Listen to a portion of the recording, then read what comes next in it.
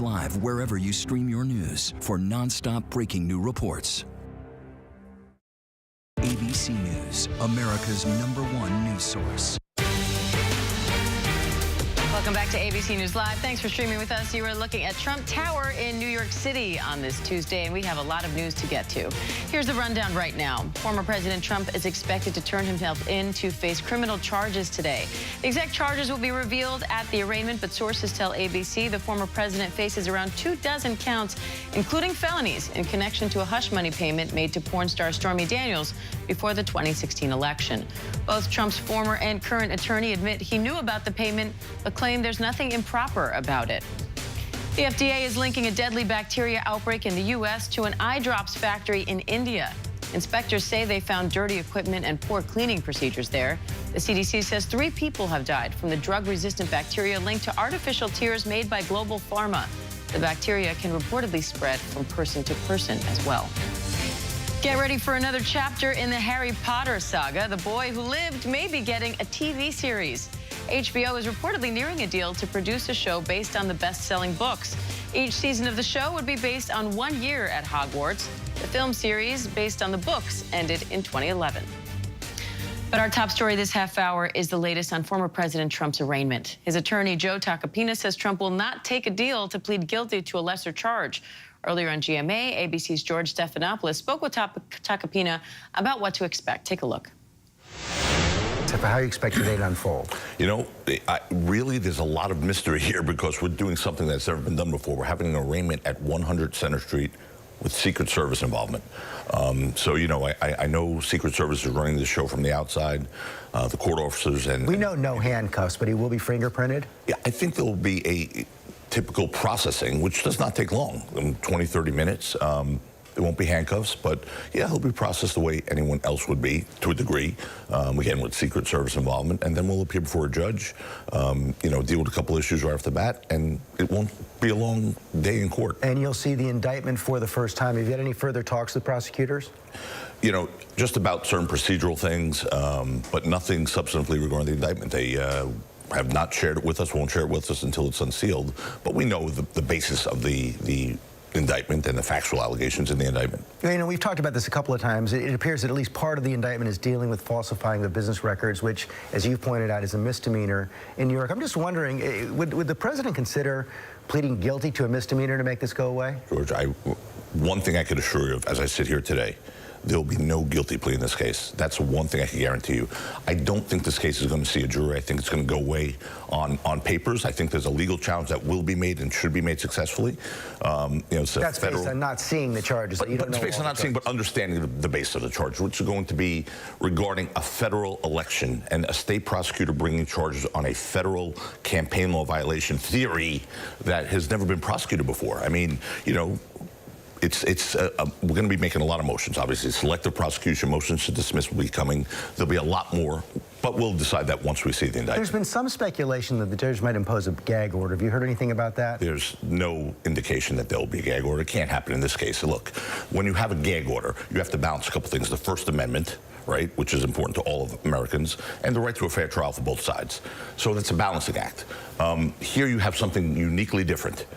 The defendant is the leading Republican candidate for the office of the President of the United States and will be campaigning. Hard to put a gag order when he's going to be fielding questions about his current legal situation. So, but there's been no indication that there'll be a gag order imposed or even attempted to be imposed. So we will be hearing from President Trump tonight? You will be. Yes, you will. He plans on, after court, leaving and making a statement at Mar-a-Lago tonight. Joe Tacopina, thanks very much. And our thanks to George Stephanopoulos for that interview. Meanwhile, let's bring in ABC News political director Rick Klein, along with senior investigative reporter Aaron Katursky outside the courthouse in Manhattan, and former FBI agent and attorney Asha Rangappa for more. Aaron, what kind of security measures are in place for former President Trump's arrival at court? Oh, there's lots of security, a lot of police, a lot of metal barricades, and every movement of his is prescribed by the U.S. Secret Service. So he's going to go in a side entrance. We may get a snapshot of him, but we won't see him for very long. He'll be processed inside privately and then brought up in a special elevator that will deposit him on the 15th floor, just a few steps from the courtroom. So he's not even going to be in the hallway for very long. His arraignment shouldn't take terribly long either, maybe just a few minutes. His attorney says he's going to enter a plea of not guilty to more than 24 felony charges that will finally be unsealed once that arraignment begins. Asha, how do law enforcement agencies monitor events like this for potential threats? Diane, I think that they are most concerned about lone wolf actors. And so they really need to be vigilant for people who are there among the crowd who is peacefully protesting, who may engage in acts of violence. I don't think that this is the kind of thing that you would see, the type of organized violence that we saw on January 6th. They're going to have to monitor social media, chatter, make sure that they're sharing information across all law enforcement partners so that they're aware of any potential incidents that could occur. Now, Rick, Republicans have largely rallied to Trump's defense here, even those who may challenge him for the nomination. How significant is that, and what does it say about his power over the party? I think he has put a pause over the presidential campaign as we know it. Trump is again the center of attention, and maybe in some ways that are not quite comfortable for him. And I think most Republicans are taking a kind of wait-and-see approach to this. If you're looking to challenge Donald Trump, I think most of the candidates right now are saying let's focus all on the prosecutor and the political motivations of the prosecutor. But they also know that there isn't a lot of information that's actually out there. We had a poll on this, Diane, over the weekend, and I was struck by the number of Republicans who think that Donald Trump actually should be charged. Most say he shouldn't be, but we had 16% saying that he actually should be, and another 20% plus that said that they are not sure. And that to me is really significant, because you're talking about more than a third, almost 4 in 10 Republicans who are either saying these charges are appropriate or we're not there yet and we need more information. And that to me suggests just what kind of uncertainty we're talking about politically. There are a lot of Republicans that are a bit hesitant at this moment to rally behind the president. So, Aaron, how is this actual arraignment expected to play out today? It's going to be very quick, Diane. The former president will be brought into court. He will not be in handcuffs, unlike many other criminal defendants. We will see him briefly in still photographs, no video cameras, but a few photographers are going to be allowed in to snap pictures. So you'll see him seated at a defense table. And I think this really is the extraordinary moment of the day. A former occupant of the Oval Office, an occupant at a defense table in a Manhattan criminal courtroom. He'll be there with 2 attorneys, Susan Nicholas and Todd Blanche, who was added to his defense team just recently, a former federal prosecutor. Also in the courtroom will be Manhattan District Attorney Alvin Bragg, who arrived today under heavy guard. His own security has been beefed up of late because there have been dozens of threats against him, his office, his prosecutors in advance of this arraignment. But once the former president enters a plea of not guilty, there may be a few housekeeping matters for the judge to weigh in on, new dates set either for motions or a status conference, and then just like that, it's over. Asha, legally, what's next after this arraignment? So, Diane, we're still a long way from an actual trial. Once the indictment is unsealed, we're going to know what Bragg's legal theory of the case is. In other words, how has he assembled these charges and on what basis? Depending on the avenue that he chooses, there may be legal challenges. So, for example, if he chooses to try to link the falsification of business records to a campaign finance violation, that could implicate state or federal law, which requires courts in New York to resolve issues of law, and that could entail some motion. So I expect that there will be many challenges to the legal theory itself immediately after the charges are unsealed. And Rick, President Biden has stayed relatively silent on this issue. Why do you think that is? There is no upside for President Biden to get involved in this. This is a matter for the New York District Attorney's Office. It's a matter for local authorities. He has been as disciplined as he can be in trying to stay out of this. And I think he has to see this as something separate even than the politics of the moment. This is an extraordinary event and an unbelievable scene about to play out. I don't see an upside for him or, frankly, for any of his opponents to jump on this right now. This is Trump's moment, for better or, in their view, for worse. Aaron Katursky, Rick Klein, Asha Rangappa, thank you all. And we will have full coverage of the arraignment of former President Trump all day today as we get new developments. Keep it here on ABC News Live. Coming up, the new warning to tourists after 4 people were shot and killed on a beach in Cancun. We have the latest on the investigation. Also ahead, Leonardo DiCaprio testifies at the trial of a 90s hip-hop star. We'll tell you why and what he said on the stand. Stay with us.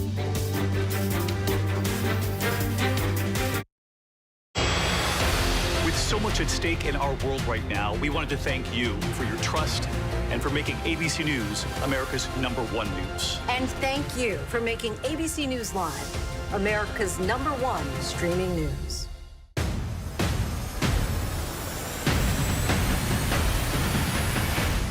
Right now in America, with so much at stake, thank you for making ABC's This Week America's #1 news and politics show on Sunday mornings. Friday night. A man of God, a married woman, a dead husband, and a police wiretap. It was like a car accident you couldn't look away from.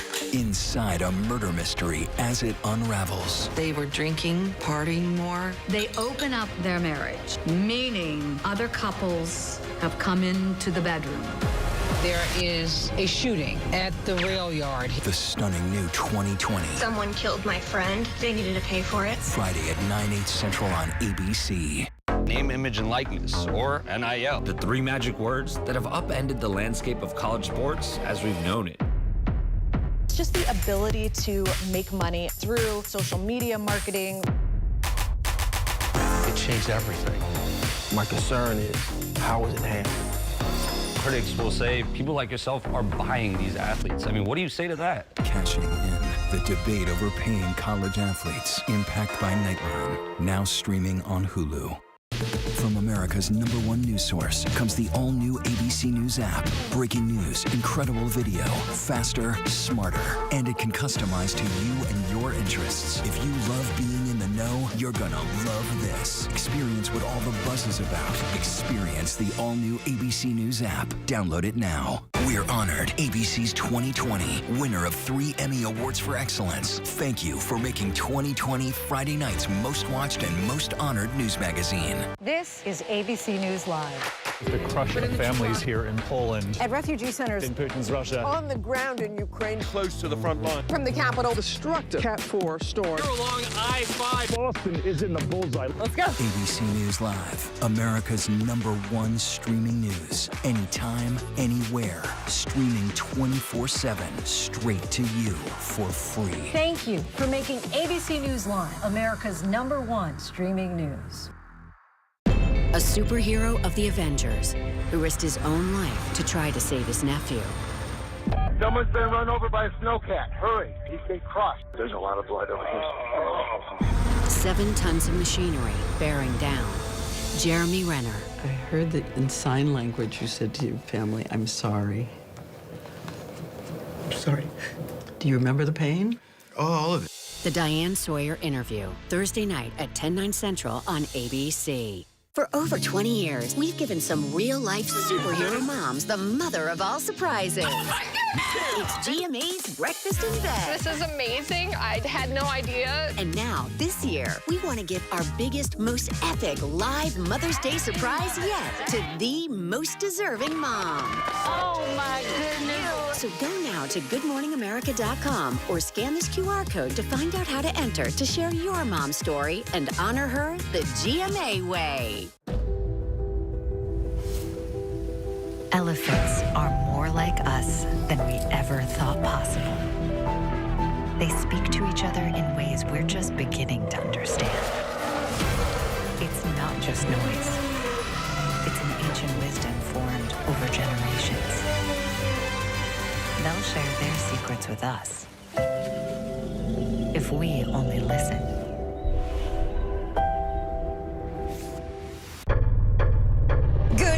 everyone, I'm Lindsay Davis. We begin tonight here in Buffalo, London, in Alaska, Uvalde, Kentucky, and Poland. Ukrainian refugees here in Warsaw. Did you ever have a conversation about an abortion? Is she lying? Do you have political aspirations? Absolutely. You ready for this? Go! You're going to deliver a show that will be remembered forever. Ooh, the pressure on me. You are just a tough, bad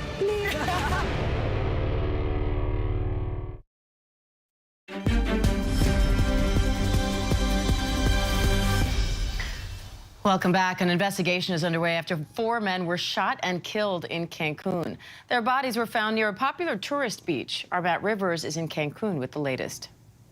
American tourists on alert after 4 people were fatally shot on a beach in Cancun, Mexico. There was no announcements. There's no phone calls. There's no alerts. There's nothing to alert people that something had happened. David Gregorian, vacationing at the Fiesta Americana Condesa Hotel, not far from where the shooting happened, was taking a walk around the resort with his family when he heard popping noises, sounds he first believed to be from construction. The immediate thing that kind of caused us to stop in our tracks was just a series of consistent gunshots. So just pop, pop, pop, pop. So we immediately turned around and tried to go away from it. Authorities say 4 bodies were found in a lot near the resort. Police still investigating the cause of death. I was never one that really cared and didn't even heed too much of the warnings at all because we come here so often. But kind of seeing it happen right in front of you, literally feet in front of you, kind of makes you rethink a little bit. Investigators say 4 bodies were found in a lot near the resort. Police still investigating the cause of death. The incident comes less than a week after a U.S. tourist was shot in the leg in a nearby town. Despite an uptick in drug-related violence over the past several years, Americans still flocking to the tropical paradise. In the first 2 months of 2023, more than 1.6 million Americans traveled to Cancun, a 13% increase compared to the same time last year. When you consider that it's probably one of the closest destinations for folks here in North America, that's obviously one of the attractions. You look at the cost, the prices, the weather, the accommodations, everything that a tourist is looking for in a vacation. Another incident taking place 2 years prior when police say a confrontation between rival gangs caused a shootout at the Hyatt Ziva Riviera Resort in Cancun. Guests seen here hiding in dark rooms, huddled together. We know that there's been ongoing violence, ongoing rival gang activity in many of these cities. They're vying for control of routes and control of these territories. Despite the violence, the U.S. State Department travel rating for the Cancun area remains at a level 2 advisory to, quote, exercise increased caution. Our thanks to Matt Rivers for that report. Meanwhile, Leonardo DiCaprio has taken the stand in a real-life drama. The actor testified in the trial of a hip-hop star accused of illegally funneling money from a foreign investor to political campaigns, including former President Obama's. ABC's Derek Dennis has more. Leonardo DiCaprio, known for his roles like the hard-charging stockbroker in The Wolf of Wall Street. Something just came across my desk, John. It is perhaps the best thing I've seen in the last 6 months. Has testified at the money laundering trial of hip-hop artist Pras Michel, founding member of the Fugees, saying they met in the 90s. Michelle is accused of funneling millions into the U.S. from a Malaysian businessman named Low Take Joe for political contributions, including for Barack Obama's re-election campaign. Prosecutors claim it was part of a sophisticated political influencing scheme. DiCaprio, called by the prosecution, said he first met Low in 2010, and Low eventually agreed to help finance Wolf of Wall Street. Seriously, how much money you make? I told you, 70,000. DiCaprio saying, I was given the green light by my team. He was a legitimate business person wanting to invest in the movie. DiCaprio also testifying Low discussed political contributions to Obama's campaign, saying it was a significant sum, something to the tune of $20 to $30 million. Low is currently a fugitive. Michelle is named as the co-defendant and has pleaded not guilty. Our thanks to Derek Dennis for that report. Coming up, the big news for fans of Moana and Dwayne Johnson. What The Rock is saying about returning as Maui, this time in the live-action movie. Will Gans has the tea when we come back. What's the lesson? What is the takeaway? Don't mess with Maui when he's on a breakaway. Elephants are more like us than we ever thought possible. They speak to each other in ways we're just beginning to understand. It's not just noise. It's an ancient wisdom formed over generations. They'll share their secrets with us if we only listen. For over 20 years, we've given some real-life superhero moms the mother of all surprises. It's GMA's Breakfast in Bed. This is amazing. I had no idea. And now, this year, we want to give our biggest, most epic live Mother's Day surprise yet to the most deserving mom. Oh, my goodness. So go now to goodmorningamerica.com or scan this QR code to find out how to enter to share your mom's story and honor her the GMA way. Name, image, and likeness, or NIL. The three magic words that have upended the landscape of college sports as we've known it. It's just the ability to make money through social media marketing. It changed everything. My concern is, how is it handled? Critics will say people like yourself are buying these athletes. I mean, what do you say to that? Cashing in the debate over paying college athletes. Impact by Nightline. Now streaming on Hulu. With so much at stake in our world right now, we wanted to thank you for your trust and for making ABC News America's #1 news. And thank you for making ABC News Live America's #1 streaming news. What's good to watch, read? Where can I get a great deal on what I'm just dying to buy? Oh, it's all right here. GMA Life. Get the latest celebrity buzz, deals and steals, and the coolest lifestyle tips from GMA. I love that so much. Streaming weekends on ABC News Live. Friday night. A man of God, a married woman, a dead husband, and a police wiretap. It was like a car accident you couldn't look away from.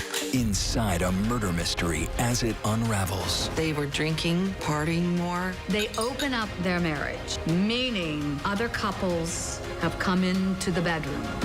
There is a shooting at the rail yard. The stunning new 2020. Someone killed my friend. They needed to pay for it. Friday at 9/8 Central on ABC. A superhero of the Avengers who risked his own life to try to save his nephew.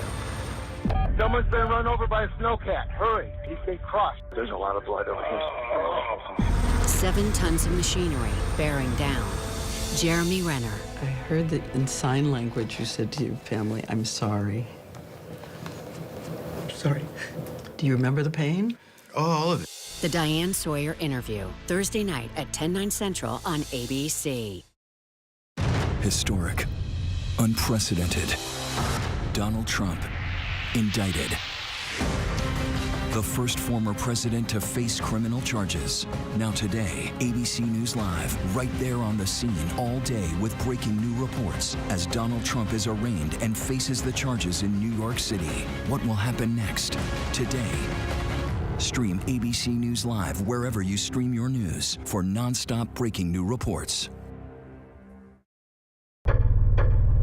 Good evening, everyone. I'm Lindsay Davis. We begin tonight here in Buffalo, London, in Alaska, Uvalde, Kentucky, and Poland, Ukrainian refugees here in Warsaw. Did you ever have a conversation about an abortion? Is she lying? Do you have political aspirations? Absolutely. You ready for this? Go! You're going to deliver a show that will be remembered forever. Ooh, the pressure on me. You are just a tough, bad. We're honored ABC's 2020 winner of 3 Emmy Awards for Excellence. Thank you for making 2020 Friday night's most watched and most honored news magazine. ABC News, America's #1 news source. I'm Marcus Moore in Larissa, Greece, the scene of a deadly train crash. Wherever the story is, we will take you there. You're streaming with ABC News Live.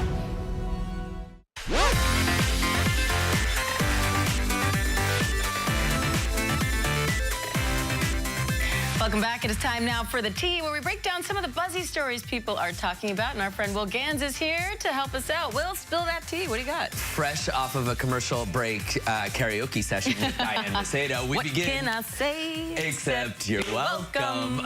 We begin with big news from an even bigger guy. We're talking, of course, about Dwayne Johnson announcing that he is working on a live-action Moana with our parent company, Disney. And if you think you know who The Rock will play in the film, that's so fast. I guess it's just my way of being me.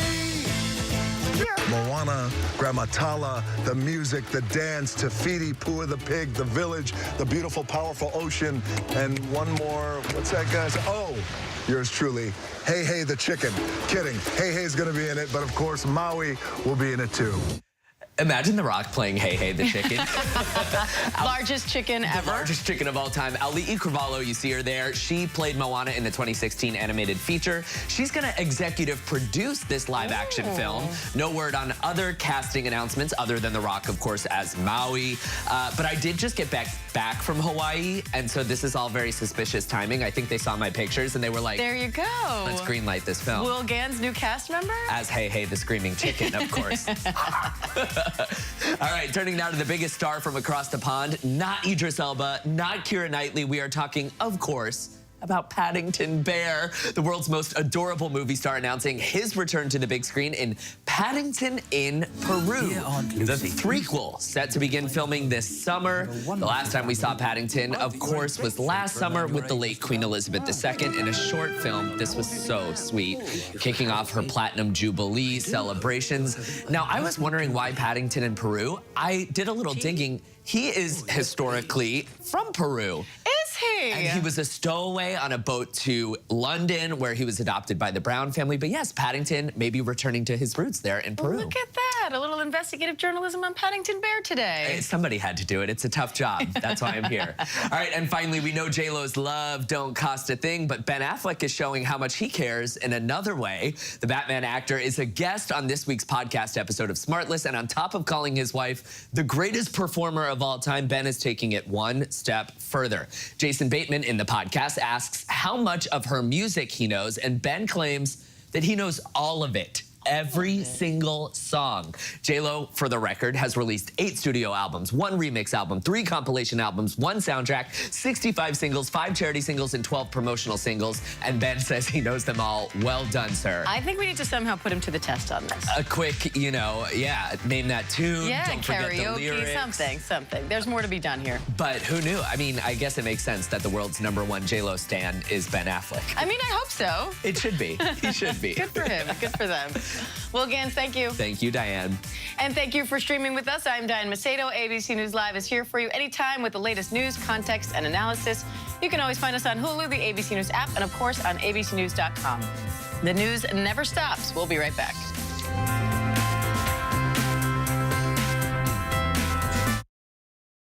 A superhero of the Avengers who risked his own life to try to save his nephew. Someone's been run over by a snowcat. Hurry. He can cross. There's a lot of blood on his. 7 tons of machinery bearing down Jeremy Renner. I heard that in sign language you said to your family, I'm sorry. Sorry. Do you remember the pain? Oh, all of it. The Diane Sawyer interview, Thursday night at 10/9 Central on ABC. Tonight, the historic surrender by former President Trump, plus tracking the tornadoes as more extreme weather sweeps the country. More Americans turn to the most watched newscast on all of television. World News Tonight with David Muir.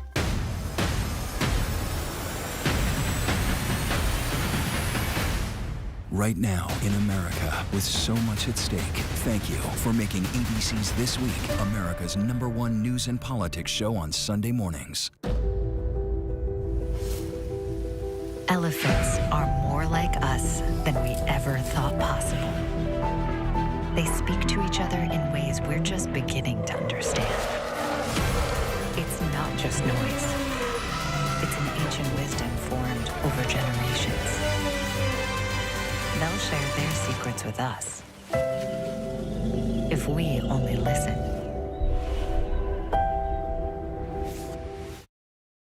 From America's #1 news source comes the all-new ABC News app. Breaking news, incredible video, faster, smarter, and it can customize to you and your interests. If you love being in the know, you're gonna love this. Experience what all the buzz is about. Experience the all-new ABC News app. Download it now.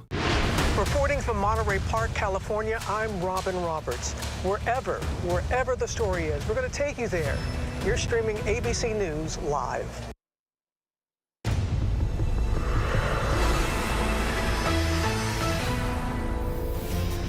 Hi, I'm Diane Macedo. Let's get right to our top story. Former President Trump is set to turn himself in today. It's the first time in history a former U.S. president will face criminal charges. The indictment will be unsealed at a Manhattan courthouse. He's expected to face more than 24 charges related to a hush money payment to porn star Stormy Daniels. The former president is awaiting his court appearance at his Manhattan apartment in Trump Tower after making the trip to New York yesterday. And the former president's attorney is now vowing to fight, saying Trump will not take a plea deal. We have team coverage of the historic arraignment today. We want to start with ABC's Mona Kozar-Abdi at Trump Tower in New York, senior investigative reporter Aaron Katersky outside the courthouse, and Jay O'Brien near the former president's Mar-a-Lago estate in Florida for more on this. Mona, let's start with you. We're expecting former President Trump to leave Trump Tower within the hour. What's it like there right now?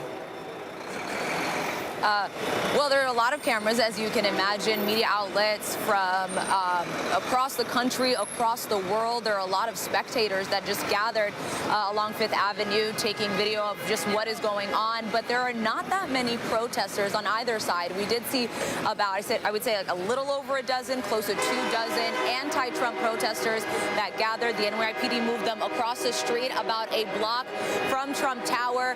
They were ringing cowbells, holding signs that read "Justice" and also "Don't believe Trump's lies," but I believe they've dissipated. We don't see them across the street any longer. There is one woman that I saw standing on this side of Fifth Avenue holding a Trump for President sign, but the president's supporters did not come out in full force, at least as of yet. The president did call on them to protest, to take their country back, but we are not seeing that presence. We are seeing a heavy police presence. There are several officers along, including this one behind me, along Fifth Avenue, making sure that people are not blocking intersections. They are staying out of the road. But as of right now, we are not seeing a lot of protesters. Diane. Aaron, walk us through the backstory here. What went into this indictment, and what's the scene like there now? The focus of the investigation, Diane, was whether former President Trump tried to disguise the hush payment to porn actress Stormy Daniels made on the eve of the 2016 election as a routine legal expense, and whether it should have been properly characterized as something to benefit his campaign. We don't know the specific charges, but we have an idea there are more than 24 felonies associated with the indictment that will finally be unsealed when Trump comes here to be placed under arrest, booked, and finally arraigned before a judge. And his attorney says he'll plead not guilty. As for the scene, police have moved in with additional barricades to control the crowds. There are a number of protesters here, and the whole scene has this sort of din to it. There's drums and whistles and chants. But so far, it seems the number of pro-Trump protesters are outnumbered by others, either against the former president or simply out for their own cause. And it's just a commingling of them with police officers to make sure it all stays peaceful. Jay, the former president is expected to return to Florida after the arraignment. So what comes next? Yeah, that spectacle we saw play out yesterday, that long Trump motorcade making its way into Manhattan, that is going to play out again today, but in reverse. Trump then goes to the airport after that arraignment, flies back here to Florida, goes here to Mar-a-Lago, his estate, and he's expected to give remarks later this evening. I've been speaking with staff at Mar-a-Lago. They tell me that the Trump campaign told them to prepare for a room of 700 people. It's unclear if they're really going to get those numbers, but that is what the preparations look like inside Mar-a-Lago right now. The question becomes, what does the former president say about this arraignment? What does he say on the heels of this historic idea that a former president is surrendering himself to authorities to face an indictment? And then you asked what comes next. What does this look like going forward in the 2024 presidential campaign? Does this become the central point of the Trump campaign, or are there other issues that he focuses on? That is something to watch for tonight. How does he frame this? And is this the only thing he's talking about over the next few months as he's both running for president and on trial as a criminal defendant, Diane? And of course, before all that happens, Trump will be reporting to that Manhattan courthouse where Aaron is right now. Aaron, what are we expecting? We expect a rather quick proceeding. The former president is going to enter through a side door, be taken up a special elevator that will deposit him just a few steps from the courtroom.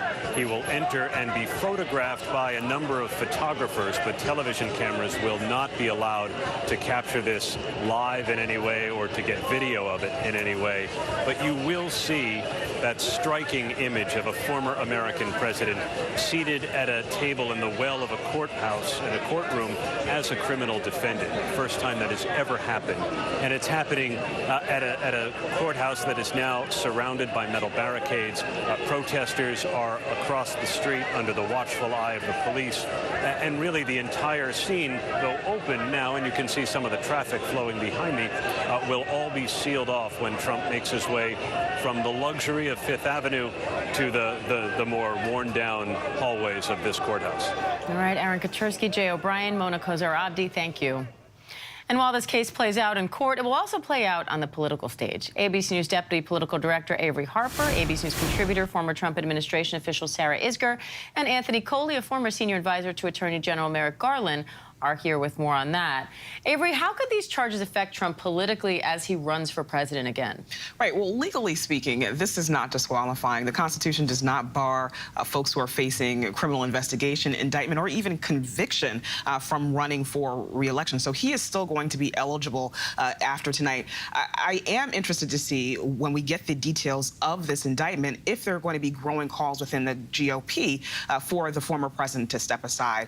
So far, we've only seen former Governor Asa Hutchinson, a new presidential candidate, call for President Trump to step aside. We'll see what happens later on. Now, Sarah, Republicans have largely rallied to defend the former president, including some of his political challengers or expected, potential challengers for the presidential nomination. What do you make of that? And what does it say about his power over the Republican Party? Yeah, I mean, in some ways, this can feel a lot like 2016. You had wall-to-wall cable news coverage as the Trump planes circled Manhattan. And then you also have his rivals for the 2024 Republican nomination now backing off, not sure how to handle this and allowing Trump to really have that full spotlight. I think politically this was always the problem with New York going first with this indictment. It was always considered legally the weakest of the potential criminal investigations. And I think Trump is using that to his full advantage, as opposed to when he faces indictment in Georgia, which we expect any day now, a much stronger case, much harder for Republicans to pretend that is a purely political investigation at that point. That said, Anthony, Trump allies are calling this political persecution. Our latest ABC News Ipsos poll shows 47% of Americans say they think these charges are politically motivated. How could that affect the DA's case? So thank you for having me. Right now, none of us have seen the charging document, so it's a bit disingenuous for anyone on either side to use this moment for political advantage. I will note here what I expect to happen today in court is for prosecutors to unveil what I believe to be a speaking indictment. And this, and Sarah knows this well, this is an opportunity for prosecutors to tell their side of the story, to set their facts to a narrative. This is important because over the last week or two, Donald Trump has had the public stage to himself. So I think in addition to the charges, we're going to see the prosecutors today put the charges to a narrative and tell their side of the story. And I think then all of us can make an assessment whether or not Alvin Bragg is acting in a way that is consistent with the rule of law, which requires prosecutors to treat like cases alike. And Anthony, what are you watching for in the indictment when those charges are unsealed? So the one thing that I am focused on, I would not be surprised if prosecutors here decided to ask the judge for a gag order. I don't know that the judge would grant that request. I think there are legitimate First Amendment free speech concerns that he would have to consider. But at the least, aside from the charges, I would expect the judge to admonish Donald Trump for some of the rhetoric that we have seen in recent days, and then reiterate his commitment to ensuring that there is a fair trial free from prejudice. Avery, President Trump so far has not shied away from talking about this. President Biden, however, has been fairly silent on this issue. Why do you think that is, and what do you make of the response from Democrats in general? Right. Well, it does not behoove the president or anybody in the Biden administration to talk about this because at the end of the day, that is a political opponent. So I think what we're going to continue to see from Democrats is a more wait, watch, and see sort of strategy here to see exactly what happens, to not interfere, not to appear to be interfering in this process. And Sarah, former President Trump is expected to give remarks after he returns to Florida tonight. You used to work for him. What do you think we'll hear from him? And how careful does he have to be with his words now that this is going through the court system? Well, I don't expect Donald Trump to be particularly careful if you've seen anything he's ever said for the last 6 years. You know, we've seen his campaign so far really focus on himself as the chief narrative, that this is political persecution. As I said, I think that New York in some ways has handed him a gift here because this case is the easiest to put into that political lens as opposed to the federal case being pursued by the Department of Justice under the special counsel or even that Georgia state case. But the bigger question, I think, is whether Republican primary voters, what we're already seeing in polls, Donald Trump pulling ahead significantly of Ron DeSantis now, are going to rally around Donald Trump, or whether they're going to look for a different standard bearer going forward. All right, Avery Harper, Anthony Coley, Sarah Isger, thank you all. And we will have full coverage of the arraignment of former President Trump all day right here on ABC News Live. Meanwhile, Russia is blaming Ukraine for the deadly bombing in a St. Petersburg cafe. The attack killed a pro-Russian military blogger and injured 33 others. Now a woman is under arrest and charged with terrorism. Foreign correspondent Tom Sufi-Burridge has the latest from Kiev. A suspect arrested after an explosion at a cafe in St. Petersburg killed a prominent pro-Russian military blogger.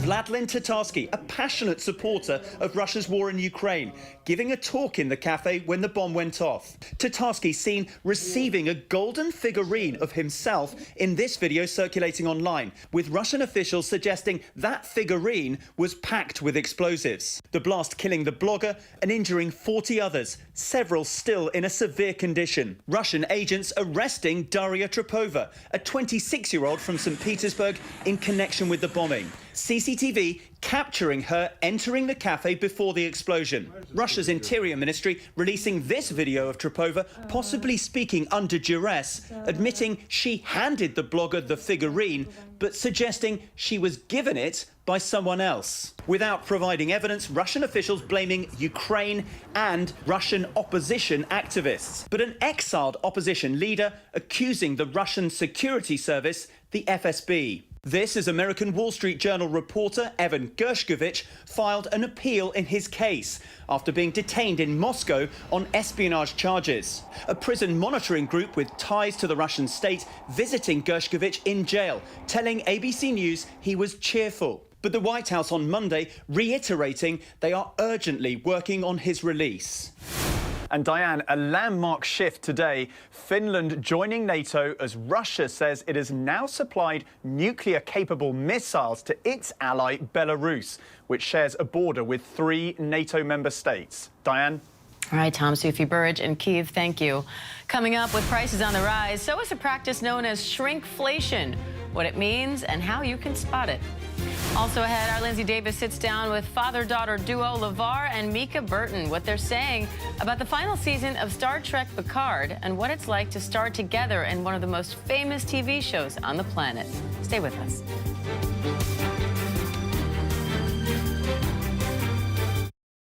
Whenever news breaks, The crush of families here in Poland. Here in Kentucky, no match for the tornado. From Monterey Park, California, on the ground in Ukraine. Reporting from Uvalde, Texas. ABC News Live is right there everywhere. From the scene of that deadly missile strike in Dnipro, Ukraine.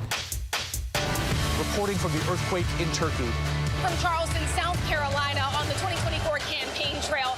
From Kathmandu, Nepal. In Truckee, California, covering record snowfall. Traveling with the president in Mexico City. Wherever the story, here at this airport in Tampa, it's already shut down. Reporting from the nurses on the picket line. Reporting from Jerusalem. Here at 10 Downing Street in London. Streaming live to you. Wherever the story is. Wherever the story is. Wherever the story is, we're going to take you there. You're streaming ABC News Live. ABC News Live. You're streaming ABC News Live. ABC News Live. Streaming free everywhere. America's #1 streaming news. With so much happening these days, it's hard to keep up. Things change hour by hour, minute by minute. The historic weather that's now unfolding. The worries on Wall Street. We're bringing you the Right Now. Been a nationwide teacher shortage. The Right Now look at the day ahead. An alert this morning for dog owners. And the key takeaways from the biggest stories. World News Now and America This Morning, America's #1 early morning news. Today does feel a little different. Early mornings on ABC News Live. Elephants are more like us than we ever thought possible. They speak to each other in ways we're just beginning to understand. It's not just noise. It's an ancient wisdom formed over generations. They'll share their secrets with us if we only listen.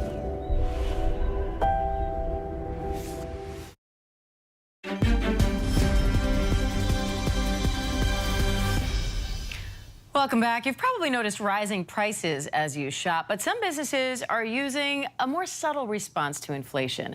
It's a tactic called shrinkflation. Instead of changing the price, companies instead shrink the size or the quantity of a product.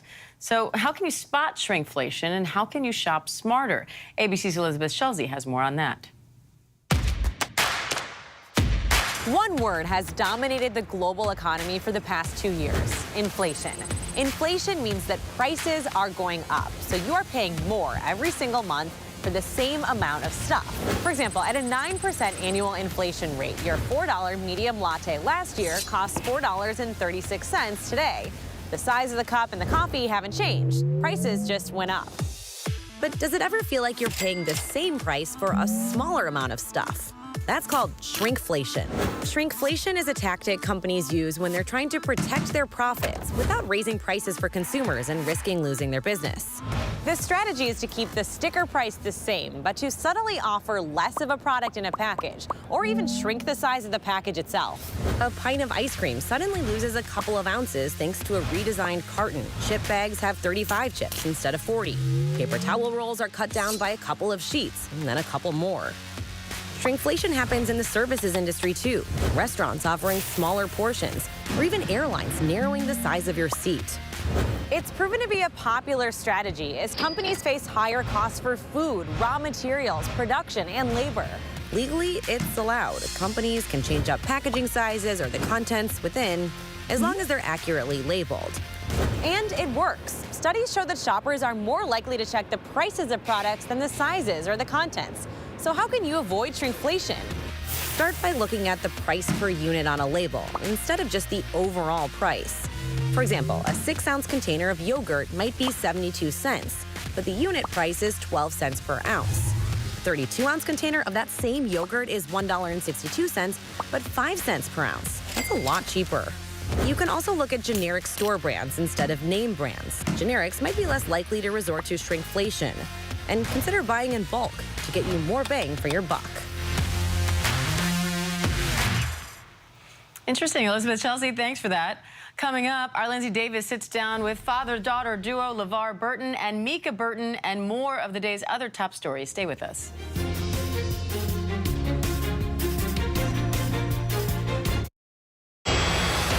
With so much at stake in our world right now, we wanted to thank you for your trust and for making ABC News America's #1 news. And thank you for making ABC News Live America's #1 streaming news.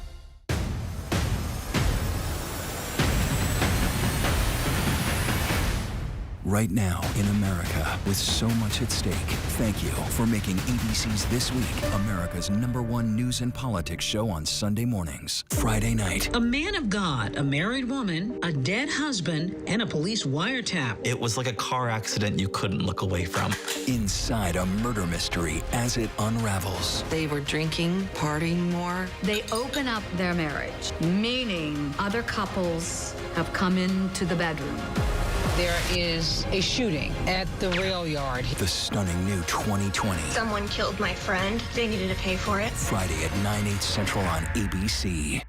From America's #1 news source comes the all-new ABC News app. Breaking news, incredible video, faster, smarter. And it can customize to you and your interests. If you love being in the know, you're gonna love this. Experience what all the buzz is about. Experience the all-new ABC News app. Download it now. We're honored ABC's 2020, winner of 3 Emmy Awards for Excellence. Thank you for making 2020 Friday night's most watched and most honored news magazine. This is ABC News Live. The crush of families here in Poland. At refugee centers. In Putin's Russia. On the ground in Ukraine. Close to the front line. From the capital. Destructive Cat 4 storm. Here along I-5. Boston is in the bullseye. Let's go. ABC News Live, America's #1 streaming news. Anytime, anywhere. Streaming 24/7, straight to you for free. Thank you for making ABC News Live America's #1 streaming news.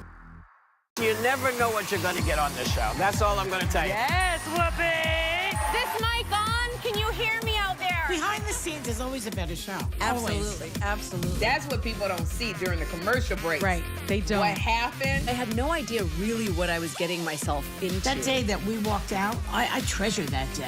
I couldn't sit there. You're doing good, Joy. You're doing good. Oh, yeah, baby. It was crazy. Behind the Table. Listen wherever you get your podcasts. For over 20 years, we've given some real-life superhero moms the mother of all surprises. Oh my goodness! It's GMA's Breakfast in Bed. This is amazing. I had no idea. And now, this year, we want to give our biggest, most epic live Mother's Day surprise yet to the most deserving mom. Oh, my goodness. So go now to GoodMorningAmerica.com or scan this QR code to find out how to enter to share your mom's story and honor her the GMA way. Good evening, everyone. I'm Lindsay Davis. We begin tonight here in Buffalo, London, in Alaska. Uvalde, Kentucky, and Poland, Ukrainian refugees here in Warsaw. Did you ever have a conversation about an abortion? Is she lying? Do you have a political aspiration? Absolutely. You ready for this? Go! You're going to deliver a show that will be remembered forever. Ooh, the pressure on me. You are just a tough, bad Historic. Unprecedented. Donald Trump indicted. The first former president to face criminal charges. Now today, ABC News Live, right there on the scene all day with breaking new reports as Donald Trump is arraigned and faces the charges in New York City. What will happen next? Today. Stream ABC News Live wherever you stream your news for nonstop breaking new reports. Reporting from Hartford, Connecticut, I'm Trevor Ault. Wherever the story is, we'll take you there. You're streaming ABC News Live.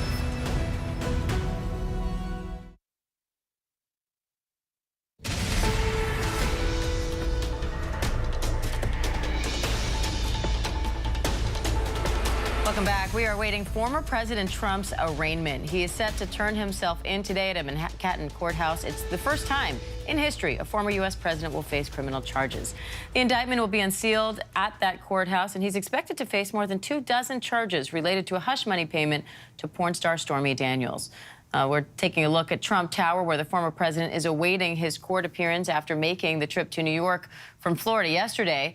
The former president's attorney is now vowing to fight, saying Trump will not take a plea deal.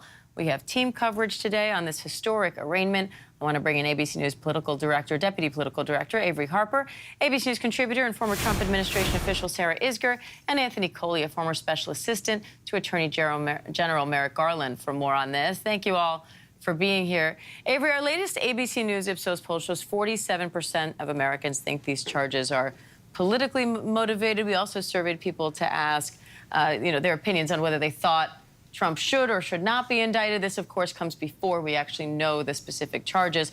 Walk me through that poll and what did you think about it? Right. When you look at the latest poll and you look at how things break down along party lines, it's not surprising that we see that a vast majority of Democrats believe that the former president should be charged. Things get a little more interesting when you look at Republicans and independents. Republicans saying, a majority of them saying that they don't believe that former President Trump should be charged. But there is a significant group. There's 1 in 5 of Republicans that say that they don't know, and 16% that say that he should have been charged. And if you look at independents, 2 in 5 say that he should be charged, 32% saying that he should not have been, and 27% saying that they don't know. To me, that indicates that there's a lot of folks who are going to be watching this closely, and all of this is really important because Trump is also facing other investigations. And should these legal troubles mount, it could mean that these voters could be looking elsewhere when it comes to their vote in 2024. It'll also be interesting to see how those numbers change once we do have the indictment and more facts in the case. Sarah, while all this is happening, Republican lawmakers want to investigate the Manhattan DA's investigation, essentially trying to look into whether the DA was politically motivated here. How do you see that playing out?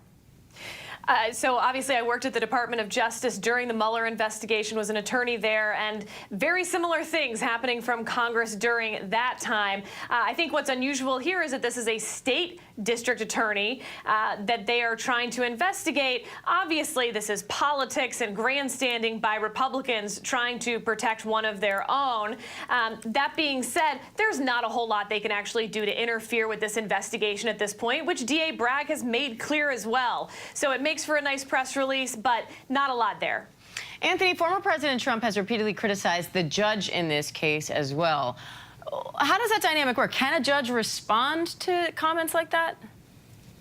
So thank you for that.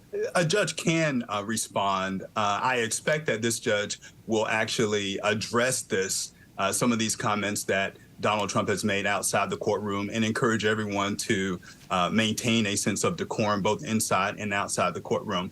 Diane, I'd also like to make one other point here, and this is, I think, given the numbers that you just read, that you and Avery discussed, the burden is on Alvin Bragg to prove that he is treating Donald Trump just like every other person. And that, at its core, is the essence of the rule of law, so that you just don't have one set of rules for Democrats and another set of rules for Republicans, or one set of rules for the rich and the powerful and the privileged and another for everyone else. And so that's what I'm going to be looking for today when we see these charging documents come out. And one additional point, what we've read about recently is over the course of the last 15 months, since Alvin Bragg became the Manhattan District Attorney, his office has charged some 29 individuals and organizations with falsifying documents and business records. So as we have this discussion and this conversation, I just want to offer those data points for your viewers as we all hopefully over the next 2 or 3 hours begin to dig through this particular indictment. And Avery, Trump's campaign has been fundraising off of this. They clearly think they can turn this into a positive, and his polling numbers so far seem to reflect that. If you're a political strategist right now, what are you looking for as this indictment is unsealed? Right. Well, I think that the Trump team is going to be using every ounce of this to their advantage. If you saw the trucks, the Suburbans that were leaving Mar-a-Lago yesterday, you saw folks hanging out the window taking video. And that is going to be something that the former president and his team continue to use to bolster support in his campaign. His campaign has largely been rhetoric about revenge and retribution. And so he's going to be framing this as a new form of election interference, as a witch hunt. And he's going to continue to use that language in order to get more folks out to support him. All right. Avery, Anthony, Sarah, thank you all, and we will have full coverage of the arraignment of former President Trump as that happens. Keep it right here on ABC News Live. We will be right back right after this break.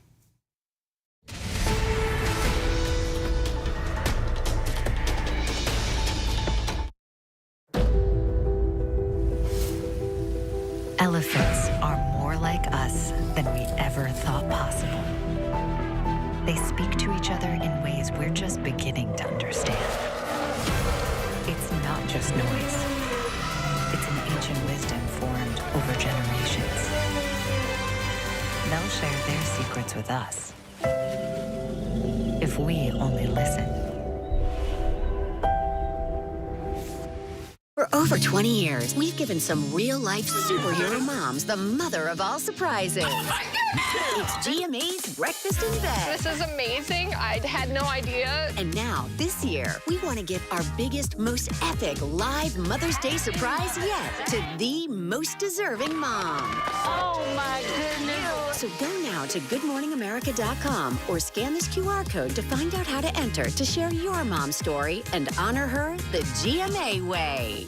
Name, image, and likeness, or NIL. The three magic words that have upended the landscape of college sports as we've known it. It's just the ability to make money through social media marketing. It changed everything.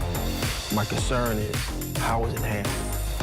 Critics will say people like yourself are buying these athletes. I mean, what do you say to that? Cashing in the debate over paying college athletes. Impact by Nightline. Now streaming on Hulu. With so much at stake in our world right now, we wanted to thank you for your trust and for making ABC News America's #1 news. And thank you for making ABC News Live America's #1 streaming news. What's good to watch, read? Where can I get a great deal on what I'm just dying to buy? Oh, it's all right here. GMA Life. Get the latest celebrity buzz, deals and steals, and the coolest lifestyle tips from GMA. I love that so much. Streaming weekends on ABC News Live. ABC News, America's #1 news source.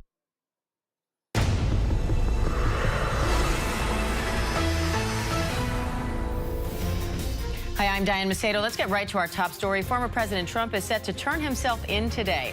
It's the first time in history a former U.S. president will face criminal charges. The indictment will be unsealed at a Manhattan courthouse. He's expected to face more than 24 charges related to a hush money payment to porn star Stormy Daniels. The former president is awaiting his court appearance at his Manhattan apartment in Trump Tower after making the trip to New York yesterday. And the former president's attorney is now vowing to fight, saying Trump will not take a plea deal. We have team coverage of the historic arraignment today.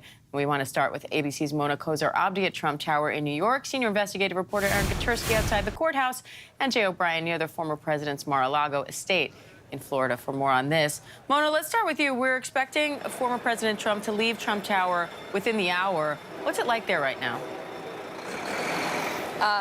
Well, there are a lot of cameras, as you can imagine, media outlets from across the country, across the world. There are a lot of spectators that just gathered along Fifth Avenue taking video of just what is going on. But there are not that many protesters on either side. We did see about, I would say like a little over a dozen, close to 24 anti-Trump protesters that gathered. The NYPD moved them across the street about a block from Trump Tower. They were ringing cowbells, holding signs that read "Justice" and also "Don't believe Trump's lies," but I believe they have dissipated. We don't see them across the street any longer. There is one woman that I saw standing on this side of Fifth Avenue holding a Trump for President sign, but the president's supporters did not come out in full force, at least as of yet. The president did call on them to protest, to take their country back, but we are not seeing that presence. We are seeing a heavy police presence. There are several officers along, including this one behind me, along Fifth Avenue, making sure that people are not blocking intersections. They are staying out of the road. But as of right now, we are not seeing a lot of protesters. Diane. Aaron, walk us through the backstory here. What went into this indictment, and what's the scene like there now? The focus of the investigation, Diane, was whether former President Trump tried to disguise the hush payment to porn actress Stormy Daniels made on the eve of the 2016 election as a routine legal expense, and whether it should have been properly characterized as something to benefit his campaign. We don't know the specific charges, but we have an idea there are more than 24 felonies associated with the indictment that will finally be unsealed when Trump comes here to be placed under arrest, booked, and finally arraigned before a judge. And his attorney says he'll plead not guilty. As for the scene, police have moved in with additional barricades to control the crowds. There are a number of protesters here, and the whole scene has this sort of din to it. There's drums and whistles and chants. but so far it seems the number of pro-Trump protesters are outnumbered by others, either against the former president or simply out for their own cause. And it's just a commingling of them with police officers to make sure it all stays peaceful. Jay, the former president is expected to return to Florida after the arraignment. So what comes next? Yeah, that spectacle we saw play out yesterday, that long Trump motorcade making its way into Manhattan, that is going to play out again today, but in reverse. Trump then goes to the airport after that arraignment, flies back here to Florida, goes here to Mar-a-Lago, his estate, and he's expected to give remarks later this evening. I've been speaking with staff at Mar-a-Lago. They tell me that the Trump campaign told them to prepare for a room of 700 people. It's unclear if they're really going to get those numbers, but that is what the preparations look like inside Mar-a-Lago right now. The question becomes, what does the former president say about this arraignment? What does he say on the heels of this historic idea that a former president is surrendering himself to authorities to face an indictment? And then you asked what comes next. What does this look like going forward in the 2024 presidential campaign? Does this become the central point of the Trump campaign, or are there other issues that he focuses on? That is something to watch for tonight. How does he frame this? And is this the only thing he's talking about over the next few months as he's both running for president and on trial as a criminal defendant, Diane? And of course, before all that happens, Trump will be reporting to that Manhattan courthouse where Aaron is right now. Aaron, what are we expecting? We expect a rather quick proceeding. The former president is going to enter through a side door, be taken up a special elevator that will deposit him just a few steps from the courtroom. He will enter and be photographed by a number of photographers, but television cameras will not be allowed to capture this live in any way or to get video of it in any way. But you will see that striking image of a former American president seated at a table in the well of a courthouse in a courtroom as a criminal defendant. First time that has ever happened. And it's happening at a courthouse that is now surrounded by metal barricades. Protesters are across the street under the watchful eye of the police. And really the entire scene, though open now, and you can see some of the traffic flowing behind me, will all be sealed off when Trump makes his way from the luxury of Fifth Avenue to the more worn-down hallways of this courthouse. All right, Aaron Katersky, Jay O'Brien, Mona Kozar-Abdi, thank you. And while this case plays out in court, it will also play out on the political stage. ABC News Deputy Political Director Avery Harper, ABC News contributor, former Trump administration official Sarah Isgur, and Anthony Coley, a former senior advisor to Attorney General Merrick Garland, are here with more on that. Avery, how could these charges affect Trump politically as he runs for president again?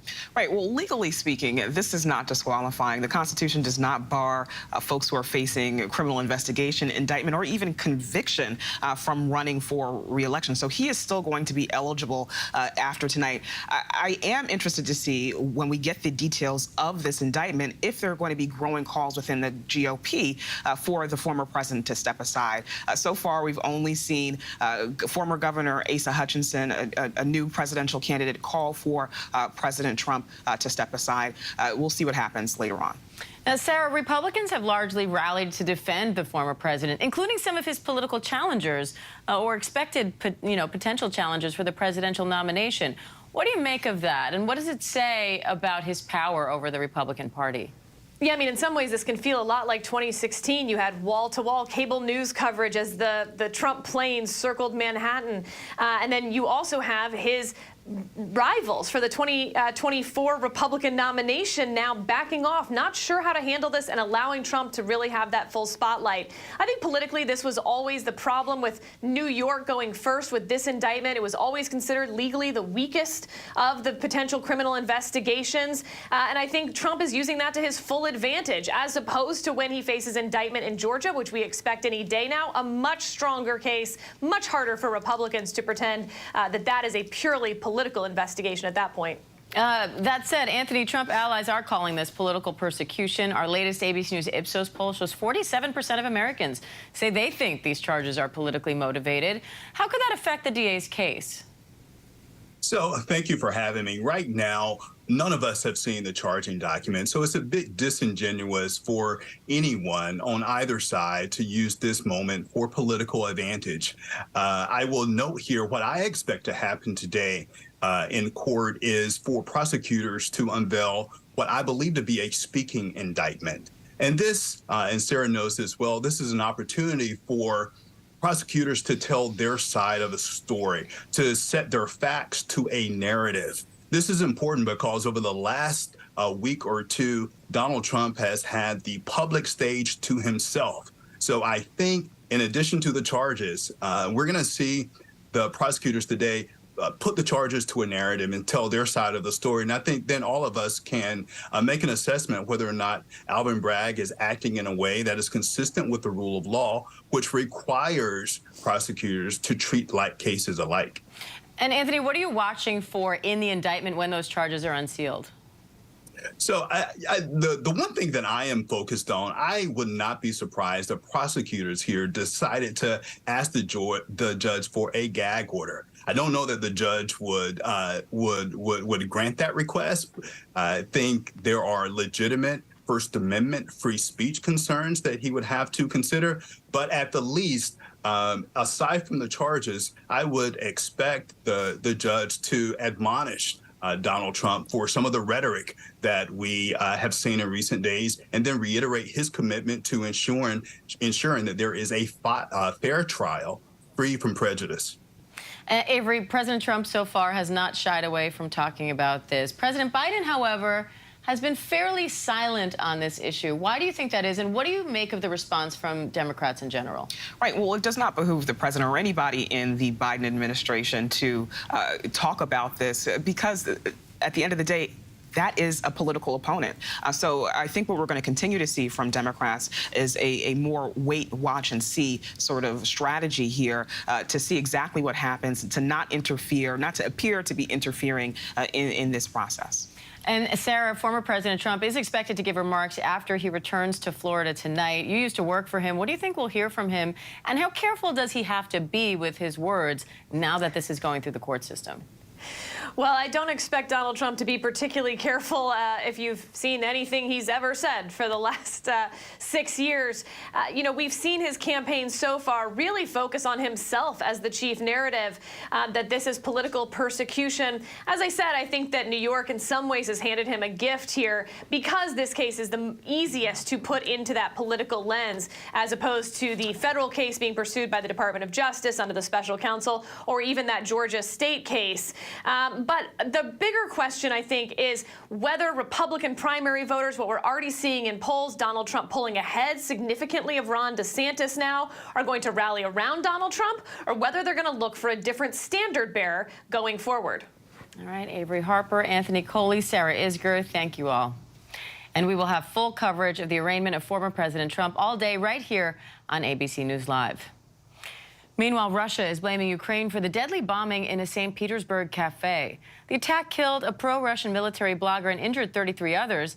Now a woman is under arrest and charged with terrorism. Foreign correspondent Tom Sufi-Burridge has the latest from Kyiv. A suspect arrested after an explosion at a cafe in St. Petersburg killed a prominent pro-Russian military blogger. Vladlen Tatarsky, a passionate supporter of Russia's war in Ukraine, giving a talk in the cafe when the bomb went off. Tatarsky seen receiving a golden figurine of himself in this video circulating online, with Russian officials suggesting that figurine was packed with explosives. The blast killing the blogger and injuring 40 others, several still in a severe condition. Russian agents arresting Daria Trepova, a 26-year-old from St. Petersburg, in connection with the bombing. CCTV capturing her entering the cafe before the explosion. Russia's Interior Ministry releasing this video of Trepova possibly speaking under duress, admitting she handed the blogger the figurine, but suggesting she was given it by someone else. Without providing evidence, Russian officials blaming Ukraine and Russian opposition activists. But an exiled opposition leader accusing the Russian security service, the FSB. This is American Wall Street Journal reporter Evan Gershkovich filed an appeal in his case after being detained in Moscow on espionage charges. A prison monitoring group with ties to the Russian state visiting Gershkovich in jail, telling ABC News he was cheerful. But the White House on Monday reiterating they are urgently working on his release. And Diane, a landmark shift today. Finland joining NATO as Russia says it has now supplied nuclear-capable missiles to its ally Belarus, which shares a border with 3 NATO member states. Diane? All right, Tom Sufi Burridge in Kyiv, thank you. Coming up, with prices on the rise, so is a practice known as shrinkflation, what it means and how you can spot it. Also ahead, our Lindsay Davis sits down with father-daughter duo LeVar and Mika Burton, what they're saying about the final season of Star Trek Picard and what it's like to star together in one of the most famous TV shows on the planet. Stay with us.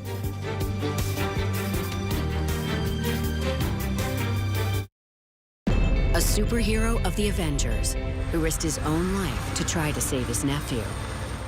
Someone's been run over by a snowcat. Hurry, he's been crushed. There's a lot of blood over here. 7 tons of machinery bearing down Jeremy Renner. I heard that in sign language you said to your family, I'm sorry.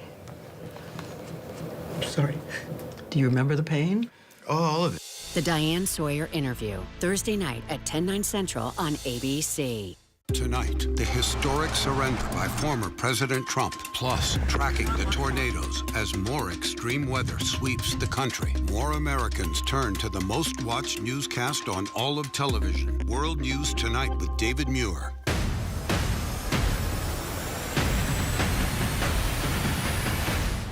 Right now in America, with so much at stake, thank you for making ABC's This Week America's #1 news and politics show on Sunday mornings. Elephants are more like us than we ever thought possible. They speak to each other in ways we're just beginning to understand. It's not just noise. It's an ancient wisdom formed over generations. They'll share their secrets with us if we only listen. This week, when Jason Bateman and Marlon Wayans are live on GMA, one thing is for sure. I can't tell that joke. I can't tell that joke. Can I say that in the morning? Anything can happen. Plus, Ali Wong and Christine Coe live tomorrow on Good Morning America. If only there was a place in the morning to start my day. With a smile, somewhere to help me get in the know. Oh, wait, there is. Bring your friends. Good morning, America. GMA 7A. Now that's how you start your day. Friday night. A man of God, a married woman, a dead husband, and a police wiretap. It was like a car accident you couldn't look away from. Inside a murder mystery as it unravels. They were drinking, partying more. They open up their marriage, meaning other couples have come into the bedroom. There is a shooting at the rail yard. The stunning new 2020. Someone killed my friend. They needed to pay for it. Friday at 9/8 Central on ABC.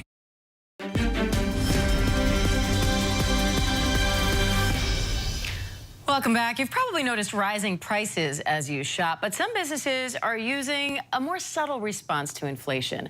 It's a tactic called shrinkflation. Instead of changing the price, companies instead shrink the size or the quantity of a product.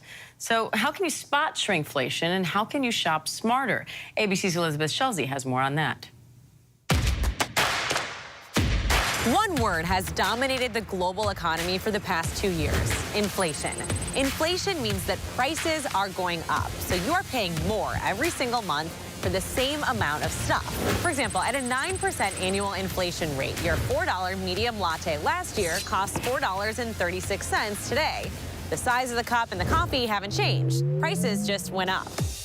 But does it ever feel like you're paying the same price for a smaller amount of stuff? That's called shrinkflation. Shrinkflation is a tactic companies use when they're trying to protect their profits without raising prices for consumers and risking losing their business. This strategy is to keep the sticker price the same, but to subtly offer less of a product in a package, or even shrink the size of the package itself. A pint of ice cream suddenly loses a couple of ounces thanks to a redesigned carton. Chip bags have 35 chips instead of 40. Paper towel rolls are cut down by a couple of sheets, and then a couple more. Shrinkflation happens in the services industry too. Restaurants offering smaller portions, or even airlines narrowing the size of your seat. It's proven to be a popular strategy as companies face higher costs for food, raw materials, production, and labor. Legally, it's allowed. Companies can change up packaging sizes or the contents within, as long as they're accurately labeled. And it works. Studies show that shoppers are more likely to check the prices of products than the sizes or the contents. So how can you avoid shrinkflation? Start by looking at the price per unit on a label instead of just the overall price. For example, a 6-ounce container of yogurt might be 72 cents, but the unit price is 12 cents per ounce. A 32-ounce container of that same yogurt is $1.62, but 5 cents per ounce. That's a lot cheaper. You can also look at generic store brands instead of name brands. Generics might be less likely to resort to shrinkflation. And consider buying in bulk to get you more bang for your buck. Elizabeth Schulze, thank you. We'll be right back. This is ABC News Live. The crush of families here in Poland. At refugee centers in Putin's Russia. On the ground in Ukraine. Close to the front line. From the capital. Destructive Cat 4 storm. Here along I-5. Boston is in the bullseye. Let's go. ABC News Live, America's #1 streaming news. Anytime, anywhere. Streaming 24/7, straight to you for free. Thank you for making ABC News Live America's #1 streaming news.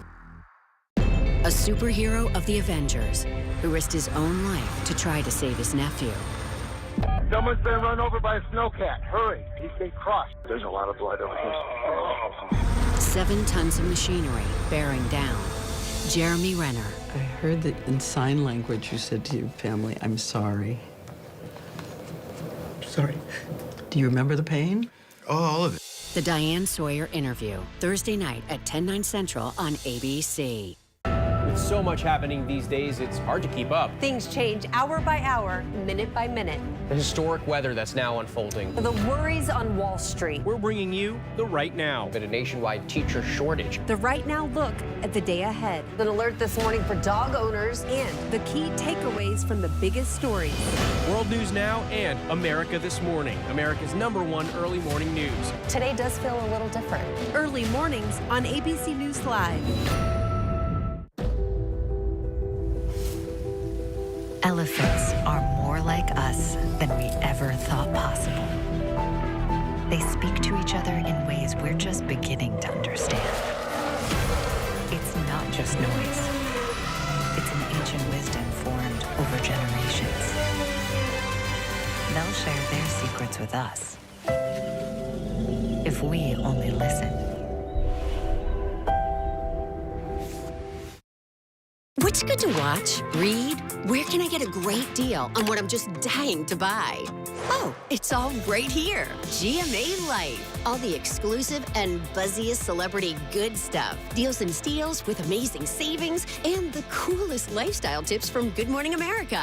I love that so much. GMA Life. Streaming weekends on ABC News Live. Your weekend just got a little better with GMA Life.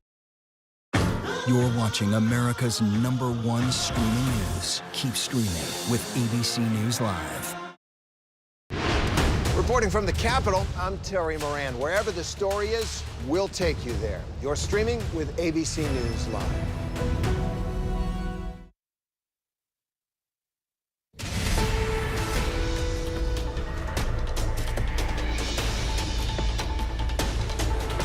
Welcome back. We are awaiting former President Trump's arraignment. He is set to turn himself in today at a Manhattan courthouse. It's the first time in history a former U.S. president will face criminal charges. The indictment will be unsealed at that courthouse, and he's expected to face more than 24 charges related to a hush money payment to porn star Stormy Daniels.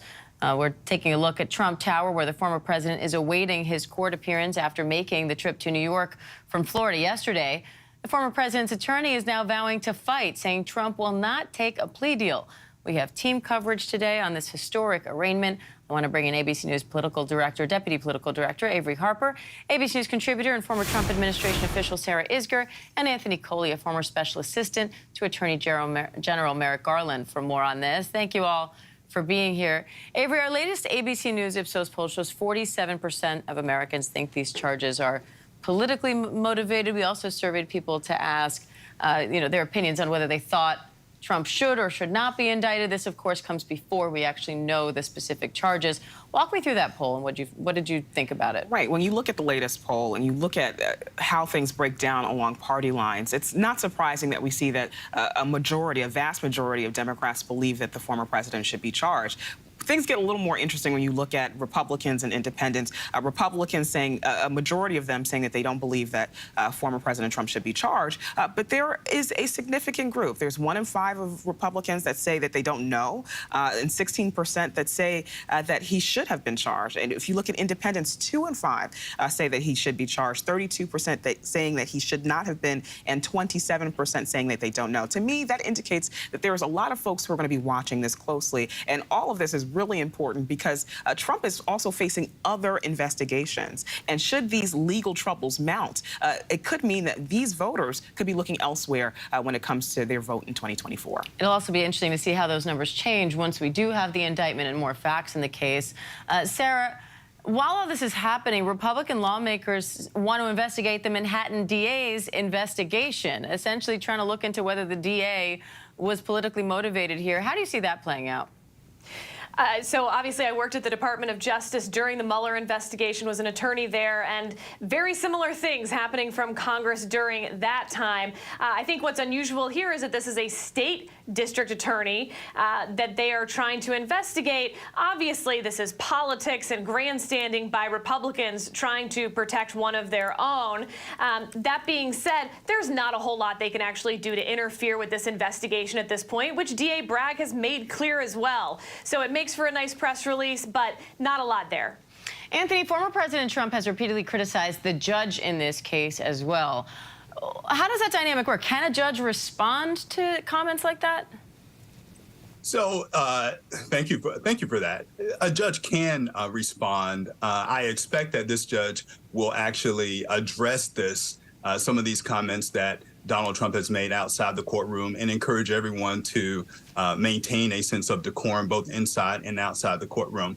Diane, I'd also like to make one other point here, and this is, I think, given the numbers that you just read, that you and Avery discussed, the burden is on Alvin Bragg to prove that he is treating Donald Trump just like every other person. And that, at its core, is the essence of the rule of law, so that you just don't have one set of rules for Democrats and another set of rules for Republicans, or one set of rules for the rich and the powerful and the privileged and another for everyone else. And so that's what I'm going to be looking for today when we see these charging documents come out.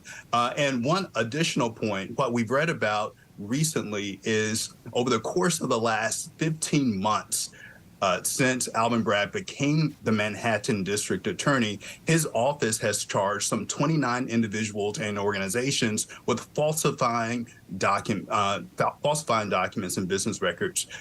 So as we have this discussion and this conversation, I just want to offer those data points for your viewers as we all hopefully over the next 2 or 3 hours begin to dig through this particular indictment. And Avery, Trump's campaign has been fundraising off of this. They clearly think they can turn this into a positive, and his polling numbers so far seem to reflect that.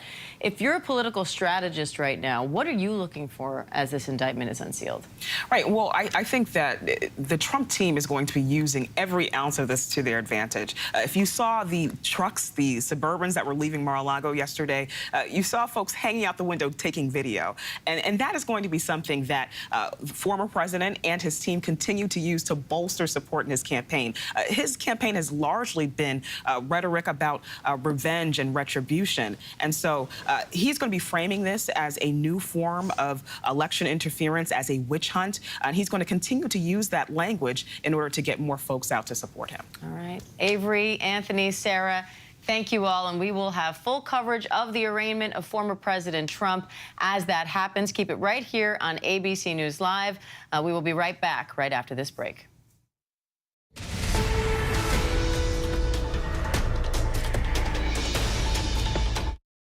Friday night. A man of God, a married woman, a dead husband, and a police wiretap. It was like a car accident you couldn't look away from. Inside a murder mystery as it unravels. They were drinking, partying more. They open up their marriage, meaning other couples have come into the bedroom. There is a shooting at the rail yard. The stunning new 2020. Someone killed my friend. They needed to pay for it. Friday at 9/8 Central on ABC. This is where the newsmakers come first in the morning to be heard. America's #1 morning show. How would your mom feel about your relationship with your brother now? I can't imagine what it feels like to go from $20 billion to $100,000. Yeah. Are you worried about going to jail? You write that you had low-grade depression. How'd you get out of that? Wherever the story, ABC's Good Morning America is right there. America's #1 news, ABC News. Most watched, most trusted, and streaming live to you anytime, anywhere, and free. This is ABC News Live, America's #1 streaming news, free to you 24/7. Watch America's #1 news whenever you want it, wherever you are, anytime. ABC News Live, streaming live and free on all platforms. Historic, unprecedented. Donald Trump indicted. The first former president to face criminal charges. Now today, ABC News Live, right there on the scene all day with breaking new reports as Donald Trump is arraigned and faces the charges in New York City. What will happen next? Today. Stream ABC News Live wherever you stream your news for nonstop breaking new reports. For over 20 years, we've given some real-life superhero moms the mother of all surprises. It's GMA's Breakfast in Bed. This is amazing. I had no idea. And now, this year, we want to give our biggest, most epic live Mother's Day surprise yet to the most deserving mom. Oh, my goodness. So go now to goodmorningamerica.com or scan this QR code to find out how to enter to share your mom's story and honor her the GMA way. From America's #1 news source comes the all-new ABC News app. Breaking news, incredible video, faster, smarter, and it can customize to you and your interests. If you love being in the know, you're gonna love this. Experience what all the buzz is about. Experience the all-new ABC News app. Download it now. Reporting from Atlanta, I'm Elwyn Lopez. Wherever the story is, we'll take you there. You're streaming ABC News Live.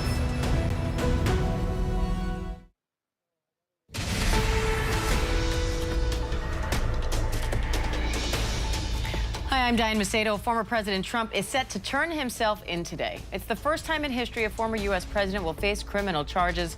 The indictment against him will be unsealed at a Manhattan courthouse, and he's expected to face more than 24 charges related to a hush money payment to porn star Stormy Daniels. We're going to take a look now at Trump Tower, where the former president is awaiting that court appearance. He made the trip to Trump Tower from his home in Palm Beach, Florida, at Mar-a-Lago Estate yesterday. Now the former president's attorney is vowing to fight, saying Trump will not take a plea deal in this case. We have team coverage of that historic arraignment today. ABC's Mona Kozar-Abdi is outside Trump Tower, New York. ABC News Deputy Political Director Avery Harper is here with me. Jay O'Brien is outside Trump's Mar-a-Lago estate in Florida, and Attorney Jeffrey Robbins is joining us as well. Mona, what are you seeing there at Trump Tower? This is the highest level of security we've seen there since President Trump was in office. That's right, Diane. Security has been heightened around the city, particularly in high-risk areas like in front of Trump Tower. So we are seeing heavy police presence. There's barricades along Fifth Avenue. This is Fifth Avenue behind me, one of New York's most famous avenues. And so you definitely feel the heightened security here. But what we are not seeing are any large crowds, a sea of MAGA hats. We have seen hardly any pro-Trump supporters, maybe the lone truck that drives by with Trump decor on the outside. But there hasn't really been a gathering of pro-Trump supporters.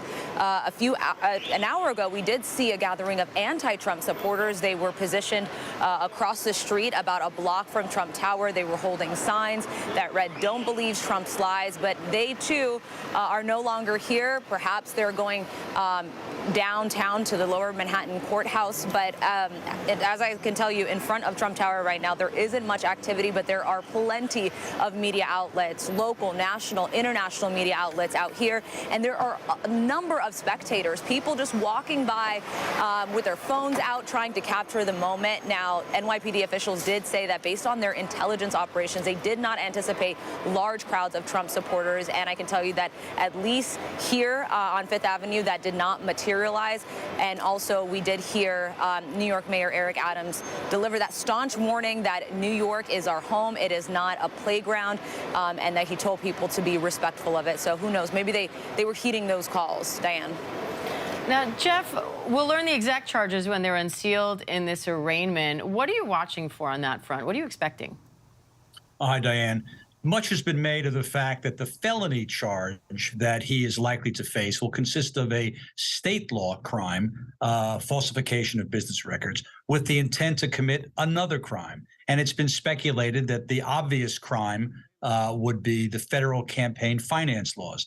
That, however, poses some legal and factual issues for the prosecution. So I expect that there will be a number of different felony charges in this indictment, ones which pair the falsification of business records with the intent to commit some other crimes, some state crimes, and not just the federal campaign finance law, in order to give the prosecution the best chance of surviving the fusillade of motions to dismiss that they're likely to face from the Trump legal team.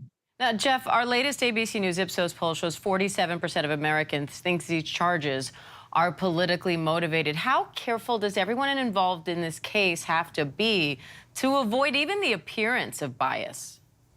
Very careful. The prosecution has to be hugely careful, because remember that at the end of the day, when they go in front of a jury, they have to persuade 12 jurors, each and every juror, unanimously, beyond a reasonable doubt, that these charges should stick. And if any juror, a single juror, has reasonable doubt, or what he or she perceives as reasonable doubt about whether or not this is biased or politically motivated, or, you should pardon the expression, trumped up, then the prosecution loses. So the prosecution has to be hugely careful, exactly as you say, to avoid the appearance of taking steps which look like this is simply a Democratic witch hunt, to use the former president's language. And Avery, in that poll, people weren't just asked if they thought it was politically motivated, but also if they thought Trump should or should not be indicted. Right. It really breaks down here along party lines. It's not surprising we see a vast majority of Democrats believing that the former president should be charged in this case. When you look at Republicans and independents, that's where things get a little bit interesting. You still see a majority of Republicans saying that Trump should not have been charged, but you have 1 in 5 Republicans saying that they don't know. You have 16% saying that he should be charged. And so, to me, that is indicative of that there may be a group of Republican voters that are really watching this very closely to see what happens, and that they could take their votes elsewhere come 2024. Jay, after this indictment is over, the former president is expected to head right back to Mar-a-Lago. What happens next?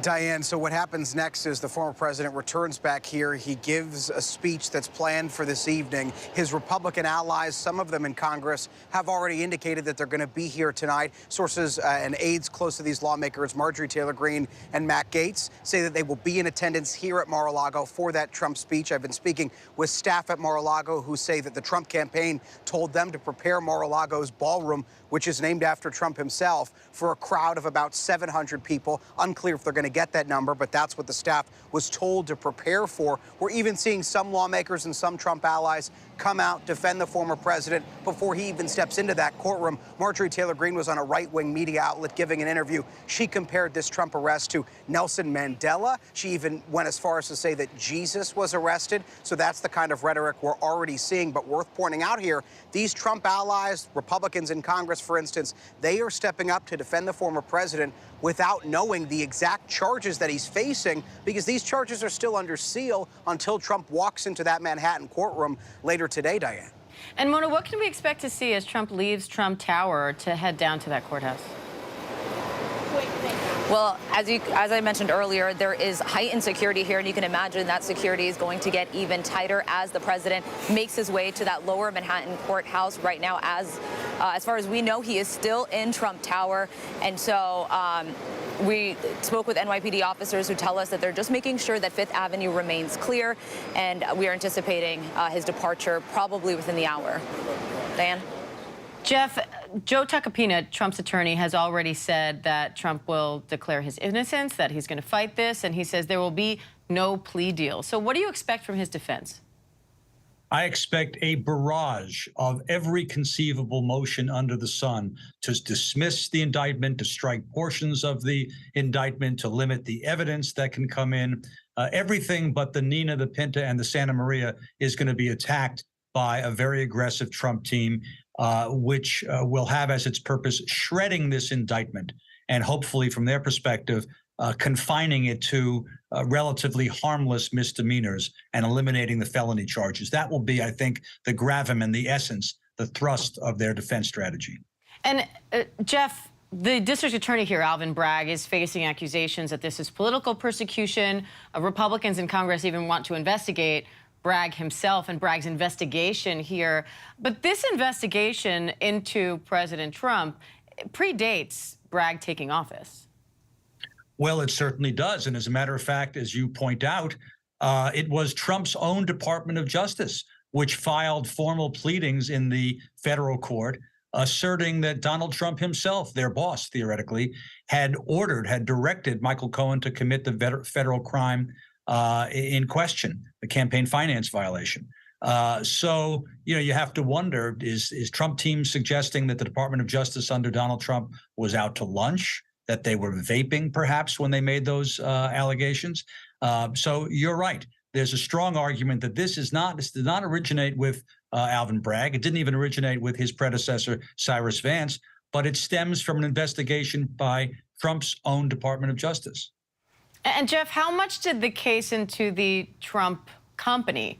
They were found guilty on some finance issues here in New York City. How much did that case influence this one now? Well, although the cases are analytically different, they involve totally different allegations.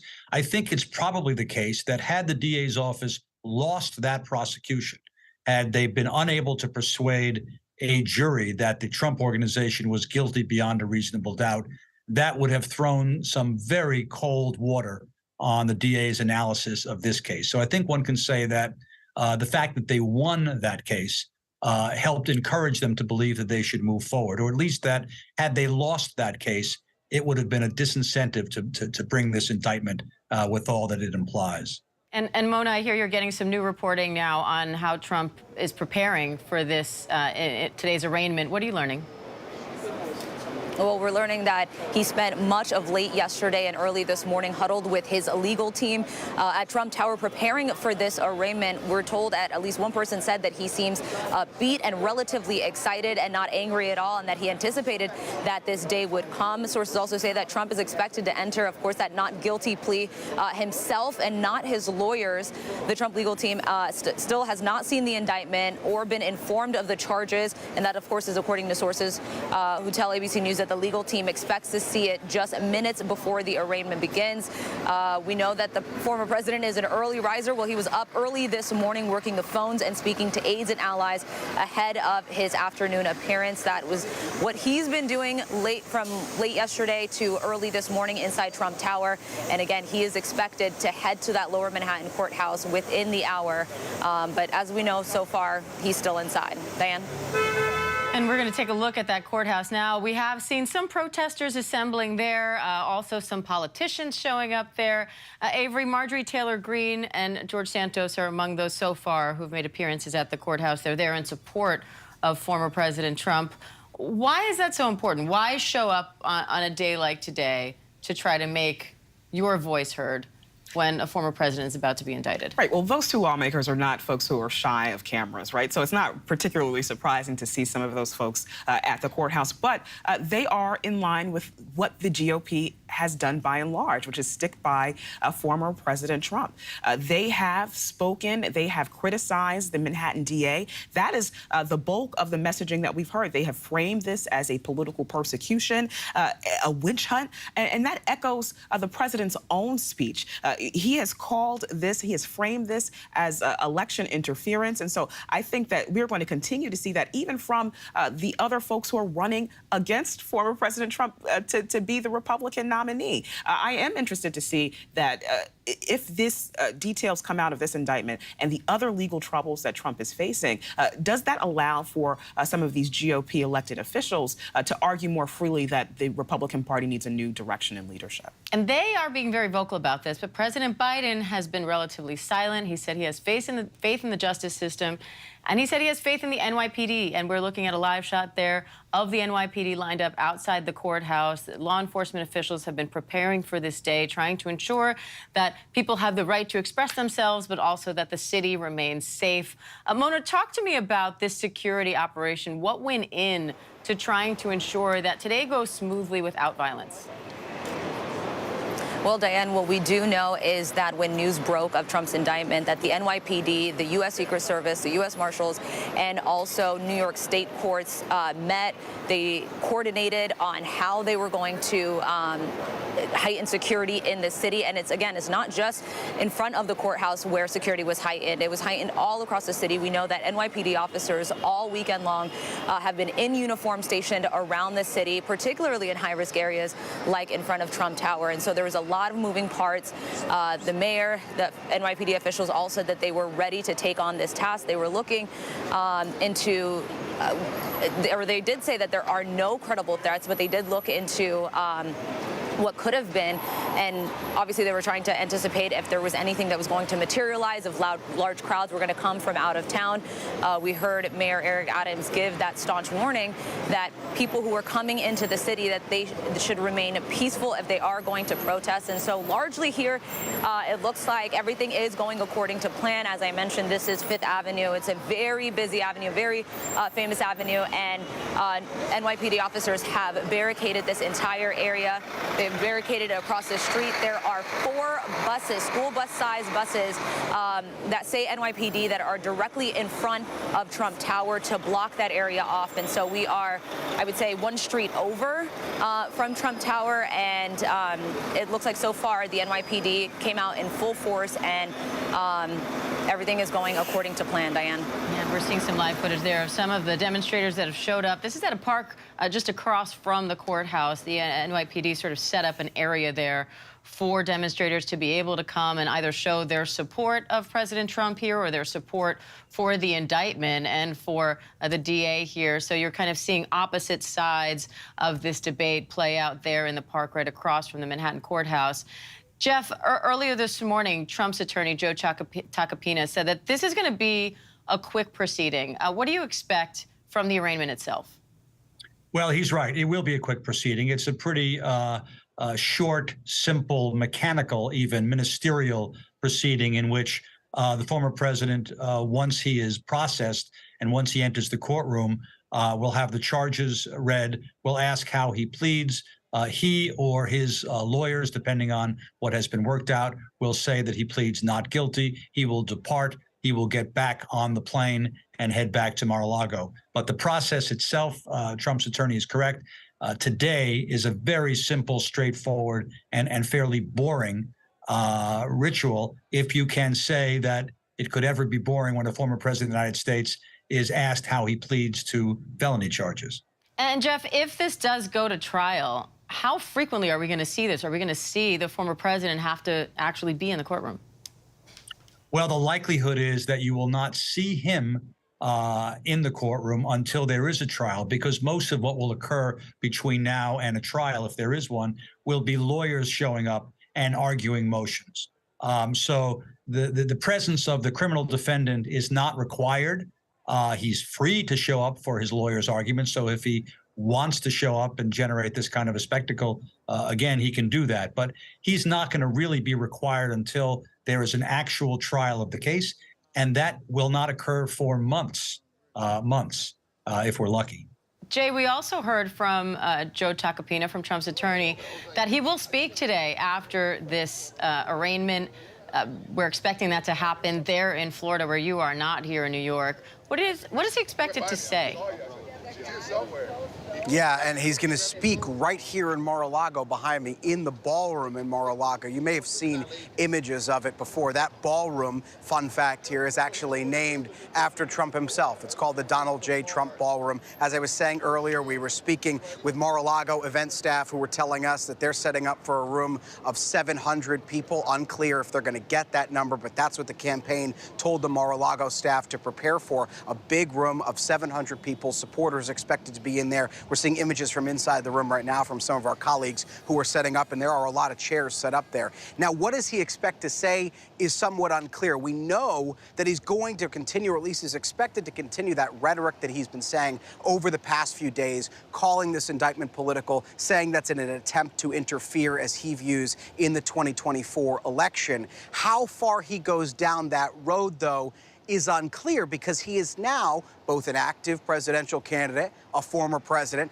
and a current presidential candidate, and also a criminal defendant. So what do his lawyers tell him not to say? Does he heed that advice from his lawyers? Does the judge deliver some kind of an instruction to the former president saying, don't talk about this case, a gag order or something of that nature? And if there is something like that, does he abide by it? Tonight is really the first glimpse you're going to get, Diane, into how Trump is going to frame this indictment going forward. And one of the big questions hanging over all of this politically, there's a legal side to this and a political side. And on the political side, one of the big unanswered questions is, what kind of role does this indictment play in this ongoing presidential campaign now? Is it one of several things that Trump talks about over the next few weeks and months, or is it the only thing he talks about? Remember, this presidential campaign, running again for president, a lot of it was surrounded by this false rhetoric originally of Trump saying that he won the 2020 election. That was one of the hallmarks of this campaign. Now, with this indictment, does that kind of rhetoric take a back seat? And it is all we hear about over the next few weeks and months of rallies, this indictment, as Trump, again, is running to get back into the White House and actively a criminal defendant, Diane. Aerial shots there outside that courthouse in Manhattan. You can see the demonstrators, as I described, gathering there at the park just across from the courthouse. And that is where former President Trump will be arraigned, likely within the hour. We're, of course, watching that very closely. He could leave Trump Tower at any moment. But, Jeff, I want to bring you in terms of these remarks, because former President Trump is no stranger to a microphone. But now that he's under indictment, how careful does he have to be about the words he uses and, in general, what he says about this case? Well, his lawyers will be apoplectic if he hurts himself by making comments either because they're in derogation of what the judge has ordered him to do, namely avoid speaking about these charges, avoid accusing the DA of this and that, avoiding inciting things. So he runs the risk of running afoul of the judge, not a smart move. And to your point, he also runs the risk of running afoul of his lawyer's attempts to present this case. If he talks about the case, he runs the risk of saying things, as he has done on many occasions, which actually provide evidence to those who are investigating him. Witness his remarks the other night with Sean Hannity, in which he essentially admitted to having rummaged through classified documents. Not a great move. So his lawyers will be very, very worried. They will emphasize to him in the strongest possible terms what he can say and what he cannot say. But as to whether or not he will abide by those instructions, the betting has to be that he will not. And that's on the legal side of things. Avery, on the political side of things, What does he have to keep in mind in how he speaks about this issue? Well, I think he's going to be using this as an opportunity to rally his base, diehard Trump supporters who are going to be sticking with him by and large. And so I think that what we are going to see at this point is him use this as a way to bolster his campaign. There are so many folks that he has spoken to, and he has said that he believes that this is going to enhance his numbers. His campaign, his attorneys have said that they believe that this could catapult him into the White House. Regardless of if it is him speaking, he has really utilized the entire GOP party apparatus to come to his defense. I mean, even folks who are running for president against him, running for the Republican nomination, are speaking out in support of him, criticizing Alvin Bragg. So I don't think that this is going to change anytime soon. I think that, careful is not a word that I would use to describe the former president. And so if he has to be careful in tonight's remarks, I don't think that we're going to see it. And I want to bring in Olivia Rubin, our ABC News investigative reporter, who's outside the court right now. Olivia will actually be inside court for the arraignment. Olivia, walk me through the process of getting into the courtroom, first of all, and getting that clearance, but then also what you're expecting to see. Yeah, Diane, absolutely. It has been an absolute mad dash down here at the courthouse. I can tell you that reporters started lining up for that coveted spot in there over 24 hours in advance. There's a line around the courthouse just over there.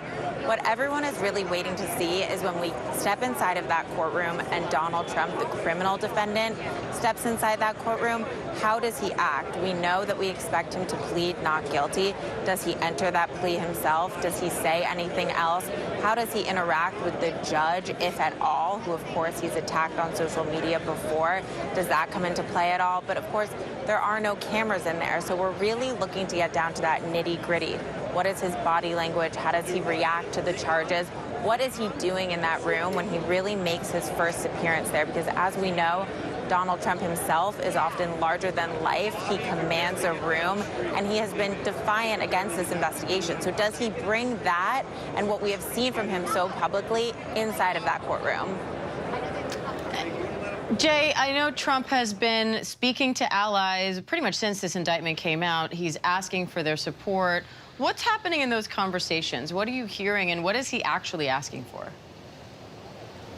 Yeah, I'll start with a little bit of reporting that we're getting from our stellar colleague, Catherine Falders, who says that Trump spent last night huddled with his legal team. He's continued, as you had said, those calls to allies that he began making the night that this indictment dropped, even before the indictment dropped. But the indictment drops again, remember, on Thursday night.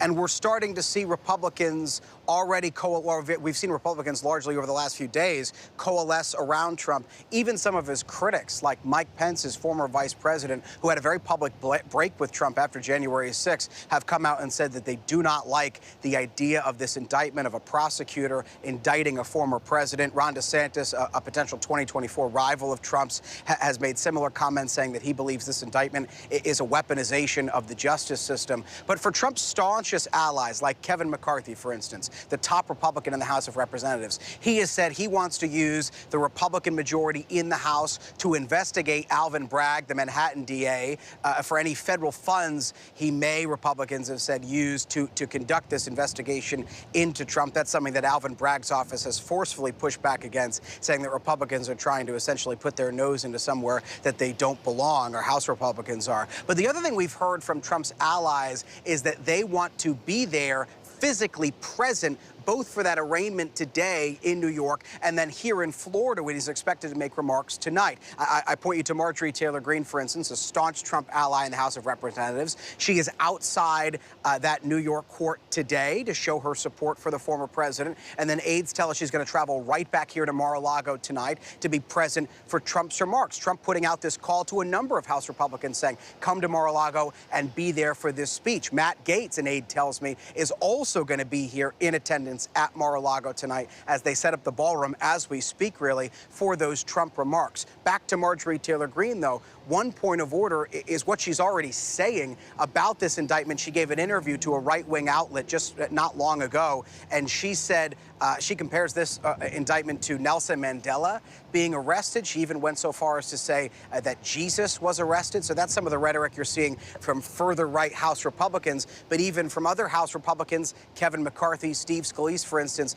they are saying politically they are going to come out against this indictment at every single turn. And worth pointing out, as we consistently have, Diane, that these Republicans are jumping to Trump's defense without having seen exactly what he's charged with, because we know he's been charged, but we don't know what the charges are because they will be under seal until Donald Trump steps into that New York courtroom today. So a full-throated defense without knowing exactly what Trump's facing.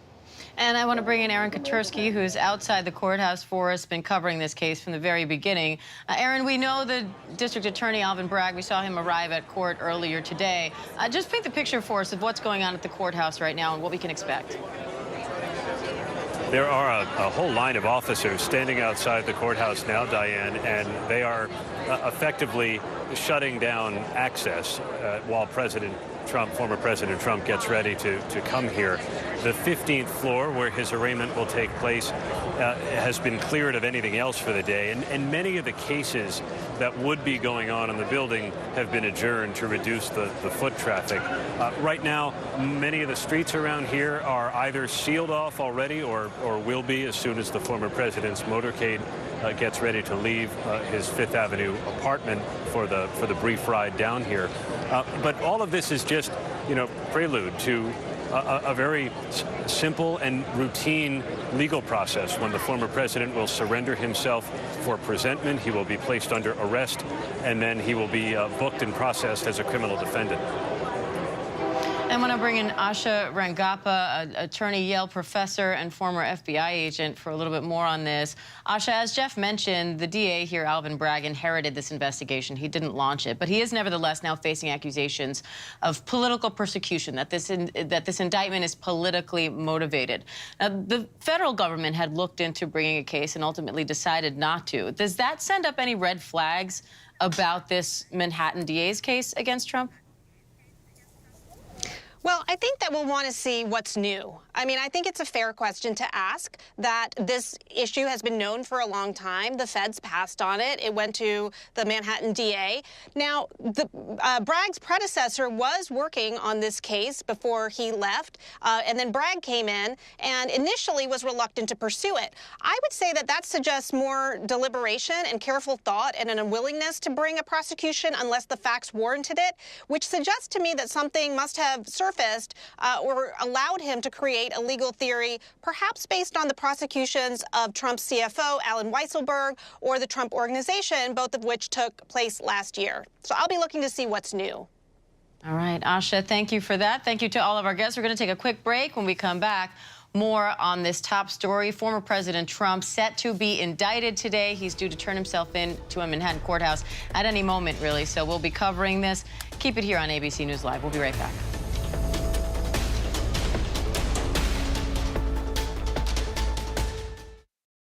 Whenever news breaks, the crush of families here in Poland. Here in Kentucky, no match for the tornado. From Monterey Park, California, on the ground in Ukraine. Reporting from Uvalde, Texas. ABC News Live is right there everywhere. From the scene of that deadly missile strike in Dnipro, Ukraine.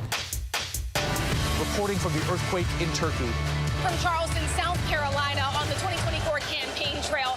From Kathmandu, Nepal. In Truckee, California, covering record snowfall. Traveling with the president in Mexico City. Wherever the story.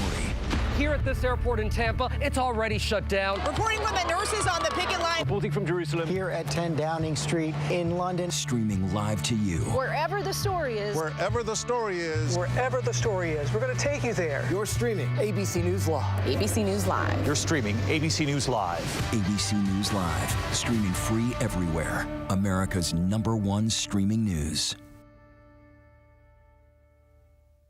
All right, here we go. You ready? Let's do it. Yes, it's the show America wants and America needs right now. This is What Would You Do? Let's go. How are you? Yes. So what will you be watching Saturdays on ABC News Live? What would you do? Hey, I guess I just found out. The What Would You Do Marathon, 2 to 6 Eastern, every Saturday on ABC News Live. My favorite show.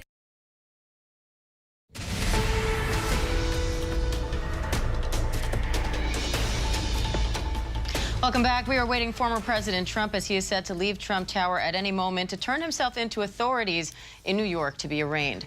Sources tell ABC News the former president is expected to be charged with at least 24 counts, including felonies related to hush money payment to porn star Stormy Daniels. That's a live look at Trump Tower right now. ABC's Lindsay Davis is there outside Trump Tower. Aaron Katursky is outside the courthouse. Our ABC News Deputy Political Director Avery Harper is here with me. Jay O'Brien is outside Trump's Mar-a-Lago estate in Florida, and we have attorney Jeffrey Robbins with us as well. I want to start with Aaron Katursky there outside the courthouse. Aaron, I know you've probably seen more action than anybody else today. The courthouse started off a little quiet, but since then we've seen demonstrators there as well as politicians show up. Talk me through what the scene's like there now. Yeah, there are still a couple of hundred people in the park right in front of the courthouse, and it's tough to know exactly who they are and what they represent. There's a mingling of demonstrators, police officers, reporters, and just the curious who are here for something that the United States has never seen before, the arraignment of a former American president. And that is all expected a short while from now when former President Trump leaves his Fifth Avenue apartment and is driven in a motorcade down here to Lower Manhattan to court. He'll enter through a side entrance that has already been blocked off, and right now a number of police officers and court officers are standing there in anticipation. He'll be booked and processed as a criminal defendant. We're still not sure, Diane, his mugshot and fingerprints will be necessary, but eventually he'll be led into a courtroom on the 15th floor, and he will enter a plea of not guilty. At that point, we'll finally get a look at the charges and understand why the people of the state of New York believe Donald Trump is a criminal. And Aaron, we don't know the exact charges so far. We'll only find those out when the indictment is unsealed. But what do we know so far about this investigation? We know it focuses on the 2016 hush payment made to Stormy Daniels in the lead up to Election Day. And that all is legal. Hush money is no crime.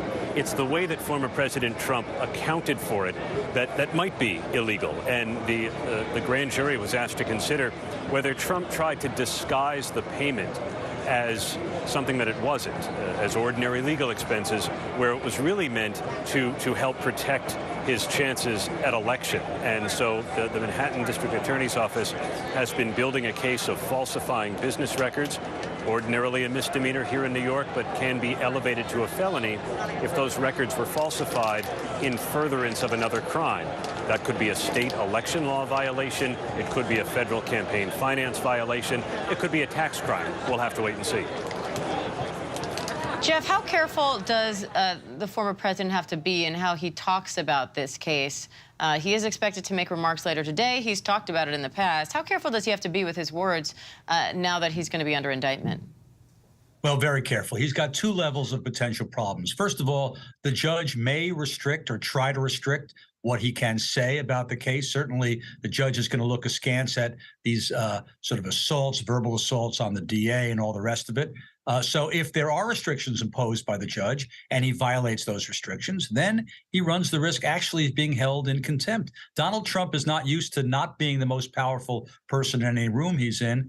And this afternoon, the judge is going to be the most powerful person in the room. So that's one level of problem. The second level of problem is if he says things which he is wont to say, which hurt his case substantively, is sort of hold on to your hats tonight in terms of what he's going to say about this case. So he has the potential to hurt himself in two ways. One is crossing the judge, and the other is providing evidence that the prosecution can use in addition to that which they already have in prosecuting him. Now, Jeff, even Trump's former attorney as well as current attorney both say that he's not denying that he knew about this payment, but that nothing improper happened. What do you think about that as a legal defense in this case? Because it seems like it'll be the foundation of it. Well, to the extent that the felony charge is based on an intent to commit a violation of the federal campaign finance laws, his defense is likely going to be, look, the principal purpose, or if not the sole purpose, of my wanting to conceal the nature of this payment was not to influence the election. It was to protect me from embarrassment with respect to my wife. So that's not powerless. That's not a ridiculous defense.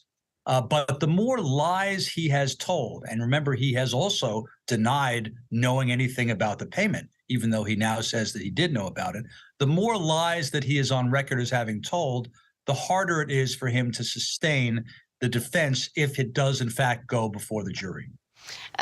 Jay, after the president leaves court today, he'll be headed straight back to Palm Beach. He's expected to address the indictment there at Mar-a-Lago later today. What's the scene like there, and what are you expecting to see for the president's return? Yeah, let me walk you through kind of the timetable here. The scene, just to set where we're standing. Mar-a-Lago is right over my right shoulder here. We've heard from staff inside the club that they're already setting up for that Trump speech tonight.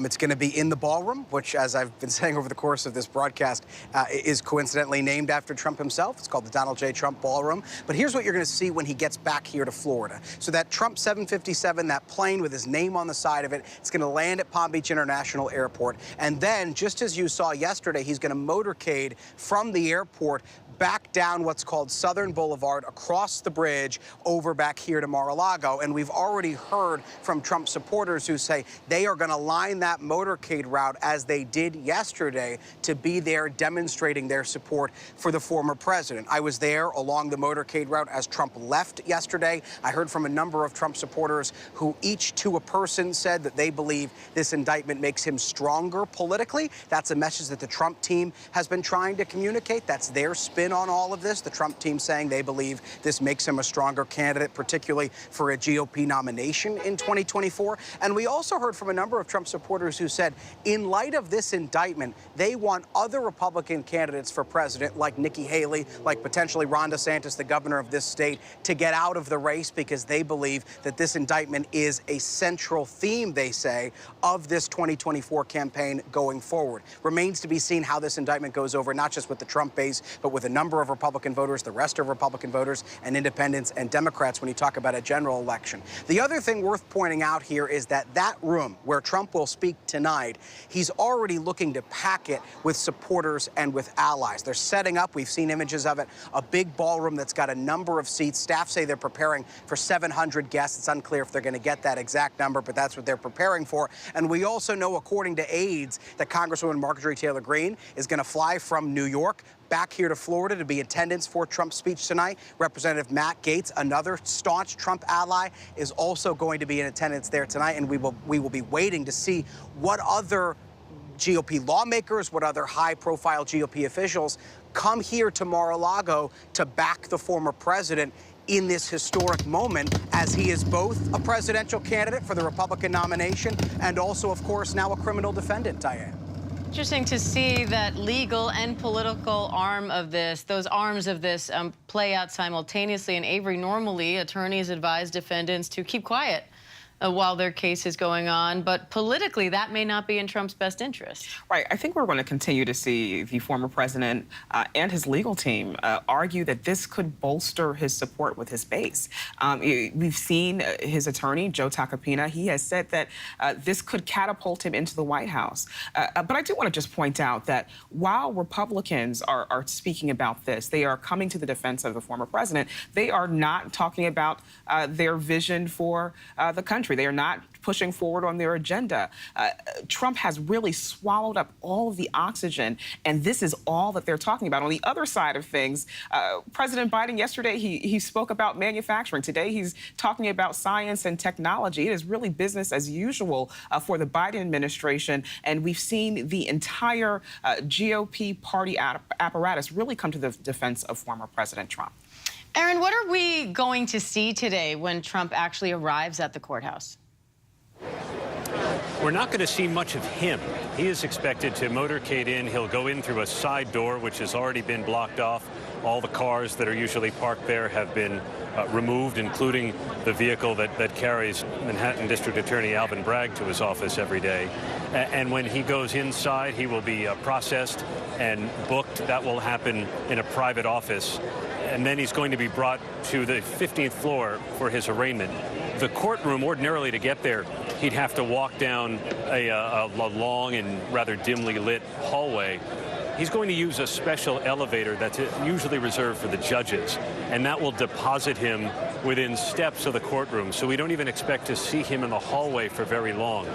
There are no television cameras allowed inside, but a couple of photographers will be allowed to snap pictures, so we will see pictures of him seated at the defense table. And former President Trump will make his way to that courthouse from his apartment there in Trump Tower, where he's been since last night, at least as far as we know. Our ABC News Live prime anchor Lindsay Davis is there outside Trump Tower right now. Lindsay, what's the scene like there? Of people, onlookers, packing the street here, really lining Fifth Avenue, which, as you know, is often a destination for the high-end stores. It's a coveted address, but today people are here clearly for a very different reason. Interestingly, a lot of them are tourists, people who are here from abroad who perhaps were trying to do a little shopping, but then said, you know what, I want to see some history instead. There was one little girl who, her mom said that she wanted to stand and wait, and the little girl told me that she thinks that Donald Trump is a mean man and she wants to see him go to jail. A number of the people here seem to be anti-Trump. I just was kind of walking down Fifth Avenue asking people if they were here in support of Trump, to which they, some in some choice words, told me that they were not at all here to support Trump, but they wanted to see this day. They wanted there to be some repercussions for what they perceived as bad behavior on his part. Relatively quiet on the other side of the street, so you can't really see it. It's on this side of me here where you have packed crowds, you know, maybe 5 people deep lining Fifth Avenue over here. But it is relatively peaceful and quiet. You know, you did have Mayor Adams say ahead of time, really a warning to potential rabble-rousers, telling them they need to behave and that New York City stands at the ready. So far, they appear to be doing just that. But certainly people just hoping to get a glimpse from when Trump does emerge from Trump Tower, his former home here in New York City. Of course, he was a native New Yorker who rose to fame and prominence here. Quite a turn of events that's bringing him back today to face a judge and ultimately be fingerprinted, Diane.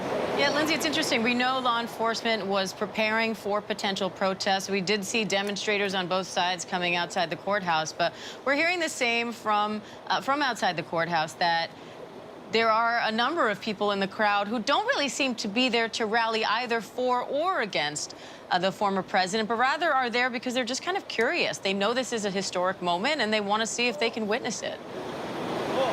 Yep, people, exactly. That's what the word I was going to use, is witness. People just want to see it happen. And they're really standing here very calmly. Even those who do have signs in support of Trump, they're not saying anything. They are behaving.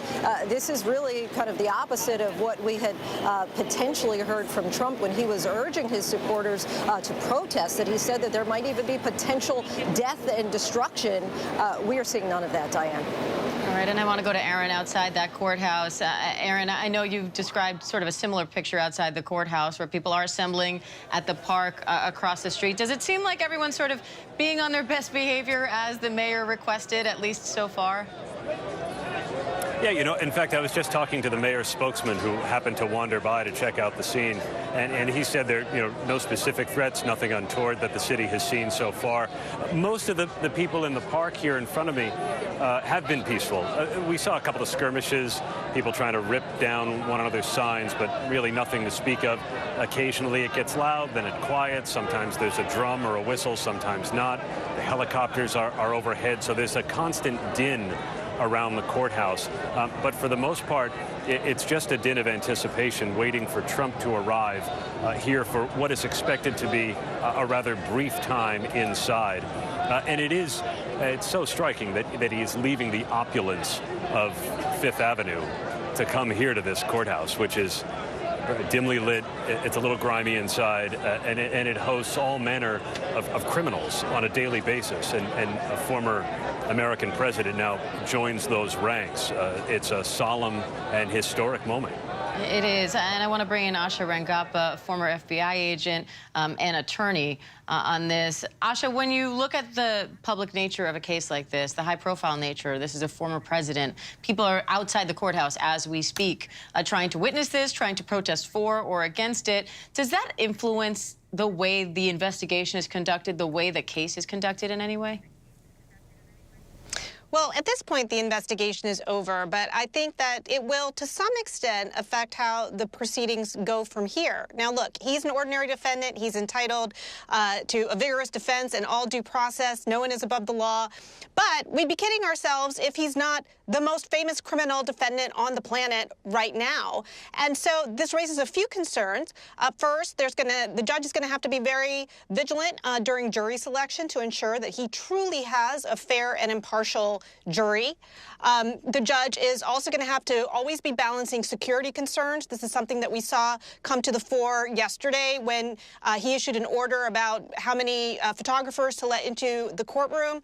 And then he also has to manage the courtroom throughout the proceedings to make sure it doesn't become a circus. I'm old enough to remember the O.J. Simpson trial, and in that case, Judge Ito was criticized, I think, for kind of losing control of the courtroom and it turning into a theater. And I think that this is something that this judge is going to really want to ensure doesn't happen. Jeff, it's one thing to control the cameras. That's a lot easier than controlling people. How hard is it going to be to find an unbiased jury when the center of this case is a former president? It's going to be very hard to find an unbiased jury. It will be done. It will be found, but only after days of what is called voir dire, the process where a judge and perhaps the different parties' lawyers get to interview prospective jurors in order to ask questions and test their ability to proceed and evaluate this in a fair and even-handed way. But the jury selection process, no question about it, is going to be one of the longest processes of this sort that we have ever seen, exactly because of the problem that you raised, Diane. Yeah, a lot of care is going to have to be taken on the legal side of things. I want to talk about the political side of things, though, too. Avery, we've spoken about how careful Trump has to be, or maybe not, about the words that he uses and how he talks about this publicly. But how careful do either his supporters or his opponents have to be? He has some Republican potential rivals, people who may compete with him for the Republican nomination. They've come out in support of him, by and large. Democrats are also obviously on the hook here. Everyone's always campaigning all the time. So how careful do those around Trump have to be in terms of how they address this issue? Right. If you look at recent polling, Trump is far out ahead of any of his potential or his current competitors for the GOP nomination. And so the folks who are running for president or may enter and throw their hats into the ring, they have to be very careful because they don't want to alienate the Trump supporters, which remain a very important part of the GOP base. I think on the other side of things, right, I think we might see, other folks, Democrats, sort of shy away from even talking about this because at the end of the day, it is their political opponents. We also will look at the Biden administration. Those folks are not talking about this, right? Because at the end of the day, they don't have to. They don't have to address this. They could be business as usual. They can speak about the legislative pushes that they're moving, the accomplishments that they made. They can speak to the American people about their agenda. Whereas on the other side of things, we have seen the entire Republican Party focus in on defending former President Trump, with the exception of former Arkansas Governor Asa Hutchinson. He is a new presidential candidate. He is the only one who has called for Trump to bow out because of this indictment. We've also seen, after the midterm elections, a lot of people were dismissing Trump, saying his power over the party was over. And potential opponents for the presidential race, like Ron DeSantis, like Vice President Pence, had sort of spoken, somewhat against Trump, or at least were trying to separate themselves from him. Now we're seeing a lot of those voices join here in support. So could this help him politically? Well, Trump's team and Trump himself believe that it could. He has said himself that he believes that an indictment could enhance his numbers. His legal team, Joe Tacopina, has said that he believes that this could catapult Trump into the White House. And so I think we're going to continue to see the Trump team utilize this as a method of fundraising to bolster support, to get folks out in support of former President Trump as he makes his way towards some of these early primaries. All right, Avery Harper and the rest of our team, we appreciate the full coverage. We are going to take a quick break, and we will be right back with the latest on former President Trump's indictment. Stay with us.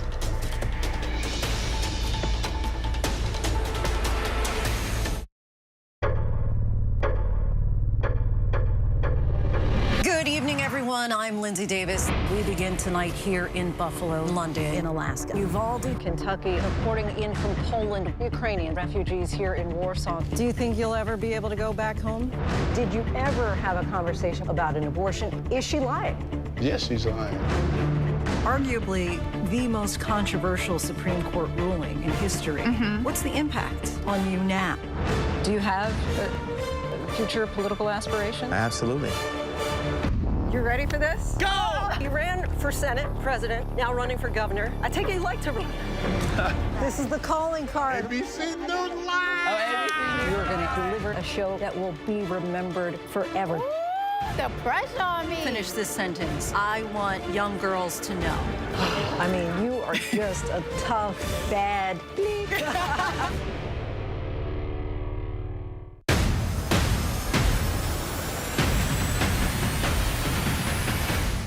Right now in America, with so much at stake, thank you for making ABC's This Week America's #1 news and politics show on Sunday mornings. From America's #1 news comes the all-new ABC News app. Breaking news, incredible video, faster, smarter, and customizable to your interests. If you love being in the know, you're gonna love this. Experience the all-new ABC News app. Download it now. You never know what you're gonna get on this show. That's all I'm gonna tell you. Yes, Whoopi! This mic on?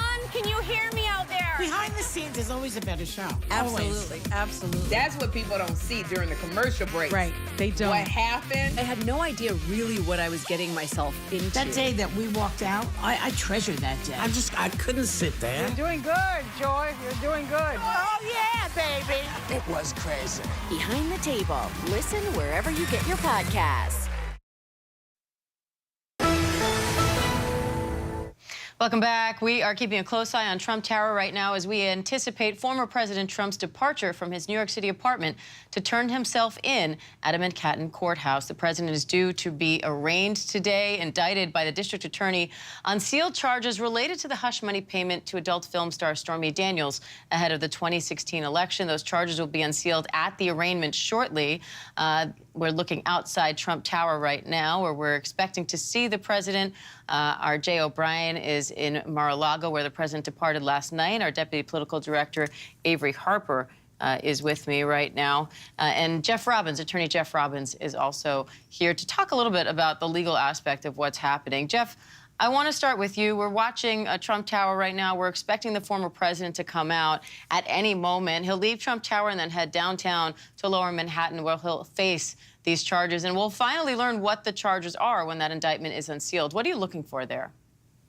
Well, what I expect to happen, Diane, is that rather than peg everything on this combination of falsified business records and a campaign finance violation under federal law, that in order to protect as much of the indictment as possible from dismissal, that the indictment that we're going to see is going to include a pairing of that false classification of records with other crimes, with state crimes, because as has been pointed out over the last several weeks, using a federal campaign finance violation as the hook here, as the peg, runs some risk to the prosecution. So I would assume that this indictment is going to contain not one felony charge, but a number of them under several different legal theories. Jay, looking outside Trump Tower, we can see the security presence there is heavy. Yesterday, I counted something like a dozen SUVs in the president's motorcade leaving Mar-a-Lago to come to New York when he was headed to the airport there. Talk to me about the security operation for this whole trip, because from the moment he leaves Mar-a-Lago to come here to New York to Trump Tower, then to the courthouse, back to Palm Beach, it's quite an undertaking. Yeah, and we haven't seen security like this surrounding the former president in quite some time. That motorcade you were talking about, it had about, like you said, somewhere between 7, 11 cars between here and Florida, 2 separate motorcades in 2 different states, obviously. I can tell you, when he's not in the moment that he's in right now with the eyes of the political world on him, former President Donald Trump typically travels in a motorcade of about 3 SUVs, sometimes even 2. He'll go up back and forth from Mar-a-Lago to his golf club to play golf, and he's in 2 SUVs, and sometimes you don't even know he's in there. But yesterday, that was that huge grouping of cars. Right now, some of those SUVs had aides in them to the former president, campaign aides. We saw some sticking their heads out the window trying to record what looked like campaign video of the supporters who had lined the motorcade route, but all of it just a visual representation of the fact that, as I said, the eyes of the political world are on former President Donald Trump right now during this historic moment in modern American political history. The only former president to ever be indicted for a crime. The only former president to ever, or the only current presidential candidate to also be indicted for a crime. Now he's going to be a presidential candidate and a former president stepping into a New York courtroom and surrendering himself to New York authorities, entering a plea, it would seem, of not guilty. We've heard from Aaron, who says that there is a significant security presence now surrounding that courthouse that Trump will walk into. I can also tell you there is a heightened security here in Florida as well. I spoke with local officials who said they have plans in place if there's a large group of pro-Trump supporters who line this motorcade route again today. If there's an anti-Trump faction that comes here as well, there are plans in place for both of those things. So officials from New York to Florida on alert here, just because of how unique this moment is in American history, and the word that has been used so much today, the anticipation surrounding all of this, Diane. For in terms of reaction from lawmakers on both sides of the aisle as this indictment comes down? Right, I am looking for... Well, we've heard from Republicans who have immediately jumped to former President Trump's defense, and it began even as early as Thursday night. When that indictment drops, we saw Jim Jordan, for instance, a staunch Trump ally in Congress, tweet just one word. The word he tweeted was outrageous. We heard from Kevin McCarthy, who indicated that House Republicans are going to use their somewhat new House majority to investigate Manhattan DA Alvin Bragg, who's obviously bringing this case. And we've even seen up to today some of Trump's staunchest allies make a point to physically be there in front of that courthouse today. Marjorie Taylor Greene, for instance, perhaps Trump's most vocal defender in Congress, is there outside of court. George Santos, who is a new member of Congress who's garnered a lot of attention for his false statements and fudging his resume and all of that stuff, he's there. We know that Marjorie Taylor Greene, aides say, who told our Will Staken she's going to be back here in Florida for Trump's speech here at Mar-a-Lago tonight. Again, he's expected to fly from New York back to Florida and deliver those remarks. We also know aides tell me that Representative Matt Gaetz, another Trump ally in Congress, is going to be here for those remarks as well. So the political ball really rolling with this story, Diane. It is, and I want to go to Avery Harper on that. I know it's a little bit hard to hear in the field, so that apologies for the confusion there. But Avery, particularly now that Trump, his attorney has said he is going to make remarks when he gets back to Florida today. What are you listening for on the political front there? And I want your take, too, on what you think about the reaction. Right. I think he's going to frame this, as we have heard him before, as political persecution. He has framed this as a quote-unquote new form of election interference. He's going to continue to bang that drum of calling this a witch hunt. And he is doing that to rally his base. I think that he has said that this could be them. This could be his supporters, right? They are coming for me. He has conflated his own legal troubles with that of If this happened to me, it could happen to you. Right. And so we have seen that over and over again. I think we're going to continue to see that. But the fact is that there are other legal troubles that are mounting for the former president. You still have that probe that's going down in Georgia. You have these special counsel investigations into his handling of classified documents, of his business around January 6th. If these issues continue to make legal trouble for the former president. I wonder if there will be other Republicans that are more willing to come and speak out about the direction of the Republican Party. Does the Republican Party want to use all of its political capital to defend a former President Trump, or does the Republican Party want to utilize its political capital to push its own agenda, to speak about its vision for the country as we approach 2024? And Jeff, what's your take on the juxtaposition here? Because politically, Trump seems to do very well when he is loud and proud, when he talks. He likes big, big rhetoric. He likes drama. But normally when you are advising a defendant, you advise them to keep quiet. I'm guessing that's not going to happen here. So how careful does President Trump have to be to do what works well for him politically, but also not say something or do something that could jeopardize him legally?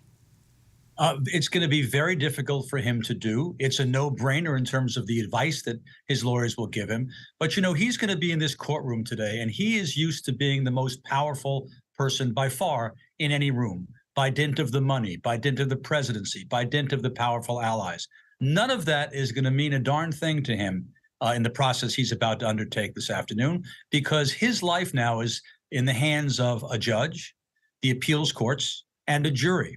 So this is a very different setting for him, and he is going to have to be hugely careful of what he says. My guess is, however, that you can't undo 75 years of not being careful about what you say, and so his lawyers are going to have their hands full. Jeff, his lawyers have also said, or sources, I think, have told us that President Trump himself is expected to plead not guilty. In other cases, you can have your attorney plead, be the one to say the words on his behalf. But we're hearing that it'll be Trump himself. Why do you think that is? Well, I think he wants to make the statement. He wants to not seem as though he's hiding behind lawyers in just saying the only two words that'll be required of him, which are not guilty. And his lawyers will be bracing for him to go beyond that, and will be hoping, no doubt, that he does not say anything about the case being a disgrace or being a witch hunt or anything else. If they walk out of that courtroom with their client only having said not guilty, they will consider it a decent afternoon. If you're Alvin Bragg right now, how nervous are you? What do you think is going through his mind as he prepares for this case with the world watching? You're nervous because your legacy, your reputation, your career is dependent upon this indictment, at least largely holding up in court. If it is thrown out, or if that which remains involves charges on which the former president is acquitted, history will remember you that way. So the stakes are high for the DA. They're higher, of course, for the former president, but no doubt about it, you're absolutely right. The stakes are very high for him, and he is nervous today. And we are taking a look at Trump Tower. Former President Trump is expected to walk out at any moment to turn himself into authorities. He's expected to leave Trump Tower. He'll head to a Manhattan courthouse in Lower Manhattan, where he's surrendering to an indictment there. That indictment will finally be unsealed. Right now, we don't know the exact charges against the former president, but sources say he is facing 24 counts, including felonies in association with the hush money payment to porn star Stormy Daniels ahead of the 2016 election. Avery, President Biden has been fairly silent on this issue so far. What do you expect to hear from him once this indictment is actually unsealed?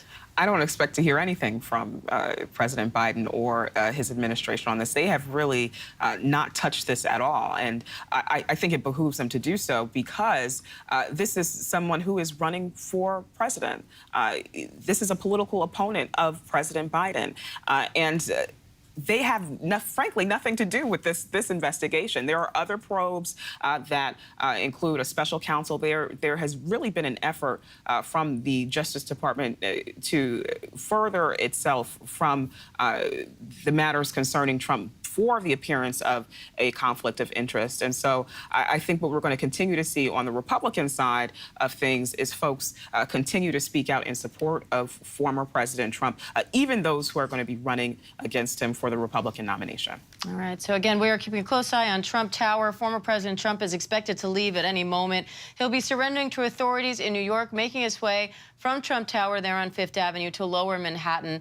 The indictment against him will then be unsealed. And for the first time, we will learn the charges against him. What we know so far is that this investigation has focused on the hush money payment made to porn star Stormy Daniels ahead of the 2016 election. She had alleged having a sexual relationship with former President Trump before he ever was in office, before he even ran for office. But the allegation is that she had a story to tell, she was paid to keep quiet about that story, and that there was some illicit behavior in terms of how that payment was made and how that payment was covered up. His former attorney and fixer, Michael Cohen, has already testified in that grand jury investigation. Stormy Daniels herself testified in that grand jury investigation. And the former president was invited himself to testify, though he did not. And we found out last week that the former president was indicted in that investigation. So today is the day that indictment will be unsealed, and we will learn what those actual charges are. I want to go back to Jay O'Brien, who's in Florida right now, just outside Mar-a-Lago, where the president is expected to head after this indictment and is then expected to make remarks about what happens today in court. Jay? Are you good? Good. We're good. Thanks. Yeah, and we don't know what he's going to say, but the eyes, as I've been saying this morning, the eyes of the political world are on the former president here, because not just the historic nature of him walking into this Manhattan courthouse, surrendering himself to authorities while he's still actively running for president, but then he's going to fly back here and he's going to deliver his first, at least planned, public remarks since doing that. We don't know if he's going to speak maybe before entering court or after entering court, but certainly there are at least planned remarks for this evening in prime time here at Mar-a-Lago. And the question, as Avery's been saying, as others have been saying over the course of this morning, is what does he say? How does he frame this indictment in the larger political context of his run in 2024, Diane? And so we will wait to hear those remarks from former President Trump. But of course, before we hear from the president, we will see the president. And that's why we're keeping our eye there on Trump Tower. He's expected to leave Trump Tower at any moment. This was his home for decades while he was in the White House and for a long time before. So this is a familiar home for President Trump and for the NYPD protecting him. But we haven't seen this level of security outside Trump Tower since the former president was in office. And now we're going to go to our special report as we await this indictment of former President Trump. This is an ABC News special report. Now reporting, David Muir. Good afternoon, and we're coming on the air because we're about to witness a moment never before seen in American history. A former president indicted on criminal charges, now moments away from surrendering to authorities right here in New York City. Former President Donald Trump, a short time from now, will be arraigned. He'll be brought before a judge in Lower Manhattan. And of course, you're looking live at Trump Tower, the scene outside Trump Tower, where at any minute the former president, who of course is now running for president for a third time, will emerge and will make his way down to the courthouse in Lower Manhattan. In fact, our reporting team tells us he's actually in the elevator in Trump Tower, making his way down right now. He'll travel through Midtown Manhattan, escorted by the Secret Service and the NYPD. It's about a 4-mile trip to criminal court in Lower Manhattan. When he gets there, he's expected to be brought into the courthouse rather quickly, brought into an elevator there, straight up to the 15th floor. It's our understanding that there will be cameras in the hallway when he gets off the elevator, but not in the courtroom. The Trump team had argued last night against television cameras in court, the Trump team saying that it would create a circus-like atmosphere. The camera right there, though, trained on Trump Tower, the former president expected to emerge at any moment. Now, in the courtroom, we also know it's believed there will be still cameras to capture images right before the proceedings. The first president, former or current, to ever face criminal charges. The former president spent the night in Trump Tower, we're told, huddled with his legal team, preparing for what is about to come. In fact, our Catherine Falder's reporting a short time ago that the former president is expected to plead not guilty himself, not his lawyers in court, that he will speak himself in court. The indictment still sealed, but the former president and the public set to learn just a short time from now what charges the former president will face. Sources have already told ABC News, as we've been reporting for several days here, that he'll face more than 24 separate charges, all stemming from that investigation into the hush money payment to Stormy Daniels, all for her to keep quiet in the crucial final weeks before the 2016 presidential election. The payment, as you likely know, was made by his then lawyer, his fixer, his one-time friend, Michael Cohen, who, of course, was convicted and served prison time for this. Michael Cohen now a central witness in this case. Cohen knows that he's become a target of Trump and his supporters, but he has repeatedly said that there will be evidence to back up everything he has told prosecutors in this case. Again, you're looking live. The pictures are cameras trained outside Trump Tower.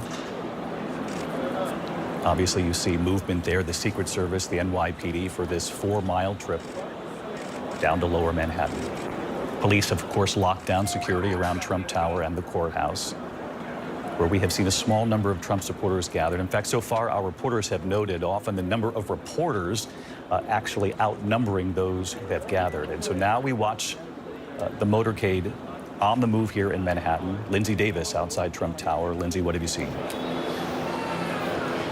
David, if you blinked, you would have missed his departure. He gave a brief wave to the crowd and then got right into that motorcade. I think that a lot of people who are gathered here along Fifth Avenue are not even aware that he has already departed the building, because people are still holding up cameras trying to perhaps get a glimpse of the former president.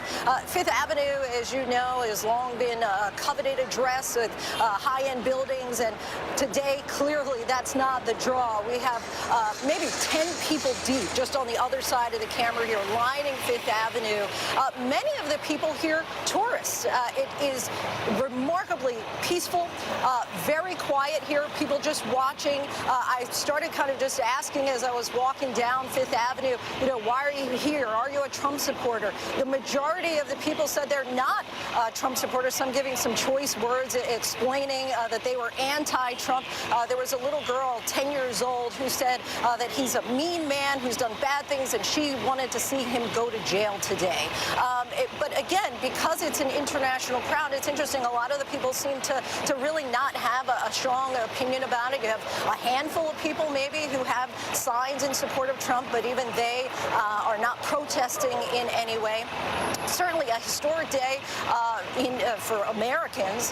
The native New Yorker who grew up here and found a lot of fame and prominence here in New York City, returning here to what was once his primary residence, but for this day, of course, to face the judge and be fingerprinted. But interestingly, David, you know, as you know, he had urged his supporters to protest, suggesting that there might be potential death and destruction. We are seeing none of that. Mayor Adams, of course, warned people that New York City stands at the ready and said to any potential rabble-rousers to behave. It seems that people are doing just that, David. Lindsay Davis outside Trump Tower, and as Lindsay aptly put it, if you blinked, you missed it. The former president leaving Trump Tower very quickly, getting into the motorcade. Again, the Secret Service assisting, but the NYPD taking the lead here today as they make that 4-mile trip now down to Lower Manhattan and to criminal court. Obviously, it will not take nearly as long as it would take on a typical day in Manhattan. Traffic has been cleared away. So have pedestrians in many parts of New York to make this trip as efficient as possible for the former president in making his way to Lower Manhattan. We are getting new reporting this morning on what will play out this afternoon here in New York. Our senior investigative reporter, Aaron Kotursky, live outside the courthouse. Aaron, take us through what we know so far, what the American people will witness, what we won't see, and how this arraignment will unfold here. David, former President Trump is on his way here to surrender as the defendant in the people of the state of New York against Donald J. Trump.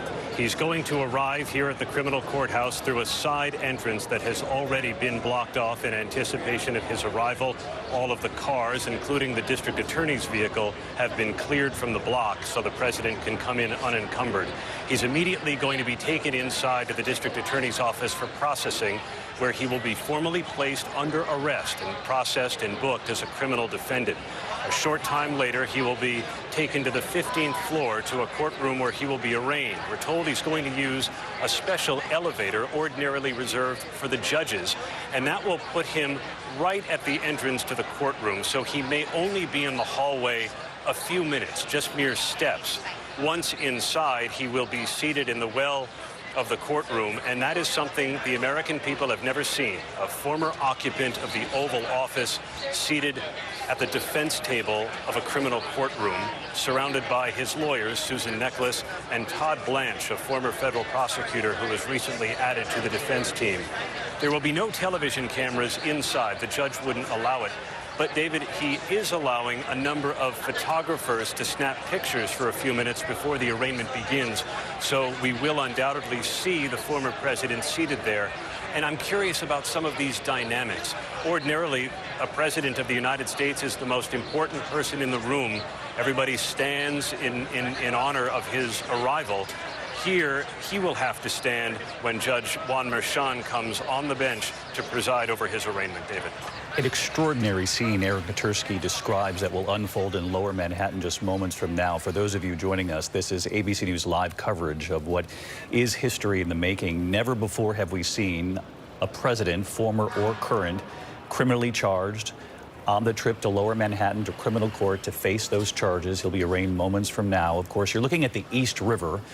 The FDR is the route taken by the NYPD and the Secret Service. There have been some questions earlier in the day. Would it be Fifth Avenue, which is a straight trip right down to Lower Manhattan, the 4-mile trip, or would they take him over to the FDR? And of course, we all know that this is, before Mar-a-Lago became his home, New York City was the home of Donald Trump for many, many decades, born, raised here.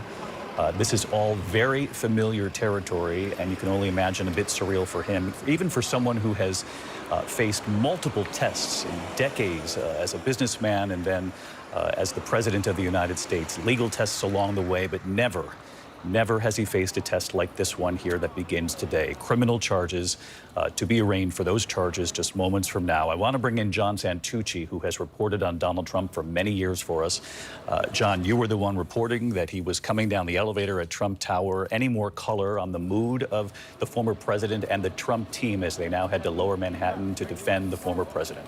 A little bit, David, and I have to be honest, things don't usually shock me, but it looks like Donald Trump is actually in this vehicle by himself. He's with his agents, but usually Donald Trump has an aide, his lawyers, somebody by his side. I'm being told in real time the former president is by himself with his Secret Service detail, which is surprising given everything we've heard, David, within the last 24 hours, is that Donald Trump has been surrounded by people. He's back in his residence. You mentioned Trump Tower, a place that he lived for quite some time. I'm told last night that for many hours he was flanked by throngs of lawyers, lawyers that are working on this case, lawyers that have worked for him from some time at the Trump Organization, and lawyers that are also involved in the special counsel's investigation down in Washington. That is a two-pronged probe, as you well know, looking at January 6th and documents. I'm also told that a lot of phone calls from Trump last night and this morning, people described him to me, David, as quite calm. Our colleague, Catherine Falders, hearing he was upbeat as he was working the phone last night. I had another aide who told me that, as we've reported here on ABC, Donald Trump, post-White House, has become a frequent texter. And he was texting people last night saying, how do you think this is going to go today? What about the latest poll numbers? It seemed to be, David, as one aide put it to me, business as usual on a day that is anything but usual. In addition to that reporting, John, Catherine Falders also indicating that the former president will plead not guilty himself.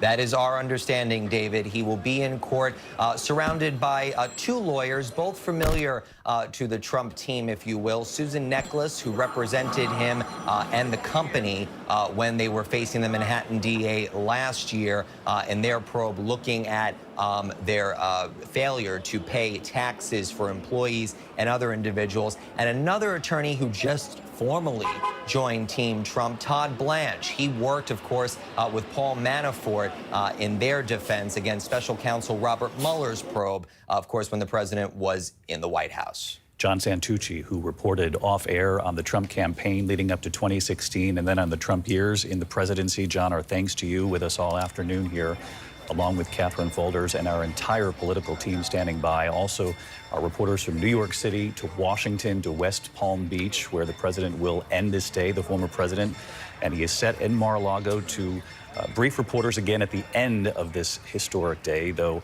even though they've worked on what he will say, likely that could be tweaked given the temperature of what plays out in this courtroom here this morning. This is a surreal scene we're watching, Jonathan Karl, a live picture of the motorcade carrying Donald Trump. And as John just reported, Santucci there a moment ago, the former president alone with his Secret Service agents on the way down. This is not typical for the former president, who's usually surrounded by a small team that truly supports him.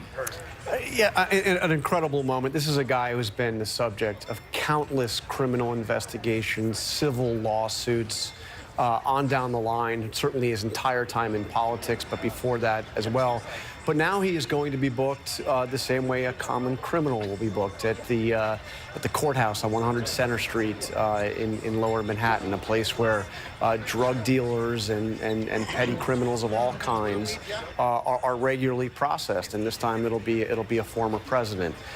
Truly a moment in this saga. But you know, I think to John's point, Trump has seen some other things happen over the past few days. One thing, that there have been polls that have come out that show him widening his lead over Ron DeSantis. He's raised, his team claims, $8 million since the indictment was revealed on Thursday. So this is now not just a criminal defendant facing this case and other cases, but a presidential candidate who is going to make fighting these indictments the centerpiece of his presidential campaign. And we're going to carefully take our viewers through all of this as we're on the air here this afternoon. And as we look at this live picture, Pierre Thomas, our Chief Justice correspondent, it also speaks to when you see that this is all that's on the highway right now. You never see this in New York City, particularly at this hour. Obviously, this is the motorcade, the Secret Service, and the New York City Police Department hard at work here today. And all of the officers, some 35,000, put on heightened alert given what's playing out. Absolutely, David. They have been planning for this for days. Secret Service was in meetings with New York City officials over the weekend. And one official with Secret Service I spoke to said that, look, we're confident we can get the president to where he needs to be quickly. We have the General Assembly here where there are hundreds of foreign dignitaries. We can do this. They're taking no chances. That route, as you can see, has been blocked off. I'm told around the courthouse you won't be able to get anywhere near the courthouse, whatever.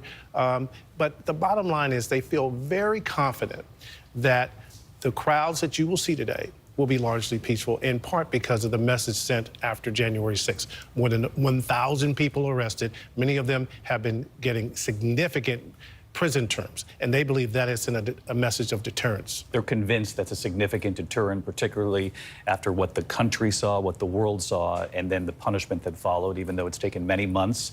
They have continued with all of those cases, and Pierre, you've reported extensively on that. We don't want to get too far ahead of ourselves, but as Pierre and as Lindsay pointed out at Trump Tower, for the most part, the people outside Trump Tower were tourists who likely will never forget when they chose to visit New York, given the fact that they were outside Trump Tower when he came out very briefly, got into that motorcade. And again, if you looked away, you missed it. That motorcade again on the way down to criminal court, as John Carl just pointed out. There he is. This is the moment. A fist pump to the crowd. Lindsay saying that many of them, again, tourists, some not supporting the former president, though we're sure there were supporters there as well. And now the live picture downtown as they approach criminal court. And I think it was Aaron Katersky in the last 24 hours who spoke to the juxtaposition of this sort of luxury penthouse in Trump Tower, trading that this morning for sort of the hardened building of criminal court early this afternoon, where he'll now face arraignment. I want to bring in our legal analysts, Dan Abrams and Kate Shaw. And Kate, I want to begin with you just about the history being made this afternoon as we watch this unfold here in New York. Regardless of what you feel about the case, there's no questioning the fact that we simply have never witnessed anything like this. No, so Donald Trump, of course, has faced all sorts of legal, obstacles. He's had civil suits when he was in business. He was twice impeached, tried in the Senate. But of course, there's never been a criminal case against, President or former President Donald Trump or any other president or former president in our history. It is monumental from a historical perspective. And yet it's important to remember right now, Donald Trump is an ex-president and he's just a private citizen. He's running for president. Of course, that's true too. But as a formal legal matter, he's someone subject to the criminal jurisdiction of the Manhattan DA or any other, law enforcement entity, just like anyone else. So it's enormously consequential historically. But it also, I think, speaks to this, equal justice under law principle that right now he is being booked like any other criminal defendant. He's presumed innocent until proven guilty like any other criminal defendant. And so you have the juxtaposition of those two, I think, dynamics. And as we watch now, as the former president gets out and heads into the building there in Lower Manhattan, again, I know it's difficult to see from these aerial images, but we'll take you through it carefully, the moments that we are able to see. There had been some question about whether or not he would speak, even if briefly, before heading into the courthouse. Of course, we will bring that to you if and when that happens. Otherwise, we'll just take you right through the proceedings here this morning. And Kate Shaw, a question I know a lot of people at home are going to have: does this preclude in any way this indictment, or even this notion of the potential conviction that could come, or not, if this is thrown out along the way?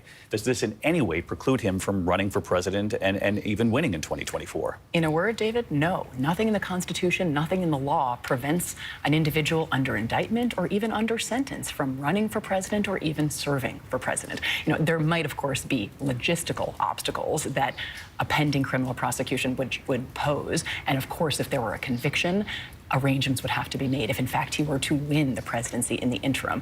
But all you have to be is 35, natural-born citizen, resident for 14 years to run for president. You know, this doesn't impact his eligibility one bit. A reminder of our history from Kate Shaw here this morning as well. Dan Abrams also with us every step of the way, as he always is. And Dan, the point that Kate made, which I think is such an important one, is that Donald Trump has faced so many of these legal tests along the way, but never criminally charged, certainly as a former president. And this notion that he'll be in the courtroom as a former president in front of Judge Merchan. Our reporting says he'll plead not guilty himself. Take us into that dynamic, how this will be different for a former president who has embraced the attention that has come with everything else, but who argued overnight, we don't want a circus-like atmosphere, no cameras in the court. Yeah, I mean, this is the ultimate case where politics intersects with the law, right? You can't just view this case through a strictly legal prism, right? If we were to talk about this case and talk about what will happen when he arrives in court, who's going to do the commenting in court, et cetera, I would have all the answers for you in a typical case. This isn't a typical case. And Donald Trump, it seems himself, is going to be the one to say, I'm not guilty. Donald Trump is going to want to make both a legal comment, but that also has political significance. He knows that every single word that he utters in that courtroom will be reported when he leaves that courtroom. And so this particular proceeding here really is just a formality. It's the formal point where he learns exactly what the indictment is. He's going to plead not guilty. He's going to be booked and fingerprinted, and then he's going to go home. But for him, this is going to have more significance than just your typical formality. And I think that that's really important to remember as we look to see, you were talking before, is he going to make a comment before he goes in? We don't know. And interesting on that point, Dan, it would appear that that they have foregone that opportunity, right? So they've given up on that opportunity, perhaps given just the feeling and the temperature of this as it plays out this afternoon. He is now inside the building, the former president choosing to get out of that motorcade to go inside without, appearing before any cameras in Lower Manhattan. I want to go back to Aaron Katersky, because Aaron, you sort of have the layout in your head, because you've done so much reporting on this, of what Donald Trump will do now that he's inside that building. It's our understanding he's been taken to an elevator up to the 15th floor to where that courtroom is. But even before he enters the courtroom, Aaron, there are cameras in the hallway to capture at least a couple of those moments before he goes before the judge. And there are a couple of steps that will have to precede that elevator journey, David. He's entered on Hogan Place, which is adjacent to the courthouse named for the late and legendary New York County District Attorney Frank Hogan, going inside the Manhattan District Attorney's office for processing. We still aren't clear whether he needs to be photographed and fingerprinted like any other criminal defendant, because he is so unlike any other criminal defendant. He will not be placed in handcuffs, but he will be formally placed under arrest, and only then will he be escorted up that private elevator and into the 15th floor courtroom for an arraignment, where he is expected to plead not guilty to more than 24 felony charges. We still don't know what they are. They were filed under seal. Moments from now, we'll finally get a look at what exactly they are and why the people of the state of New York believe that Donald Trump is a criminal. His movements inside are largely private, save for those few steps off the elevator into the courtroom, and whether he decides to utter something on his way in or out will be up to him. But he is not free while he is inside and, in theory, in the custody of New York authorities, David. Aaron, stick with us here. Again, as I mentioned moments ago, the former president foregoing any opportunity to speak before the cameras. And these are the images just in. This is moments ago. The former president, there you see him getting out of the motorcade, again, led to Lower Manhattan by the NYPD taking the lead, though the Secret Service obviously involved in protecting a former president. There he is walking into a side door at criminal court, surrounded by scaffolding, which is such a familiar sight if you've spent any time in New York City. Heading in, and as Aaron Katersky reported just moments ago, he'll be booked like any other criminal defendant now before he then makes that trip up to the 15th floor to appear before Judge Juan Merchan. And Aaron, I know for people at home who want to know just how typical this will be, there have been a lot of questions about, whether or not he would be fingerprinted, whether or not there would be a mugshot. It's my understanding here in New York State, even if there is a mugshot, they don't issue those to the public. So if we were ever to see it, it would obviously be some sort of a leak in this case. What more, again, can you tell us about the routine that that the former president will undergo right now that's similar to anyone else who'd be entering criminal court? As soon as he entered the New York County District Attorney's Office, David, he technically surrendered himself for presentment in court for an arraignment on this still sealed indictment. Ordinarily, criminal defendants, as part of their processing, would be fingerprinted, a mugshot would be taken. We haven't been told whether any of that's going to be necessary. The former president's prints are on file here in New York because he used to have a gun permit here in Manhattan, and his photograph has been widely taken enough, and it's not thought that he represents any kind of a security threat that he might have to be identified later. So those formalities may or may not be taking place right now, but unquestionably he is being placed under arrest, and only then will he be brought up to court for an arraignment. And David, this courthouse is just the opposite of the opulence that he's used to, dimly lit, kind of grimy, and it's used to all manner of hardened criminal. This is the first defendant of a kind that any courthouse has seen in the country. Aaron Katersky, our senior investigative reporter down in Lower Manhattan. Aaron, stick with us here as we continue our coverage. I want to bring in Robert Boyce, ABC News contributor, former NYPD chief of detectives. And Bob, perhaps you could help paint a portrait here of what the former president is doing right now. Obviously, we don't know exactly because there are no cameras in the building, and perhaps that's a good thing in preserving some sort of decorum here as we move through the afternoon. And we know the Trump team fought against cameras in the court because of, in their words, it would create a circus-like atmosphere. But Bob, who does the former president sit across from right now? Who would he be communicating with? Something I had read said usually it is a detective or a former detective who would bring in a criminal, talk them through these initial steps. What do you imagine is playing out right now? Right now, David, he's in the hands of the Manhattan District Attorney investigators, and they'll arrest him. And if everything goes to planning, which has been planned over the weekend and today, so he'll be taken to a singular room. He'll be fingerprinted with live scan, which is an automatic fingerprint machine, and then possibly photographed. And then at that point, he'll be moved up to the 15th floor in that special elevator we spoke about, Aaron spoke about earlier. So that's what they're doing right now. He is with the Secret Service to leave him, and we don't think that's not going to happen. So it's a little unusual, but not out of the norm. People who surrender with their attorneys don't have to be handcuffed, and that's what's going on right now. And Bob, as Aaron reported, it would appear from what we've learned that there is an elevator usually that the judges take, that the former president will take. It'll get him to that courtroom just a little bit quicker than perhaps a typical criminal defendant who'd have to head up the way everybody else does. That's correct, David. And that area will be frozen. That used in special circumstance for other than judges. And that entire area will be frozen on the 15th floor. No other operations will be going on that day, just this until this is over. So this will happen very quickly, from what I understand, and he'll be arraigned in a short amount of time. And Bob, you know this building better than any of us who are on the air together here today as a team. But when he gets upstairs, it's our understanding that there are cameras in the hallway that will capture sort of the history of the moment, a former president in the hallways walking toward that courtroom. But once inside the courtroom, the judge has decided overnight to decide in favor, if you will, of the Trump team, who had argued that this would create a circus-like atmosphere, that there will be still cameras in the courtroom just before the proceedings to capture the images, and then they will be taken out of court as well. Sure, there are cameras schemed throughout the building, David. They're on the floors. They're also in the elevators. So at some point, he'll be under camera the entire event. Whether they'll be released, I cannot say. But again, in the courtroom, as I said, it would be just singular photographs, nothing more than that. So this is the time right now where he's being processed, and they'll go upstairs and they'll go through that process.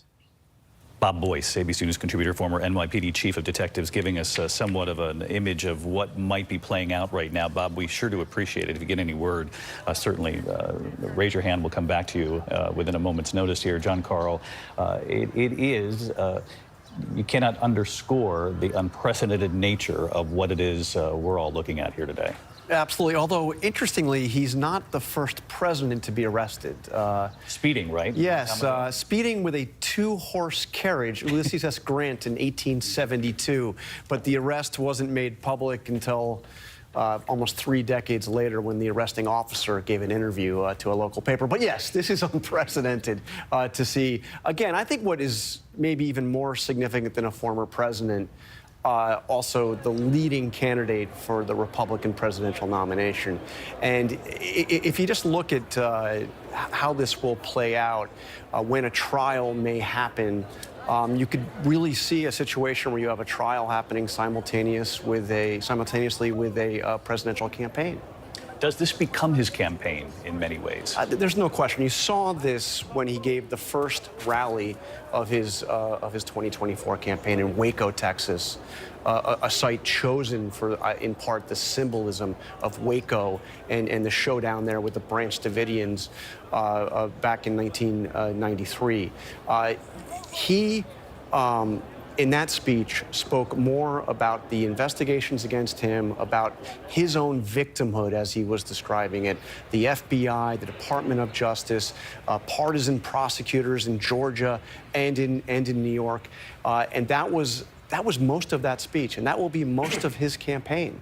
Part of that speech in Waco and in the days that followed have been these attacks against the DA, in this case, Alvin Bragg, here in Manhattan, and against the judge, Juan Merchan. And this particular judge handled the investigation into the Trump family business.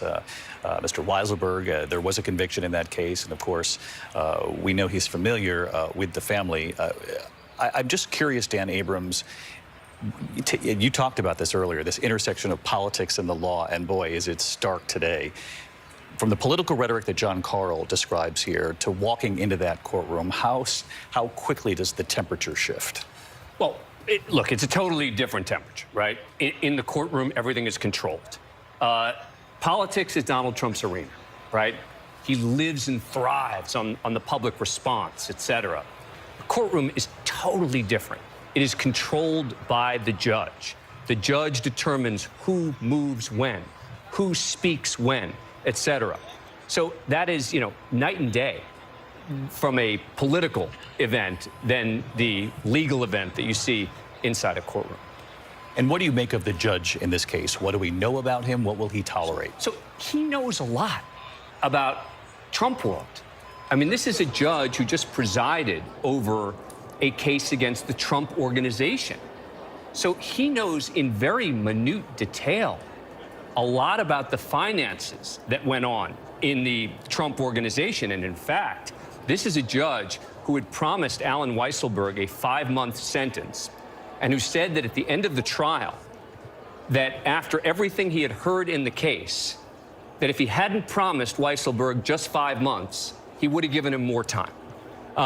So this is someone who is not going to be coming into Trump world without any information about some of the backstory. Now, probably very different issues here than in that case. But you can imagine after that conviction, Alan Weisselberg pled guilty to 15 counts. The Trump organization found guilty on 17 counts.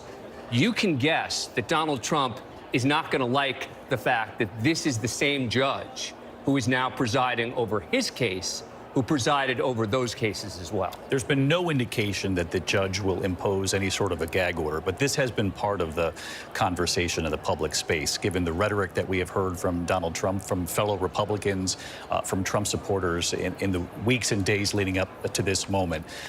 Unlikely he'll impose that gag order unless he sees something along the way that alarms him? Yeah, I think it's unlikely that in this case there would be a gag order. It's possible. We've seen it in other high-profile political cases. Roger Stone's case is a good example, where Roger Stone kept violating the gag order, and the judge kept getting mad at him and threatening him, et cetera. I don't expect that to happen here. Gag orders are very much in the discretion of the judge. Now, you talked before about a camera in court. Actually, in New York State, it's very unusual to have a camera. They vary state to state, but it would have been a particularly unusual event to have a camera in the courtroom in New York State. Now, So the judge did acknowledge the history of this moment in making his decision, but he decided, again, obviously agreeing with the Trump team on this one. Right, and that is consistent with almost every other court in New York. Gag order, though, is really more within the discretion of the judge. There's less sort of history and precedent to look on and say, well, typically in the state of New York, we do this and this. A gag order is really going to be much more determined based on the facts, the nature of the crime, et cetera. But I don't expect that he's going to impose one, because, you know, one person who would not be happy about that at all would be Donald Trump. But of course, Donald Trump's team. Right, that's why. How do you put a gag order on a presidential candidate? Obviously very true. I mean, but he will be watching, this judge, no doubt, what Donald Trump says at Mar-a-Lago hours from now, later today, and in the weeks that come. And certainly Donald Trump's legal team has told the former president, you have to be aware that you're now a criminal defendant. Your words will matter. Well, and he's also been attacking the judge already. I mean, that's where he's got to get a little bit careful, is that, you know, you can attack the judge, okay. I think you can probably get away with attacking the judge. But if he starts, you know, attacking others, you know, if they get the name of a grand juror, or something happens that goes beyond the sort of typical name-calling of a judge that you disagree with, you know, that could lead to some sort of change with regard to a possible gag. I want to bring in Sarah Isgur. Yeah. She wants in on this conversation. Obviously worked during the Trump years in the Attorney General's office. And Sarah, to John Carl's point, there are real challenges when it comes to political speech and free speech in this country and any notion of a gag order. Right. I mean, I think that you could, a judge could put a gag order, for instance, on the address of the prosecutor or the judge, things like that. But when you're talking about a gag order that you cannot criticize here, a government employee by a candidate for president of the United States, that is such core protected First Amendment speech. I think that would not be upheld by another judge on appeal. Sarah, thank you. Kate, we're also learning more about who traveled down in this motorcade today, though, in a separate vehicle. That's what we're hearing. So 2 lawyers, Todd Blanche and Susan Neckles. Neckles was involved in the trial of the Trump Organization, so she is a known quantity, long-standing lawyer in this orbit. Blanche, brand new to this particular legal team, former federal prosecutor at the Southern District of New York. Interestingly, actually also the former office of current Manhattan DA Alvin Bragg. He too was a former federal prosecutor in that office. Don't know if they crossed paths, but this is a very seasoned former federal prosecutor, now defense attorney, who has now just joined the Trump team, and that seems like a significant development. And if we could bring the Trump legal team image back up to the screen, I want to bring in Terry Moran on this, who has covered legal matters for many years as well. And Terry, this notion that in the last 24 to 48 hours, the adding of Todd Blanche, for example, to this legal team would seem to acknowledge on the part of the former president that this obviously is very serious what he's walking into, despite the political rhetoric, any kind of bravado going into this, that this moment becomes very real here this afternoon. Very real, David, and very difficult. You're absolutely right. Facing criminal indictment for anyone, even a former president of the United States, perhaps especially a former president of the United States, is just a tremendous psychological, financial, personal burden, and he needs the best professional help. He also is running for president. He believes he was cheated out of the presidency. There's no evidence of that. He leads, since he came down that escalator, he changed American politics. He ignited a populist movement that is realigning our politics. He is the most dominant political figure in America, and he's got to use his political speech as well to advance that agenda. It is an incredibly difficult thing, especially for a man, let's face it, as undisciplined in his public speaking as Donald Trump has been. His lawyers have always had trouble managing him, but he has to handle both lines of his life right now. The fact that he's facing criminal indictment in this and perhaps future cases, and the fact that millions of Americans, remember 74 million people voted for him, they want him to be president again. There's just been nothing like it. Terry Moran with us here this afternoon. And Terry, as you know, our team has been reporting that he faces, the former president, at least at least 24 separate counts here in this case. This indictment remains sealed perhaps until any moment now. How long will it take for the judge and in that courtroom to go over each one of these counts before we see the former president again? And how long before the rest of us know what's inside this indictment? Well, we're told, of course, and Aaron Katersky has been reporting this, that it will be probably within minutes. It'll be emailed out as soon as it is presented to the defendant. And that's the judge's job. The judge's job right now is to make sure that Donald Trump, as he faces these very serious felony charges in the state of New York, understands them, understands his rights, and understands the process going forward. That will take some time.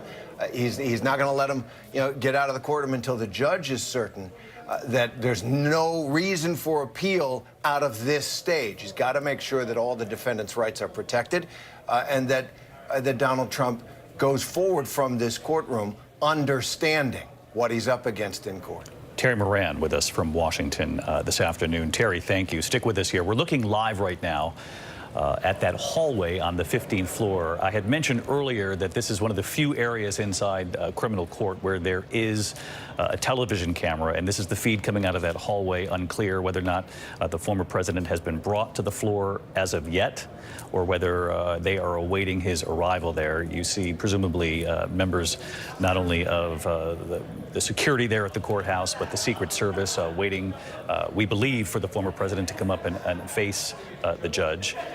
And of course, our team there in the hallway reporting this out will know at any moment when the former president arrives. It's our understanding that, again, they're waiting for him, that he's undergoing processing in a different part of the building. And Aaron Katersky, he has officially surrendered as any criminal defendant would inside the building. And again, as we look at this live picture, Aaron, we now await the former president being brought upstairs in that elevator that is usually reserved for judges. And what an extraordinary scene this is, David. I know we keep saying how unusual all of this is. It's not like this courthouse hasn't handled high-profile defendants. John Lennon's killer, Mark David Chapman, John Gotti, the mobster, made an appearance here. The football player, Plaxico Burress, Sean Puffy Combs, but never a former American president. And the entire hallway has been reconfigured. It has been off limits to us over the last couple of days while they tried to configure all of the movements. So we haven't been able to see what the hallway looks like until now. And ordinarily, there's more freedom of movement.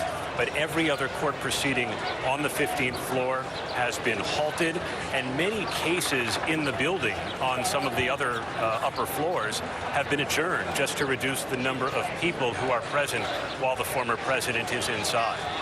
Very interesting as you look live. The photographer, a very good photographer, getting a white balance there off a sign on the doorway. We'll go right back to that camera as soon as it's back up and running, because that is the live picture of the hallway.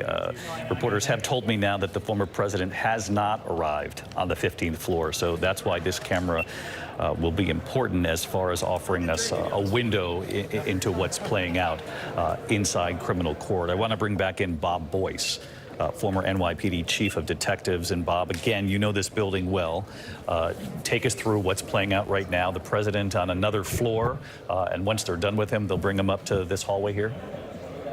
They will, David. And that's what you see up there is Secret Service standing in front of us, as well as court officers.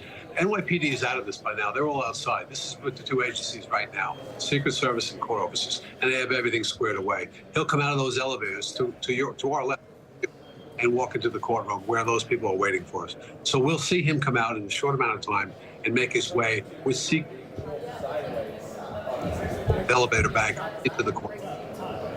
Bob Boyce with us here. We're at the mercy of the Zoom, as we all are fully aware of, but describing that this is, in fact, the hallway. The former president will emerge. We're going to stay trained on this view right here, because this could be the only thing we see of the former president until those still images from inside the courtroom are released later in the day. Pierre Thomas, as you look at this, Chief Justice correspondent, you see something very different from the legal world. On the other side of the anchor desk here, you see extraordinary security. David, this reminds me of what you would see if there was a major terrorism suspect, where you were trying to protect the public and the courthouse itself. The number of law enforcement officials you see in that video there is just extraordinary. This is not the way a court typically operates. It would be a bevy of people moving in and around the building. The fact that the building has been essentially shut off from the rest of the public. This is just, as we said over and over again, extraordinary, unprecedented. And again, this is the kind of security you would see if there were a major terrorism suspect or crime boss in the courthouse. And on the flip side, in this case, they're looking to protect a former president who now will face the judge as a criminal defendant. And John Carl? And you know, Trump is familiar with this particular hallway because he watched Allen Weisselberg when he turned himself in and walked down that hallway, actually handcuffed. They actually handcuffed Weisselberg. And Weisselberg went through that trial, and just this past January, by this same judge, was sentenced to 5 months in prison. And as Dan Abrams said earlier, when he got to the end of the evidence, the judge indicated to Weisselberg that had I known what I know now, that sentence would have been longer than the 5 months that Weisselberg received. Again, we'll, of course, stay on this live picture right here because we are expecting to see the former president at any moment. John Santucci, you have a bit of color for us? Just a little bit, David. So far, I'm told the former president is going through processing. He is with the district attorney's investigators, as Aaron Katursky and others reported earlier. He's right now, David, only joined by one member of his legal team. It's a very small footprint with the former president, in addition to some Secret Service agents. As far as the rest of his legal team, and there are several, as you said earlier, that are with him for today, I'm told they are meeting with court staff right now, going through some logistics, some processing. They are waiting, David, to receive a copy of the indictment. I do not believe they've received it so far, according to my sources, but relatively shortly, I'm told the full legal team will join the former president, and very shortly, David, they will make that trip up to the 15th floor and head into that courtroom.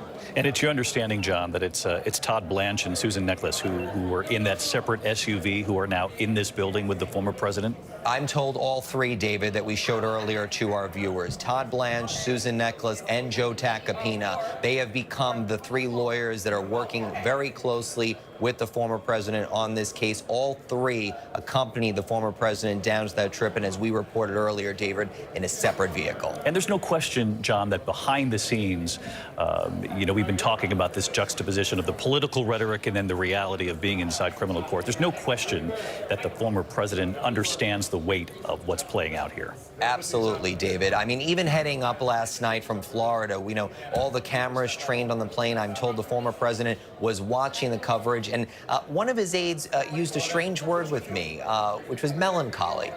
They said he was watching it. He wasn't enjoying the coverage. It was absolutely the weight of it hitting him, as we reported earlier here, David. He's been talking to many people and doing a phrase that I know John Carl has also heard Donald Trump does with people when he's not sure, and that is, what do you think of this? How is this playing?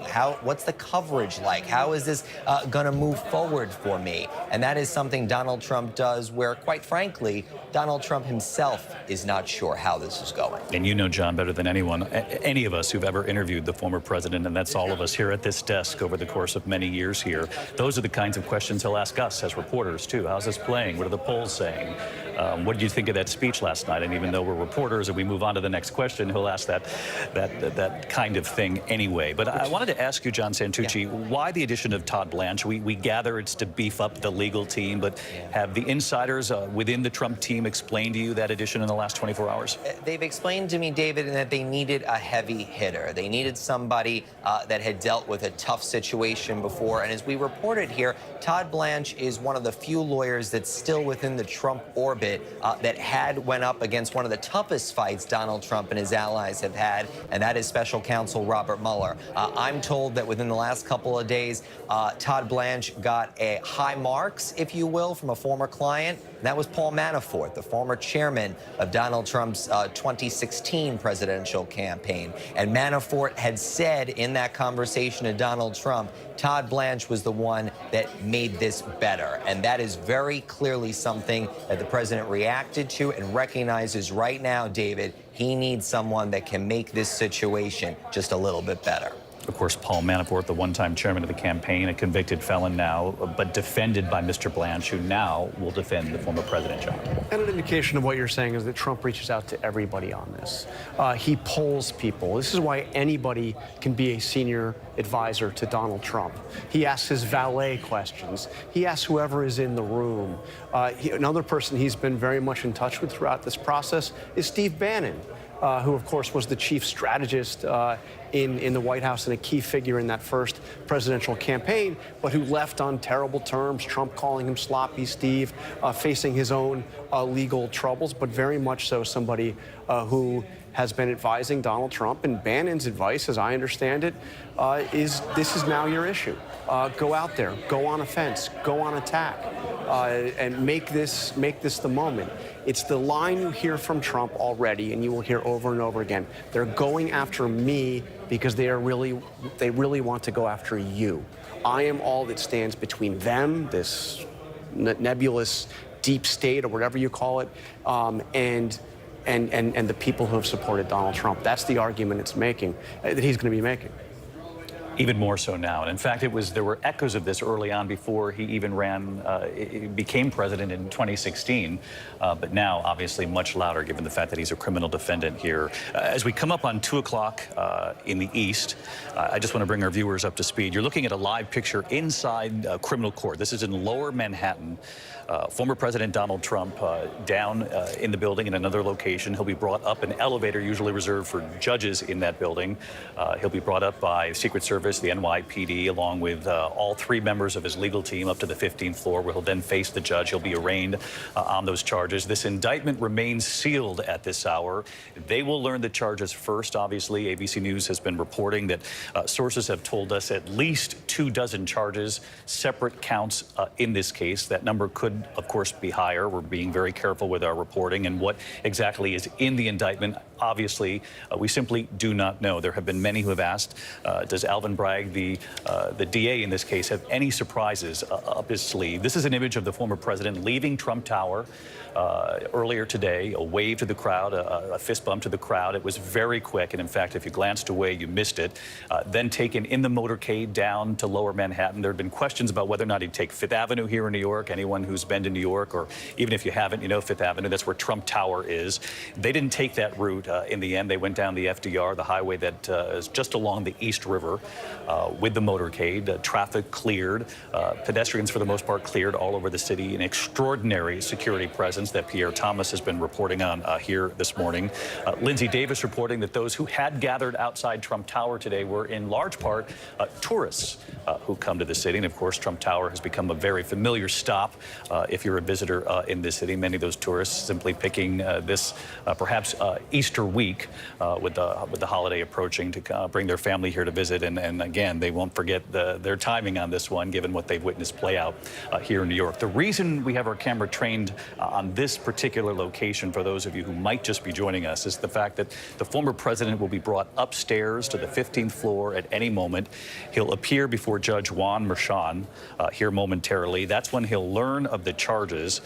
There had been some question about whether or not in the courtroom you would actually hear from former President Trump, not us, because there are no television cameras in court, but whether or not Donald Trump would speak himself. Catherine Falder is getting some indication that the former president does, in fact, plan to plead not guilty himself, not through his lawyers, but himself. And of course, we'll have to wait and see if that comes to fruition. There had also been some questions about whether or not Donald Trump would approach the cameras, take advantage of any opportunity as he got out of the motorcade in Lower Manhattan. Simply did not do that.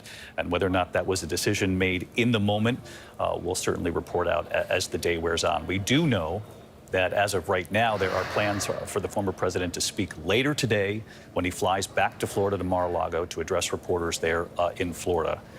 The hallway getting very quiet here. I don't know if that's an indication as to whether or not we could see the former president at any moment as he makes his way into that courtroom. And again, Dan Abrams, he'll face Judge Juan Merchan, who is very familiar with the former president and his family business, given the fact that he's presided over a case that gave very intimate details. Yep, and we've talked about the fact that the ABC News reporting is that there will be, numerous counts here, right, over 24, et cetera. But that doesn't mean it's over 24 sort of incidents it's stemming from, They right? can be very similar. Correct. It could be numerous counts stemming from 1 or 2 incidents of falsifying a business record once on this, and then in a separate place, and then in another place, et cetera. And so that's where you could see the stacking of the charges with regard to each falsification potentially of a business record, even if they stem from the same incident or incidents. And of course, there have also been questions about whether or not, and I don't want to get ahead of ourselves here, but whether or not this indictment would include misdemeanors and felonies. I know some outlets have gone ahead and reported, according to sources, that there will be some felony counts inside this indictment. We simply do not know for sure until we see what's in this indictment, and we will find out after the defendant learns what's in the indictment. And in this case, as we've been reporting out here, the history today is that defendant is a former president, something we simply have not seen before. What do you expect from the judge, Kate Shaw, as far as temperament, what he'll expect in that courtroom, and what he'll expect moving forward from this day? I expect that sort of norms that govern in the courtroom, the norms of law and not politics or political rhetoric, will be expected. Everyone present will be expected to speak in the language of law and not of politics. And I expect the former president's legal team will understand that that is the sort of directive that the judge explicitly or implicitly will be sending them. And I imagine the former president, too, to the extent that he does speak himself, will also adhere to the norms of the courtroom. What happens outside of the courtroom later in his remarks or elsewhere, of course, a different story. Which has always been the challenge, even with advisors in the White House with the former president. But there's no question in your mind that his legal team, particularly now that he's beefed up that legal team, that they've advised him of being very careful, particularly going into what we're looking at here today. I presume that is right in terms of what happens in court. But of course, former President Trump seems to keep his own counsel in terms of the kinds of statements he makes, on the campaign trail and when he's speaking in a political register. But in court, I imagine the lawyers have been quite clear about what the expectations are. David, just one other point on the beefing up of the legal team. It shows you he's taking this seriously. Right? There's a sense, I think, among some that this is just a political thing, right? That Donald Trump is just using this, et cetera, and that he's sort of, has no real concerns about this. Adding a player like Todd Blanche onto this team of already having 2 lawyers makes it clear he knows this is serious. He knows he has to find the best legal representation he can get. And he needs to fight this not just in the court of public opinion, but in a court of law. And that's why hiring someone like Todd Blanche, who has an excellent reputation, is so significant in this context. Again, he's been so successful for so many decades, not only in the political realm of the last decade or so, but even before that in the legal realm. And now both worlds collide. And so the question will be a real test of the former president's skill set, both in the courtroom and in the court of public opinion. Because remember, a lot of the former president's legal skirmishes have been civil cases, right? They've all been mostly civil. And I say mostly because the Trump organization, even though he wasn't a defendant, was charged criminally, et cetera. In a civil case, you can always settle. You can always just say, I want to end this thing. I'll pay you this amount of money and let's make this thing go away. You can try to plead in a criminal case, but it's not as simple as in a civil case. You can resolve differences in a civil case. In a criminal case, it's a very different game. And so as a result, this is a new arena for him in the legal world as well. As we look at this picture, though, we're reminded of what his attorneys have already said, which is there will be no plea deal in this case.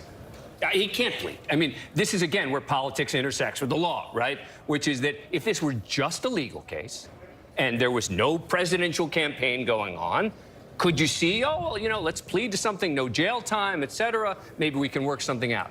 There is no way, no how that Donald Trump can plead guilty to anything here.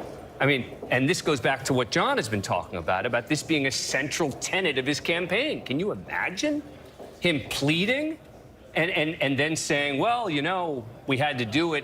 There's just no way. I don't think that can happen. And that's not a legal analysis. That's politics meets the law. Especially because he's facing multiple other criminal cases. So, I mean, he tries to plead away this one. He's got the Georgia case involving the election. He's got the two federal cases under the special counsel, Jack Smith. He's got a lot on his plate right now. We should talk our audience through that, because that's really important here, is that as you're looking at this live picture, this is Lower Manhattan. Obviously, this is connected to the Stormy Daniels hush money payment. It's all stemming from that investigation. Again, we don't know what the charges are, but it stems from that payment just before the critical 2016 election, the work to keep her quiet. Initially, the former president saying he was unaware of that payment, then acknowledging it and saying there was nothing wrong with it. And again, hush money in and of itself isn't what is at issue here. It's whether or not the books reflected it in an accurate way, and then what the DA might try to connect that to. That's the big question here today as we wait the opening of this indictment. Now, what John Carl has just brought up is really significant for those of you watching this at home, because this is just the beginning of these legal tests that the former president is facing in the coming weeks and months ahead. Jack Smith, of course, the special counsel looking into the events leading up to January 6th. And the former president's role in those events. He's also looking into the classified documents discovered at Mar-a-Lago, and not just the classified documents, because we've seen President Biden, we've seen the former Vice President Mike Pence, but in this case, very significant, because there are questions of obstruction, whether or not the former president worked in any way try to obstruct handing back those classified documents. They've begun to question members of the Secret Service, the valet, looking at the surveillance at Mar-a-Lago, and this is very significant. And John also alluded to Fulton County, Georgia, which of course was the alleged pressure that the former president placed on authorities there, saying, find me the votes, after having lost very closely to Joe Biden back in the last presidential election. It would appear there's some movement. Of course, we're going to stay trained on this doorway. There you see Mr. Let's see, we'll wait until the legal team comes through that doorway. That'll be a real sign that the former president will be coming through in short order. But again, this is just the first of the legal challenges, Pierre Thomas, that this former president faces. David, and before I get to that, I do want to say one thing about the prosecutor here, Mr. Bragg. He is under extraordinary scrutiny today as well. As we await these charges to be unsealed, there's a question, will this truly be a speaking indictment? I.e., will it lay out in great detail what the allegations are, what the charges are? Because some of the prosecutors, former and current, that I've talked to, have basically made the point. He's got to be able to explain this in a very clear way, and he's got to, in essence, say, I could not walk away from this without bringing charges. Really interesting point that you bring up here. For those of you at home wondering what a speaking indictment is, you know, so often in these criminal cases, you'll get a rather straightforward indictment that just lists the counts, the charges.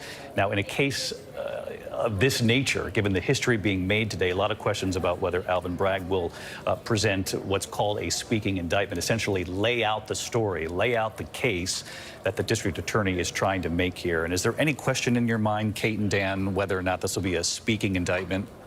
You know, I presume that office, you know, has largely shifted to speaking indictments, particularly in a case like this. So I expect we're going to see a good amount of detail, narrative, not just this sort of bare bones kind of bullet point charges. I certainly hope so, because we are all hoping, and viewers are all hoping, to get a real sense of what the case will look like when the DA puts it on. And so I have to imagine that's informing the decision. So I do expect a speaking indictment. I think that, in conjunction with the fact that he's already announced he's going to have a press conference afterwards, tells you that there's going to be information in there. I mean, this is not going to be the sort of thing where he's just going to say, okay, you know, this is the legal charges, et cetera, and we're not going to discuss it beyond that.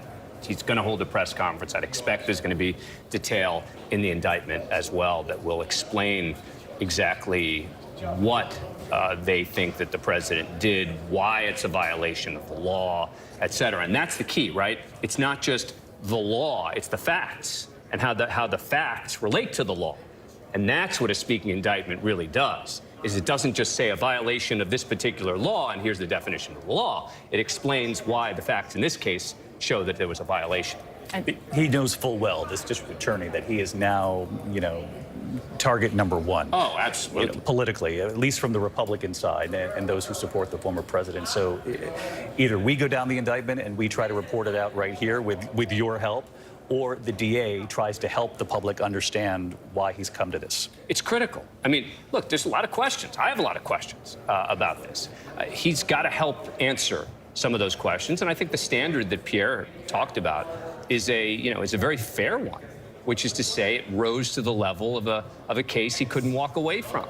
And that's got to be demonstrated, I think, in the context of the indictment. And we should point out here that even though we have remained focused on this camera, there's not some delay here that we're watching unfold. It's still just 2:08. We had always believed that it was about 2:15 the arraignment would take place. So even if perhaps the former president's on the other side of that door, and he very well could be, perhaps the judge is signaling we're going to do things the way we had scheduled to do things here. Aaron Kotursky just outside that building in Lower Manhattan Criminal Court. And Aaron, I know you are watching this on the monitor right here with the rest of us. Again, tell us what's playing out here inside this building. What will they have had to have done before they get to this point? Well, in all likelihood, and they now seem to be moving people inside the courtroom, so I think we're close to the former president's arraignment. They would have processed him by now. That could mean fingerprints. He does not have to be photographed. A mugshot is not required for this kind of crime, so we're not sure whether his picture was actually taken. But customarily, any new criminal case is accompanied by fingerprints, so it's likely that the former president's prints were taken. We've seen a couple of members of the DA's squad. Those are the individuals who actually deal with the defendant personally, and I can see them going in and out of that area, that blackened door behind which is the elevator the former president will ride. I see there the chief of the court security officers in the cropped white hair and in the white shirt. And all of this movement indicates that the former president's arrival in court there on the 15th floor is imminent. The gentleman right in the middle in the purple tie is one of the spokesmen for the Office of Court Administration who helped coordinate some of the former president's movements. And there is District Attorney Alvin Bragg. The Manhattan District Attorney Alvin Bragg has just been brought up the elevator as well and entered the courtroom under heavy guard. David, the Manhattan DA has endured a number of attacks, including a white powder that was sent to his office along with a death threat that said, "Alvin, I'm going to kill you." Ever since then, he has been under immediate protection. His security detail has been expanded. So has the security around some of the key prosecutors involved in this case. And you could see him there entering court under the protection of officers, David. No question, Aaron, thank you. A clear sign that this is about to get underway. We had just seen the Manhattan District Attorney Alvin Bragg enter the courtroom on the 15th floor of the criminal court in Lower Manhattan. And as Aaron mentioned, under heavy security, not only to protect the former president, but to protect this DA who has taken incoming criticism, very heated criticism in recent days, not only from the former president's supporters, but from the former president himself, John Carl. Donald Trump saying that Alvin Bragg should be indicted. He said he should indict himself. He said that late last night. He's also gone after Bragg's wife. It's been extraordinary, the vitriol with which he has gone after this man. He's called him an animal. He's gone after him in deeply personal terms, as he's also attacked the judge. This is Donald Trump's style. It's always been his style. We know how he went after Robert Mueller and Mueller's investigations. We know how he went after the Democrats who led the impeachment drive, both impeachment drives in the Congress, and the Republicans who joined in that second drive. But now, again, he's in a criminal process where he is not in total control anymore. A trained fighter through his own life experience, political and business experience leading up to this moment. But again, John, he's never faced this kind of fight before. Yeah, and you know, his mentor on such matters was the former the lawyer Roy Cohn, who taught him that what you do is you fight, you never acknowledge anything, you never concede anything. But another thing that Roy Cohn told him, and Trump has talked about this in recent days with some of his confidants, is you don't get arrested because you lose control. Aaron Kotursky, who covers criminal cases for us often, very valuable to have him downtown today for us. And Aaron, as you look at this image, what does this tell you? And we believe the former president has been fingerprinted now. That's reportable? Yes, we've just learned with the help of colleagues John Santucci and Catherine Falders that the former president has now been processed. That is now complete. That processing included the taking of his fingerprints. So that process is now complete. And any moment now, it's expected he will be brought up the elevator there behind the closed, darkened doors to be escorted into court and arraigned on perhaps more than 24 felony charges. At that moment, the indictment will be unsealed, David, and we will finally get a look at the charges for ourselves. As part of the processing, the defense was given a courtesy copy of the indictment to review with Trump before he enters court so that he can knowledgeably enter his plea of not guilty, which his lawyer had already advertised he would do. But he will know exactly what he's pleading not guilty to from the moment he enters the room, David. And Aaron, as someone who knows criminal court well, given your reporting for years, the layers of security represented in this live picture. It's really extraordinary. I see Secret Service agents. I see court security officers. I see members of the DA's squad that would handle personal security for the district attorney and also deal with criminal defendants like former President Trump in this case. And they're just the ones that are on the 15th floor outside the courtroom. I've seen a number of officers, the bald gentleman in the foreground and the gentleman in the gray beard in the background who can be randomly assigned to any courtroom, but are frequently assigned to the courtroom of Judge Juan Merchan, the presiding judge in this case. And outside, David, there are 2 rows of court security officers in front of the building along a row of metal barricades. So this building is entirely locked down. Aaron, thank you. As we stay trained on the 15th floor here, I want to bring in John Santucci because, John, as you heard Aaron report there, they now have the indictment in hand, the former president and his legal team. I presume they're reading it on their way up to the courtroom. Yeah, David, our understanding is that once processing was completed, the Trump legal team would join the former president, would walk him through that. It is our understanding that process is happening right now. As Aaron just reported, processing was relatively quick. It did, as we reported from Aaron, Catherine, and I, include fingerprinting. We understand there was no mugshot taken of the former president, but now that process of reading through the charges. That will be the first time Trump and his team actually see what the charges are. As you've said, we've reported here, we are told it includes well over 24 counts. And now the question is, Donald Trump heading into court, and what is that about to look like, David? And until this moment, John, had they been given any hint from the DA's office as to what was in that indictment, or simply nothing? Nothing, David. If anything, the conversations over the last couple days have been described as pleasant logistic planning, according to my sources, and that is the extent of it. There has been no conversation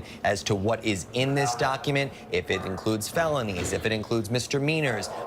There's a lot of questions now, David, as to, quite frankly, what this is going to look like and, you know, what's Trump's reaction to it. A lot of aides have been texting me that are not there, bracing, you know, waiting to see what his reaction is going to be. As we've reported here, he's been polling people over the last couple of days. What do you think this could look like? Donald Trump's one of the few people right now that knows. And of course, the question, are there any surprises in this indictment? We know it stems from the Stormy Daniels hush money payment, but whether or not the former president himself will be surprised by anything therein.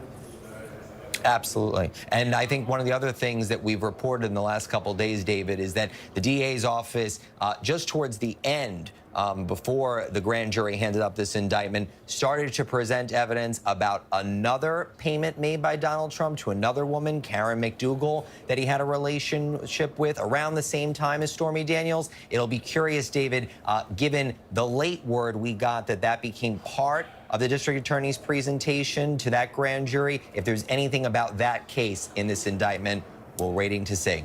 John, thank you. John Santucci, who has reported on Donald Trump for years for us. I just want to pause here to listen in on the silence in this hallway, 15th floor criminal court in Lower Manhattan.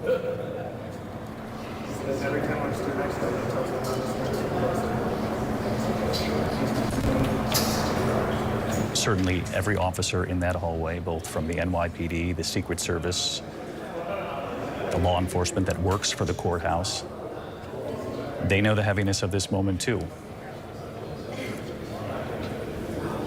And you do have to wonder, after so many legal tests and political tests over the years, if the American people in some way have become, somewhat immune to sort of these new chapters in the Trump story.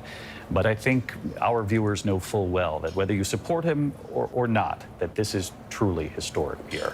David, having covered a number of court cases in my career, one thing strikes me every single time. When a defendant walks into the court and sees the judge, they are not in control. And this is a moment, one of the few moments where Donald Trump will walk into a room and he's not in control at all. And it always strikes me because you immediately want to put yourself in that defendant's position because you're looking at the judge, and the judge is going to have enormous sway over what happens. And it's just a very profound moment for any person, be it former president or the average everyday person. The judge in this case, Juan Merchan, in that courtroom. We know the DA, Alvin Bragg, also in that courtroom as well.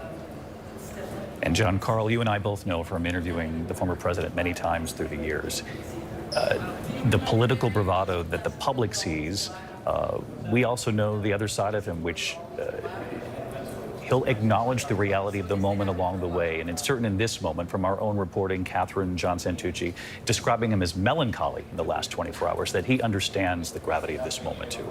You can see it in those brief moments that we've seen him coming in and out of Trump Tower into the courthouse.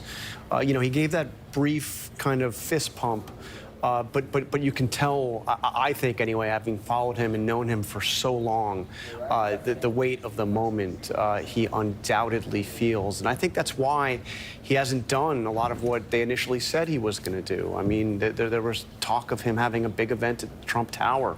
I think I mentioned to you earlier, David, there was even talk of him riding down the escalator to go down to the lobby on the way to being arraigned, kind of reenacting the announcement of his 2016 presidential campaign. But there's been none of that. He's been, he has been quiet. He's getting in and out of New York as quickly as he possibly can. I'm sure we're going to see him, going all out tonight in Mar-a-Lago, and he's been doing his social media. I mean, he actually issued a social media post from that motorcade down to the courthouse, once again, attacking this judicial system. And in fact, John, he said, heading to Lower Manhattan, the courthouse seems so surreal. Wow, they are going to arrest me.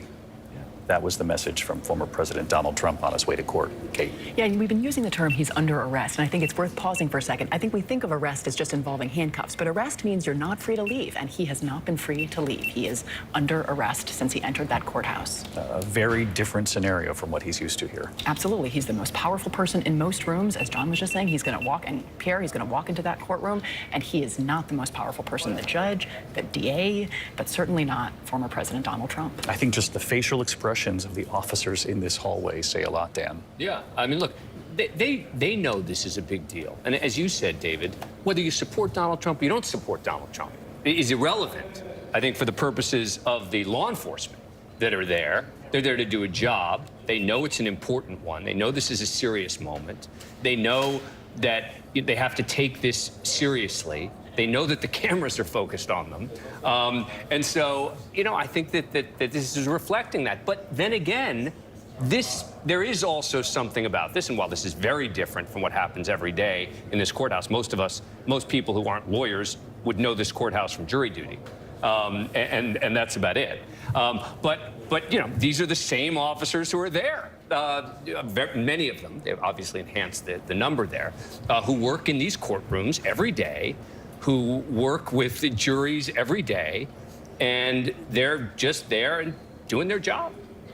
They are doing their job. We saw a gentleman in the suit there and the pin, which gives it away, the Secret Service, Pierre.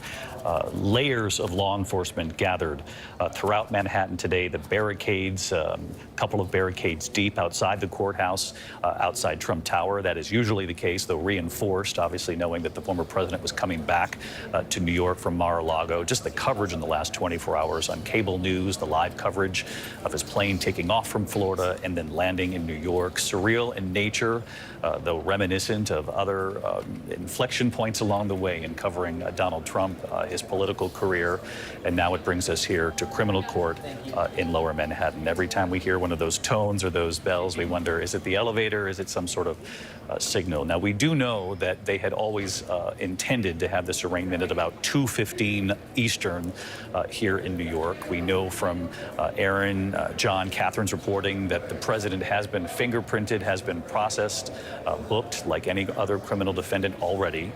That what's transpired here in the interim is that the former president and his legal team have now been given the indictment. It's important to point out that they also had no hint, you know, like the rest of us, waiting today to see what Alvin Bragg is going to present in this courtroom as far as the indictment against Donald Trump. They have not seen it until today. So this trip up to the 15th floor in this elevator that's been reserved for the former president will no doubt include, at some point along the way, a moment to read through this indictment, to digest what they will be in that courtroom to face. And Terry Moran, this notion that once you walk into a courtroom and you're before the judge, there's nothing more stark than that moment when you realize the judge is now in control. Absolutely. Having spent a lot of time in courtrooms covering trials, as Dan did as well, that is an ominous moment for anyone in the position of Donald Trump, and we should spare a thought right now for the many, many thousands of Americans who aren't famous, who have come within the grip of the long arm of the law, justly, maybe some unjustly. Donald Trump now as well. And I always thought, covering trials, going into courthouses around the country, that I was lucky to be a reporter, because you always see people having the worst day of their lives. They're under arrest, or they're family members of those who are under arrest. They're facing just an ordeal, one that they may well have brought on justly on themselves because of their conduct. But this is a personal drama that even someone as defiant and public is as strong as Donald Trump has been in the face of all kinds of impeachments and civil cases and accusations and getting caught red-handed on tape doing things. This is different. Enormous pressure on the former president, who's now running for president for a third time. But Terry, also unspeakable pressure on this district attorney. There are a lot of people in this country who want to know why this indictment and why now. Absolutely. And in fairness, and to be straightforward, this is a highly unusual prosecution in its process. This district attorney ran for office. He asked voters to support him because he communicated to them that he was the kind of person who had what it takes to get Donald Trump. He boasted that he'd sued the Trump organization, Donald Trump, before in a previous capacity. He said he would hold Donald Trump accountable. He politicized the investigation. When he got to office, he did halt the investigation that was then underway.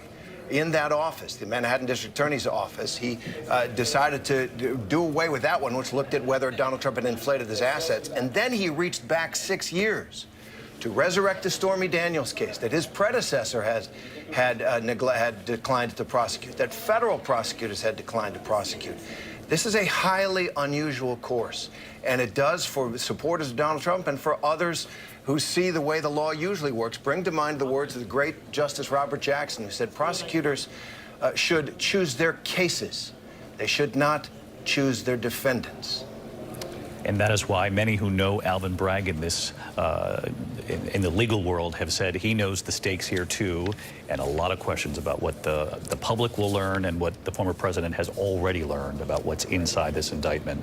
Our team now reporting that the former president is on his way upstairs inside this building. Of course, forgive me for repeating for those of us who have been out there watching and with us every step of the way here, but again, for those just joining, we're coming up on 2:30 here in the East. The former president in Lower Manhattan. This is criminal court. You're looking at the 15th floor. The former president will be brought up through an elevator, again, usually reserved for the judges. He is being accompanied by his 3 attorneys, the addition of one more attorney just in the last 24 hours, Todd Blanche, a signal that the former president is taking this very seriously. They will appear before Judge Juan Merchan in that courtroom. There had been questions about whether or not there would be cameras in the court, broadcast cameras. The Trump legal team fighting in the last 24 hours, making the case before the judge that would create a circus-like atmosphere. So no cameras.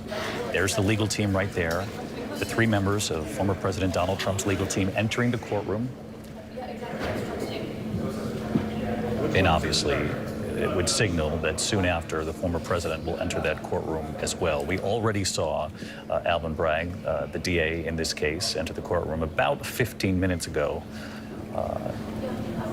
Before them, they're now in the courtroom themselves. They have briefed their client, I would presume, on the indictment, given our reporting, that after he was booked, the former president, and here he is.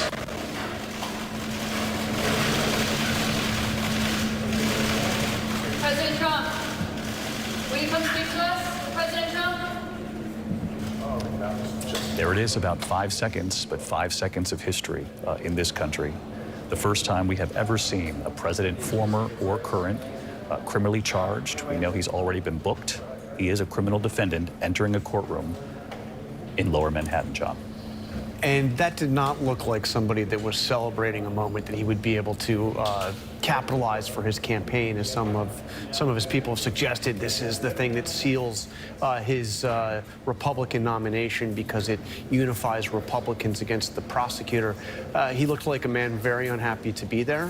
He was with his legal team, the three lawyers you mentioned, but also Boris Epstein, one of his close advisors, and I saw Jason Miller follow on. So he's got the legal team there, and he also has his political team. But this was not somebody that was looking to make a big scene at the courthouse, as they had suggested previously. But he did look to me as someone very aware that the cameras were trained on him. He looked right at the camera. One thing Donald Trump always knows, in whatever room he is in, is where the camera is. And he looked right at the camera, glared at the camera, and he walked into the courthouse. There is something different, though, and this goes back to something we've been talking about up to this point, which is there's something different about walking into a courthouse. There is.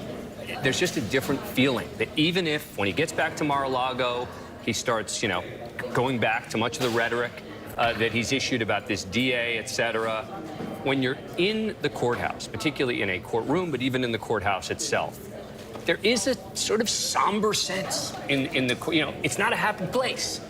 Most people don't like being there. You don't go to a courthouse typically because you want to be there. And so there is that feeling, and this is a dreary courthouse. And so, I do think that we may see a very different Donald Trump tonight at Mar-a-Lago than we're seeing inside that courthouse right now. I also, look at the sternness of the faces of these officers. And, Dan, you mentioned it. For those of us who have served, answered the call for jury duty, you understand that day in and day out, they work these cases. They protect the people of New York. They're in this courthouse. That is their job. They take it very seriously. And you didn't see, there wasn't even a moment that was excitable there. Everyone recognized the heaviness of the moment. It wasn't just the former president who looked stern walking in, but the officers, too. But that's the case really with any criminal case, right? And this is, again, a difference between civil and criminal, but particularly in criminal cases. People in the courtrooms are serious. It's serious stuff. You're talking about the possibility of taking away someone's freedom. You don't take that lightly in any courtroom. Definitely, but I do think it's true that in the hallways, they don't usually feel like that. The hallways are places where people are relaxed. There's conversation and crosstalk happening. True. You saw none of that. Everyone is taking this deadly seriously and correctly. So not just in the courtroom, I don't think, but in the surrounding areas as well. And when we dipped in for a couple of moments there some time back, just to hear the ambient noise or lack thereof, I thought that spoke volumes too, Pierre, that you could hear a pin drop in that hallway for a good 25 minutes to, a half an hour before he even arrived. David, the law enforcement officials and those officers in particular are mindful of the moment. They're there to protect the former president of the United States. They're there to protect the prosecutor. They're there to protect all involved. And they want to project the image of this is what we do. We're deadly serious about it. And one thing I can tell you, courthouses are rarely places of joy. And I think any defendant who walks into the courthouse, and we just saw the former president, that feeling cloaks you as you walk in. So as we await here, about 2:30 here in the East, the former president now in the courtroom to face the charges, though he was given a preview, if you will, of the indictment that will be revealed officially in court. prosecutors giving the former president and his legal team the indictment that includes the 24 or more separate counts. And again, as we pointed out multiple times here, those counts could be very similar in nature. We'll wait to see this before we take it any further. And as we await to hear what specifically is in that indictment, I do want to bring in ABC News contributor, former Governor Chris Christie, former prosecutor, former friend of the president, and potential opponent. I know that you're mulling over whether or not you'll run for president. We'll put that off until another day. I'm curious, Chris, though, what you make of that moment watching the former president walk into that courtroom. Well, look, you know, I think everything that everyone has previously said, Pierre and Dan and others, is accurate. I would give you a little insight from the 7 years I was U.S. attorney. I was friends with Donald Trump during those years, and he was fascinated by the cases that I brought. And I would get notes from him on a regular basis on newspaper clips about indictments that we had brought or convictions that we had gotten. And he was always very, very interested in what the criminal process was like, cheering me on when I would bring charges against people, when I would get convictions. And this was somebody who is not unacquainted with this process, even though this is his first time as a defendant.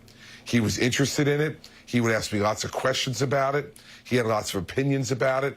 And so I think it's probably a surreal moment for him that for all the rest of his life, he was doing this as an observer. And today, he is the participant. He's the person who is being charged, being fingerprinted. And he used to ask about that process as well. How does that work? What happens when they get surrendered to the FBI? So I know that he has thought a lot about this over the years in the context of other people. But for him to be going through this today, I don't care what his staff says, this is a very, very difficult day for Donald Trump. And Chris, what do you make of the fact that, and you know him well, that he has been so successful over the years at pushing back the law, if you will, defending himself, delaying, stalling, and obviously there could be delays after this day. We fully expect them as we watch this case unfold. But the fact that he would be booked, fingerprinted, brought upstairs to the 15th floor there now, and is a criminal defendant in front of the judge as we speak. Well, David, look, two different contexts, right? He's been extraordinarily successful, as Dan had mentioned earlier, on the civil side of things. And civil, by its very nature, is a little more collegial often, a little less serious, and a little more prone to delay. There is a right to a speedy trial in the Constitution. And so prosecutors are always under pressure, try to move as quickly as possible, and judges don't let defendants normally do anything that creates undue delay. So I think his normal practice that he's been successful at on the civil side will have much less success on the criminal side of things. He may have some, but much less success. And in addition, what we're talking about here is something that he has worked hard his entire life to avoid by the way he conducts his business. No emails, no text messages. When he speaks to you about business, he speaks in a kind of code language where you don't always know exactly what he's saying, but you kind of get a feeling for what he's implying. He's done all that because I think Roy Cohn taught him to do that, not to have any paper trail. And so this is going to be interesting to see what's in the indictment, what documents they have. I can guarantee you this much. They're not from Donald Trump. I never got an email from him in the 22 years I've known him. Never got a text message from him in the 22 years I've known him. He just doesn't do it. So fascinating, Chris, when you describe those notes on newspaper clippings, and we've heard that anecdote from so many people who have interacted with Donald Trump over the years. I just got to ask you before I let you go, and I know you're going to be with us throughout the afternoon here, but before we let you go this time, if you think your one-time friend ever thought that he, after writing those notes to you, congratulating you on indictments through the years, if he would ever find himself in this position? No, I don't think he ever thought he would, because I think he thought he was too clever to ever wind up in this situation. Too clever, too careful, too smart to ever wind up in this situation. And so I think there are two things going through his head today. Of course, as everyone has said, the political thoughts of, well, you know, I can make this okay for myself, I can fight. But there is also, I think, the overwhelming thought going through his mind right now is, how the hell did I get here? How did this happen to me? And how am I going to get out of it? Former Governor Chris Christie, former prosecutor himself. Chris, thank you. Always appreciate the context that you bring to the conversation. I want to bring back in John Santucci, who has been reporting out inside Trump world these last 24 hours. And John, you were describing last night at Trump Tower, huddled with his attorneys, his beefed up legal team, if you will, that solitary ride in the motorcade by himself with the Secret Service on the way to Lower Manhattan down the FDR along the East River. Part of the city that you and I know very well, and certainly the former president does, native New Yorker, and to find himself inside this courtroom. What are you learning from Trump world so far as to his mood, his temperament on this day going through this, and what more can you share with our audience about what he might be thinking as he now enters that courtroom? David, I have to tell you, as we were all reacting in real time, aides, people close to him for many years text me, people that don't even work for Donald Trump anymore, saying, wow, just that visual, that reaction of him coming through the door. As one person just wrote to me, he's really mad. Like, I've never seen him that mad, that stone cold face. He kept a tradition, as John Carl noted, he found the camera, but Donald Trump looked just almost frozen in this moment. I really do think, Dan touched on this earlier, and it's true, you know, just being in that building, it weighs on him. It weighs on him being back in New York City. You know, Donald Trump, you know, wanted to spend the rest of his life at Trump Tower. He's hardly up here anymore. And as I reported earlier, a melancholy mood, David, though he is upbeat, the fact that he is there by himself right now is just shocking. And to see that image that's on the screen right now of Trump sitting at court, flanked by his legal team, just looking over, I don't even think Donald Trump believes he's here in this moment. What you are looking at are, thanks to you, John, the first image from inside the courtroom. We had been told there would be still photographers in court to capture images before the proceeding began. And in true form, John, as you had mentioned earlier, I mean, look, the former president finding the lens, even in this particular moment, and it, you know, it doesn't take us to point out that he doesn't look like a happy man in these images. Obviously, he knows the weight of what he's going through in this moment, flanked by his legal team. But again, to see him looking at the lens, taking it on straight on. His eyes locked on the camera, just as it was locked on the video camera as he walked in that hallway, just as it was when he walked into Trump Tower last night. He knows that these images will become defining images of Trump's career, of Trump's life, of Trump's political career. I mean, it's extraordinary. I see the anger. I see what John Santucci's referring to there, but it's not just anger. There's a weight. There's a sadness. I kind of think the last time I saw him look remotely like that was the moment that he got back into the White House after his rally during COVID at Tulsa, when it was the one rally where nobody showed up, and he walked out of Marine One. He had a red Make America Great hat, it's scrunched up in his hand, his tie undone, and he looked like a defeated man. That looks like an angry Donald Trump, and it looks a bit like a defeated Donald Trump. In the foreground, closest to us there in the photograph, is Todd Blanche. This is the lawyer added in just the last 24 hours. And the significance of that move, Kate? I think it's right. They're taking this very seriously. So Trump already had several lawyers, right? Experienced lawyers he brought on. This high-powered former federal prosecutor. Seems to me they're taking these charges extremely seriously, whatever the rhetoric suggests. And you can see that, of course, in these images. I mean, one thing I thought of is a line from an opinion out of the Supreme Court a couple of years ago, where Trump was actually trying to fight Bragg's predecessor, Cy Vance, getting some documents, financial records. Supreme Court rejected Trump's efforts and said, a king is born to power and can do no wrong. The president is of the people and subject to the law. So even the president is subject to the law. Certainly an ex-president is, and you can really see that in these images. And I think you're going to see different roles for the different lawyers in this case. Joe Tacopina, who you see there, the furthest in the picture, is very close with the family of Donald Trump, with Kimberly Guilfoyle and Don Jr.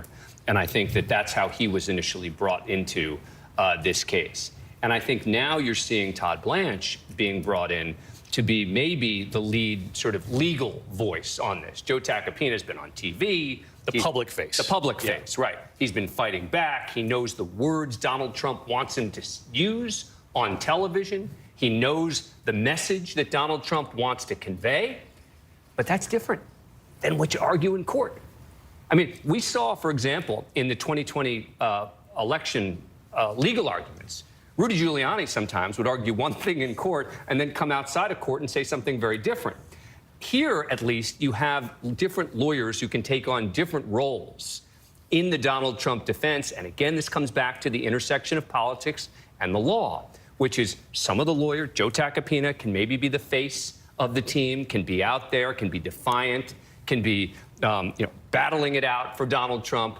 And yet inside court, you'll have different lawyers making very strictly legalistic arguments. I think that in and of itself underscores the argument most of all that he's taking this seriously. As you pointed out, Rudy Giuliani played both roles along the way in so many of these moments. In this case, you have the public face to the right there on the screen, and then the two attorneys on the left, Susan Nicholas, obviously, and then the lawyer added Todd Blanche in the last 24 hours. They're on President Trump's right-hand side, the former president, our left-hand side. And it's your belief moving forward that we'll see a lot of Mr. Tacopina, perhaps on Good Morning America and on other programs, but the two on the left will be making legal arguments almost immediately. We've heard, almost immediately there'll be motions to dismiss, if you will, to delay. That will be the work that they get working on immediately. I think so. I mean, look, Joe Tacopina would tell you he can make these legal arguments himself and that he's perfectly qualified, et cetera. But I think that, there's a reason you bring on another lawyer like Blanche, who just left his law firm to come to this case. I mean, he's literally quit his job to come take on the case of Donald Trump. And, that means that, A, I'm sure he's been paid up front. B, I'm sure it means that he's, recognizes this is an interesting, important case.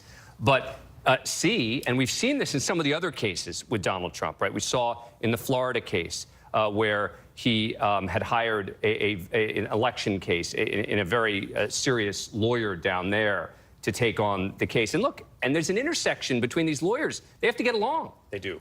They've got to figure out how to work together, and sometimes that doesn't happen. And there's already been reporting about tension within the legal world. We'll let that come on its own in the coming days. Here's another image I wanted to show the audience watching with us here this afternoon, the officers in the courtroom. When you widen out, really, it's sort of, underscores the moment. This is the kind of courtroom scene that those of us who have served jury duty or who have covered these criminal cases in the past, certainly you, Pierre Thomas, this is your beat. When you see the broader picture here, this spells out exactly what's playing out, that we're looking at a former president who is a criminal defendant here. Exactly. You have layers upon layers of security. And I do think that as we watch this case unfold, what everyone is thinking about, including, I'm sure, Donald Trump and his legal team, is you do not want this to get to a trial. If you can get it dismissed, that's what you want to have happen. The reason being is if it gets to a trial, then it suddenly is in the hands of a jury. And it will be based on the presentation in court and the set of facts that the prosecution can present. So this beginning of the process gives you a hint of what's to come. It's a very somber moment. Those law enforcement officials, look at their faces. This is about business. And when you're in court, that's the thing that often strikes you, David, is that there's a certain amount of protocol and the fact that once the train starts down the track, it started, and there's nothing you can do about it until it's resolved. There had also been questions about what Judge Juan Merchan would expect in his courtroom. And just from the first initial images here, there's no question that everybody involved in this environment right here is taking this seriously. The president may have tweeted on his way there, but I can guarantee you he will show that judge respect in the courtroom. Pierre Thomas, our Chief Justice Correspondent. Pierre, thank you. I wanted to ask Aaron Katersky, who's just outside the courthouse, and we'll stick with these images here because it is what we have. And we knew that this would be the story until we learned more from this indictment. Aaron, it's your understanding that the president was in fact fingerprinted, but no mugshot, and obviously we can see no handcuffs? No handcuffs, but David, this image indicates that he is not a free man at this stage. He was placed under arrest, and as much as the court officers are there for his protection, it is also indicative when officers stand behind a criminal defendant that he is not free to leave. In fact, he will not be free to leave until a judge releases him, likely on his own recognizance. This is not a bail-eligible crime that he's going to be charged with and plead not guilty to, but he is not free to go until the judge says he's free to go. So those court officers are there both for his own protection and as I think a vivid symbol of his predicament right now, David. Aaron, what's your understanding as to how quickly the rest of us will learn what's in this indictment? It should come at any moment as soon as the proceeding is complete. And our best indication that it was underway is the release of these images, because the photographers that were allowed in to snap photos were only allowed while the judge was not on the bench. So as soon as those photographers were escorted out and were able to show us these pictures, that means the judge is on the bench and the proceeding by now well underway. All the former president has to do is enter his not guilty plea. There may be some housekeeping matters, another date set for a status conference or a motion schedule, and then the judge will formally conclude the proceeding. I'm also struck by one other element in this photo, David. Behind the officers, you would normally see spectators in that first row.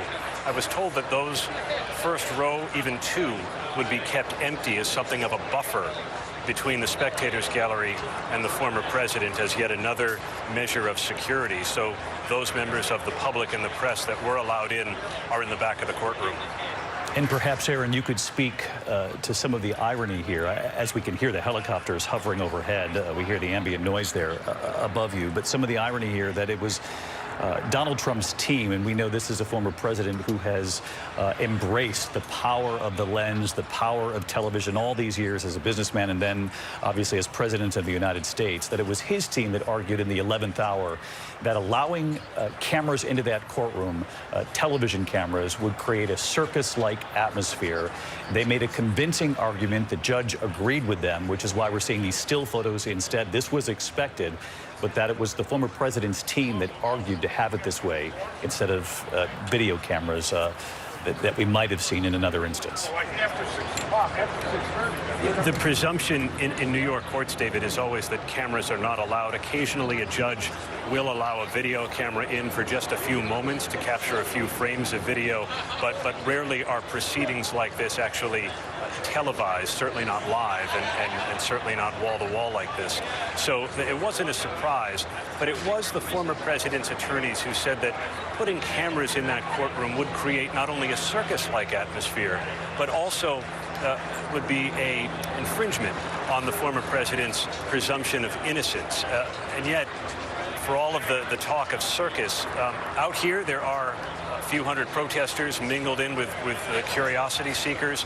And the former president seems to have caused some of that circus-like atmosphere by lashing out at the prosecutors and the judge in the case.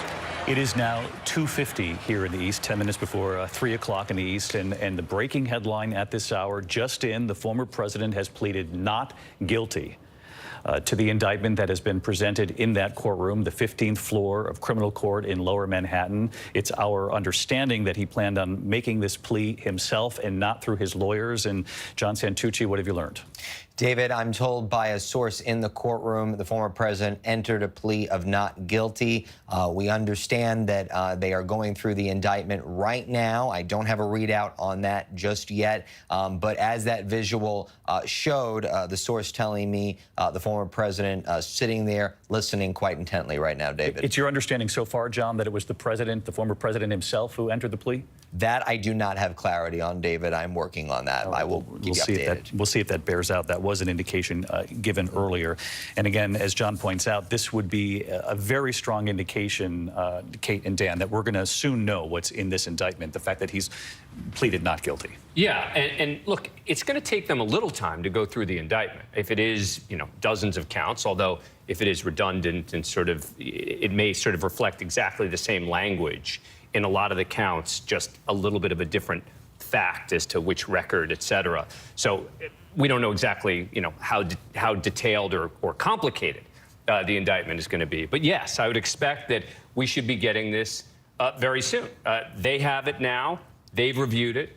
He's pled not guilty, and this is the time for them to release it. And, you know, it's going to be released electronically, so there's no, you know, it's not like they literally need to walk out of the courthouse to deliver it to somebody. They've got it there, and they just have to decide when to release it. Dan, what do we see after this? I mean, take us through what the American public will see.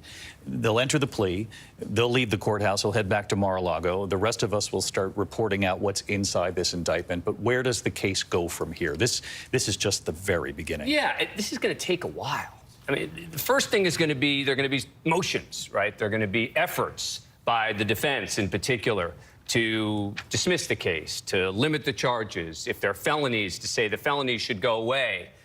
There's going to be a whole list of arguments that the defense is going to make about why the indictment should fail. Are we looking at months, more than a year here? Oh, yeah. The entire process, I would expect, is going to take more than a year. But that is going to be largely in the hands of the defendant. That is largely in the hands of Donald Trump. Remember, there's a right to a speedy trial. If the defendant wants to move a case quickly, a defendant can move a case quickly. That's not really up to the prosecutor. Now, there are certain things that can happen that are beyond a defendant's control, new evidence, whatever it is. But typically, it is up to the defendant to decide how quickly do we move this forward to trial. I would expect that Donald Trump is going to want to wait, that there is going to be no rush on his part to move forward with this. I think there probably will be a rush to get out some of his motions, right? To say that this is a faulty indictment, that there shouldn't be any felonies here, that there's no crime committed, et cetera. That I think he's going to want out quickly.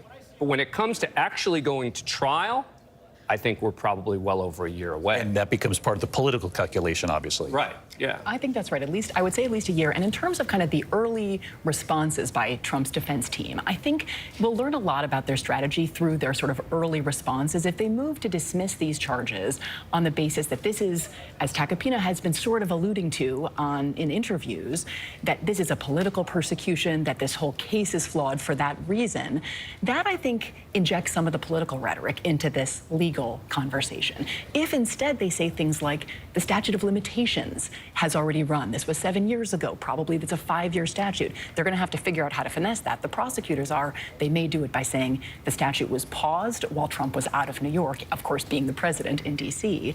So there could be legal arguments, there could be more politically inflected arguments, there could be a combination. But I do think they're going to move quickly to try to shape the narrative that will give us some real clues about their larger strategy. For people at home watching and they hear this notion of motion to dismiss, what are the chances of that happening? It's unlikely, but there are some real arguments. Look, we haven't seen the indictment yet. We need to see exactly what it is to know how strong the arguments may not be. I think once Kate and I get a chance to actually review what exactly they're alleging, immediately we'll be able to think about, okay, what could they argue as a defense attorney to eliminate the charges? But if there are felony counts here, and it is in connection with falsification of business records, there is going to be an immediate and serious argument that the felony counts shouldn't apply. We're going to have to see what is it that the prosecution is arguing that allows the misdemeanor to rise to the level of a felony. I have a million questions for you on that, but I'm going to wait until we see what's in the indictment. Yeah, because this could go in a multitude of directions. I wanted to tell the viewers at home what they're looking at. Beneath me there on the screen, that's, I gather, Mark Burstein, that's the hallway there on the 15th floor. Yeah, these are the live pictures. We will see the president one more time when he leaves the courtroom after they list the charges, the counts in this indictment. As Dan Abrams has been saying here, there's a good chance that many of these counts are very similar in nature. Again, we simply don't know. That is widespread speculation. Multiple outlets suggesting that will be the case today. We are eager to get the indictment. We should have it shortly thereafter. We do know that as you look at this, that the former president was given this indictment, but not long before he entered that courtroom. He was brought into the building. He was booked, fingerprinted, arrested, and as Aaron Katersky said, no handcuffs, no mugshot, even though mugshots really aren't used in New York State anyway. There had been many questions about whether or not that would happen with the former president. A lot of the argument was he's one of the most, if not the most famous face in the world at this point. Why would you need one? He's now in that courtroom, though. The charges are being listed. They're being explained. He's entered a not guilty plea. John Santucci reporting that out. What we don't know is whether or not he entered that plea himself. Though there was a suggestion early on that he would. Flanked by his expanded legal team, we know that the lawyer to the left there on the screen added in the last 24 hours a real signal that the former president recognizes what he's up against, whether or not you believe in the merits of this case or not, that he's not going to chance it, that these three attorneys will be the faces, and perhaps there will be, tweaks along the way of the legal team. We have seen that before, haven't we, John? We've seen all kinds of churn in this legal team. I just want to make one point about what Kate and Dan said about this likely taking a year to get to trial. Just put that against the political calendar. About a year from the day before yesterday is going to be the Wisconsin primary, which would have followed probably enough primaries to clinch a Republican nominee. The Republican convention is about 15 and a half months from now. So if you have a trial that starts in roughly a year, depending on how it plays out, you could have a jury deliberating on the eve of a Republican convention. I mean, this is playing out against a political calendar, and it's not the only criminal case that will be. Just extraordinary, John, when you think about it in those terms. It's also fascinating to watch this unfold, and I use that word carefully, when you think about the Republican opponents that he will face in this primary process. Obviously, Ron DeSantis hasn't declared, but very much looks and acts like a presidential candidate. But he, Nikki Haley, Mike Pence, with the exception of the governor you interviewed in the recent days, Asa Hutchinson, everyone else, though, is rallying around the man they would like to beat for the nomination. What he's done is he's forced his potential opponents and some of his actual opponents to come out and defend him on this case.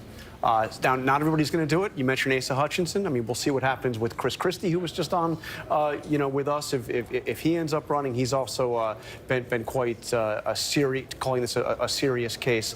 But look, we see Republicans, by and large, coming to Donald Trump's defense.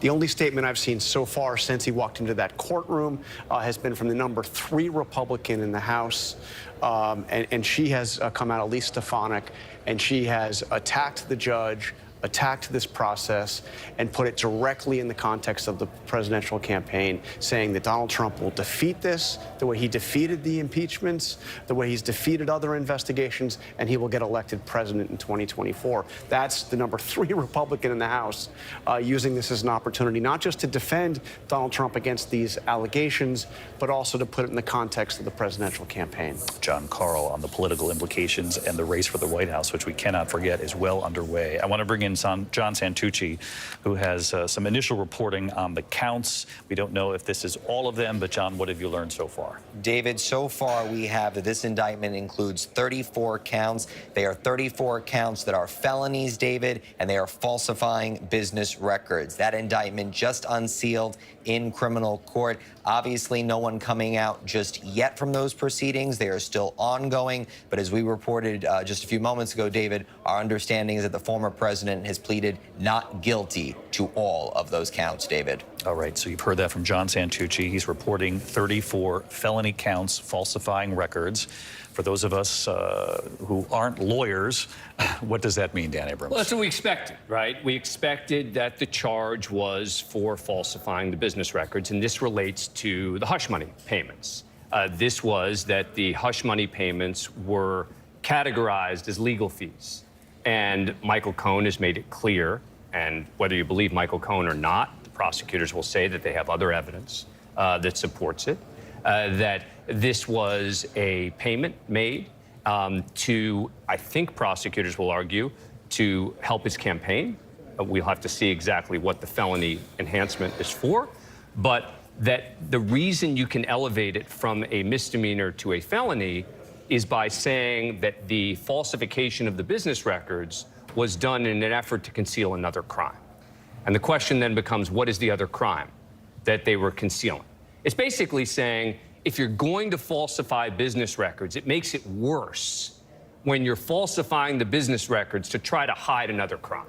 And that's what rises it to the level of a felony. And what we don't know at this point is what Alvin Bragg will argue is the other crime.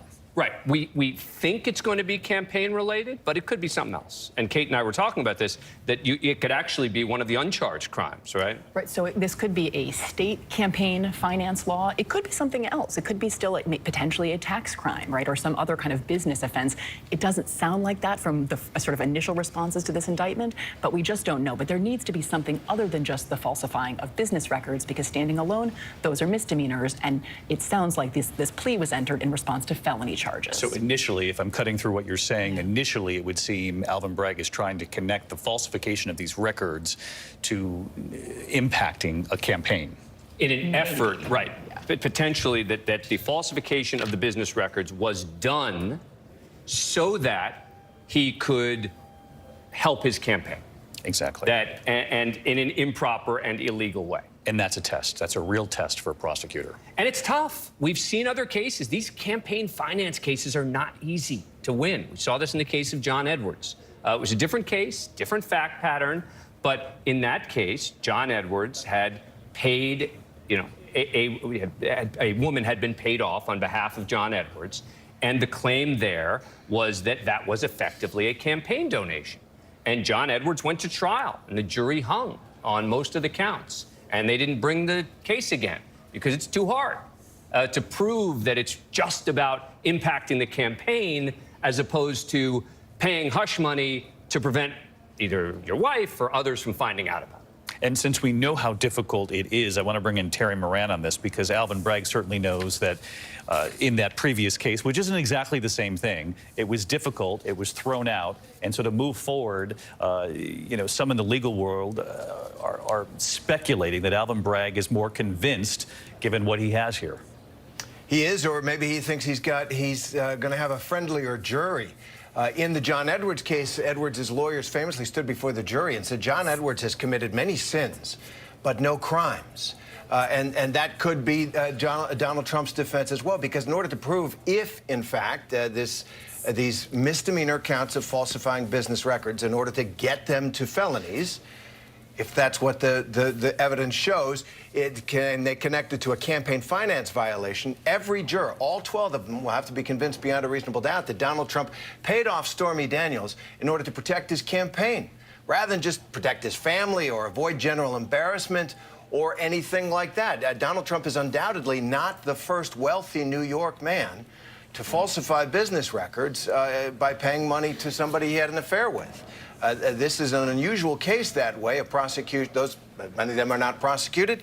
This one is, and the jump to a felony, which could be other crimes as well, does suggest that Alvin Bragg knows, he's got to hit a home run here. He's under a lot of pressure, and it looks like he's swinging for the fences. And what makes this particularly unusual and different from the Edwards case is that Donald Trump is denying he had the affairs, right? John Edwards admitted he had the affair. And he was saying, look, I wanted to protect my family, et cetera. Donald Trump's saying it didn't even happen. These affairs just were not true. So that makes it a more sort of complicated defense to some degree. The other question, too, is why didn't federal prosecutors move forward with this? Why would this be prosecuted at the state level? And that's been untested if this is the route in which they're going. Right. Well, we have to figure out, are they charging under a state election law crime or a federal election law crime? Yes. But it is definitely the case that the feds decided, for a variety of reasons, not to prosecute. But so did the local DA. Cyrus Vance, after Michael Cohen pled guilty, Cyrus Vance was the previous DA in Manhattan, yep. And he had opened this investigation into the hush money and decided not to prosecute for whatever reason. And Alvin Bragg didn't prosecute in his first year or so. And there are going to be real questions that I think he has to answer at the press conference that he's going to hold later today, which is not just what's in the indictment, and it's a question you asked before, David, but why now? and we'll hope that Alvin Bragg will shed some light on that. He is expected to talk after this arraignment here today in this courtroom. Again, you're looking at a live picture right now, the 15th floor, the only camera in that building. It allowed us to see the former president walking into court, a very stern-looking former president, just a couple of seconds, but finding and locking in on that camera lens. Some would say it plays to his skill set. He knows where to find the camera. He went into the courtroom, and then the only cameras that were in the court are still cameras because his legal team successfully argued before the judge not to have TV cameras in the courtroom, saying it would create a circus-like atmosphere, which explains the still photos. Those photos come to us moments before the proceedings began. Again, our team, Aaron Katursky, John Santucci, Catherine Falders, all joining in reporting at this hour that the indictment is 34 felony counts of falsifying business records. We don't know if that is all of them, but at least 34 felony counts of falsifying business records. The question, as Dan and Kate rightly point out, is how did they get it to that felony level? Are they connecting it to state campaign finance laws, federal laws? Either route would be a challenge for the prosecutor. And again, when we talk about a speaking indictment, it's largely believed that Alvin Bragg in this indictment, once the public gets its hands on it, will offer one of these speaking indictments, essentially the narrative, the story behind why the DA would choose to bring these charges against a former president, would choose to make history in this unprecedented moment that we're witnessing, why they rose to this level. We'll learn much more about all of that as the day wears on. But what you're looking at right now in that hallway, of course, the layers of security, they clearly, you can see it on their faces. You know, this is a day like any other, but in many ways it's not. And I'm sure they know both sides of this. They're there to do their job. We've all come in contact with these officers before, whether it's through jury duty or covering a court case in the past. They just happen to be there on a day when the former president is the criminal defendant. Aaron Katursky continues at his post just outside criminal court. And Aaron, I know you're trying to wrap your head a bit. And again, I don't want to get ahead of ourselves, but wrapping our head around the idea of 34 felony counts of falsifying business records and how this could perhaps connect directly to Michael Cohen and what he offered the DA.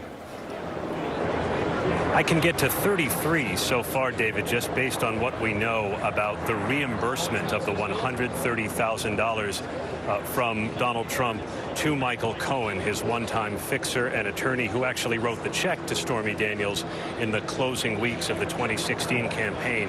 There were 11 reimbursement checks sent to Michael Cohen, and each of those can represent a count. There's the bad check, there's the bad invoice, and then there's the bad entry on the Trump Organization's general ledger. So 11 reimbursement payments times each of those three things gets you to 33 felony counts, assuming the counts have been elevated by some underlying crime, some reason why the business records were allegedly falsified. What's the 34th count? Still waiting to find out as we wait to get our hands on that indictment, David. Again, the former president inside court now for well more than a half an hour. As they go down these counts, he has pleaded not guilty to the crimes laid out. And as we were talking earlier, we believed going in, and we wanted to wait until we heard officially, but we believed going in that many of these counts would mirror one another, and that's exactly what we're seeing play out. Yeah, and you heard Aaron Katursky laying it out there, right? Which is that it's all out of the same series of events, and that there are numerous counts, which is not atypical of prosecutors laying out a case and filing a series of charges. I want to read, though, from the actual definition of falsifying business records in New York State. It's with the intent to defraud that you make or even cause through other means a false entry in an enterprise's business records. Pretty straightforward as to what it is. Now, whether all of these will fall under this section, because there are a number of subsections under this, we shall see. But that's the basic law that you're talking about here. And, there are going to be questions that the defense will raise about what does it mean, the intent to defraud? Well, who were they trying to defraud? Joe Tacopina has been on television many times saying, who was the victim here, et cetera. And there will be debates and discussions about the legal definitions, et cetera. But The law, pretty simple. I want to bring in Sarah Isgur to join the conversation. Of course, worked in the Trump years with the Attorney General, the Deputy Attorney General. And Sarah, you see a direct correlation here between the number of counts you're seeing here so far, 34 felony counts, and the guilty plea from Michael Cohen. Well, another option here, I mean, this is all pretty uncharted waters to take this state felony charge and need to tie in, as Dan and Kate were saying, to hide or facilitate some other crime. One possibility, of course, is this will be Donald Trump-related campaign finance violation. But another possibility is to tie it into Michael Cohen's plea deal. He was convicted of a campaign finance violation related to these payments as well. Again, it would be much stronger in that case because they would actually have a federal conviction. Otherwise, you actually have a local district attorney here trying to basically need to prove up a uncharged, unindicted federal case against Donald Trump, which I think will be a much harder uphill battle. Michael Cohen, of course. Sarah, thank you. Michael Cohen, a pivotal witness in this case. That's not being questioned. There was a lot of incoming for him as well. People have questioned his lies in the past. He's acknowledged lying himself. He said he lied to serve his boss, the former president, when he was an attorney and fixer for him. But Michael Cohen in recent days has been emphatic, John Carl. He said that what he has offered the DA is backed up with paperwork and evidence. Paperwork and evidence. And think about Michael Cohen, who had been so close to Donald Trump. He at one point said he would take a bullet for Donald Trump. He was about as loyal as anybody I saw around Donald Trump in the lead up to the 2016 campaign. And this is somebody who has served time for this very episode. He served more than a year in prison and about a year and a half in home confinement. Now, it wasn't solely related to the Stormy Daniels hush money payments. He also acknowledged and was convicted of lying to Congress on another Trump-related matter regarding the efforts to build a building in Moscow. But Michael Cohen, now the star witness, a flawed witness for those very reasons, but also somebody who has paid dearly, personally, his family has paid for his service to Donald Trump. Time behind bars, time confined to home, his career, his finances ruined because of his association with Donald Trump. And David, you've spoken about the federal case. Why didn't the Justice Department do anything? Well, first of all, there was Justice Department policy that you could not indict the sitting president. Well, we have to look at the moments after President Trump leaves office. There was this thing called January 6th. And I can tell you their attention immediately focused on what happened, what was the president's role in that. And so this case, in their minds, became secondary based on all the tea leaves that I've been able to report out. It was not something that DOJ was going to focus on. They have left this to the local prosecutor, in this case, the district attorney, to proceed with. That's why it's going to be so important for us to actually look at these charges and figure out what they're built on. What's the basis of it? The federal investigations are proceeding separate and apart from this, but they know, obviously, that the people's view of the judicial system and whether it's fair or not is being impacted by this case. I want to bring in Governor Chris Christie, former governor, former prosecutor. Chris, can you explain to the audience why federal authorities did not proceed here and why this would be the Manhattan district attorney who would years later pick up this case? Well, obviously, we weren't in the room when the decisions were made, but I do think that this is a perfect example of prosecutorial discretion. Federal prosecutors and prosecutors throughout the American system are given the discretion, even if they believe a crime may be committed, to make an evaluation. Is this worth the expenditure of resources compared to the other challenges I have in my particular jurisdiction? And I think it's where Pierre's comments come particularly into focus here. When you look at the timing of all this, no doubt there's DOJ policy that says impeachment is the only way to deal with a sitting president. So now once you get past January 20th, DOJ has to look at the resources they're bringing to bear here. They wanted those resources to be brought to bear on January 6th, I'm sure. And that was a prosecutorial judgment made probably by the Attorney General of the United States and passed down to the U.S. Attorney's Office in the Southern District of New York to say, we're not wasting our time and resources on this. Our focus regarding Donald Trump's conduct is going to be on the intervening problem of January 6th and what crimes were committed there by people in his orbit, by the people on Capitol Hill, and ultimately maybe by the president himself.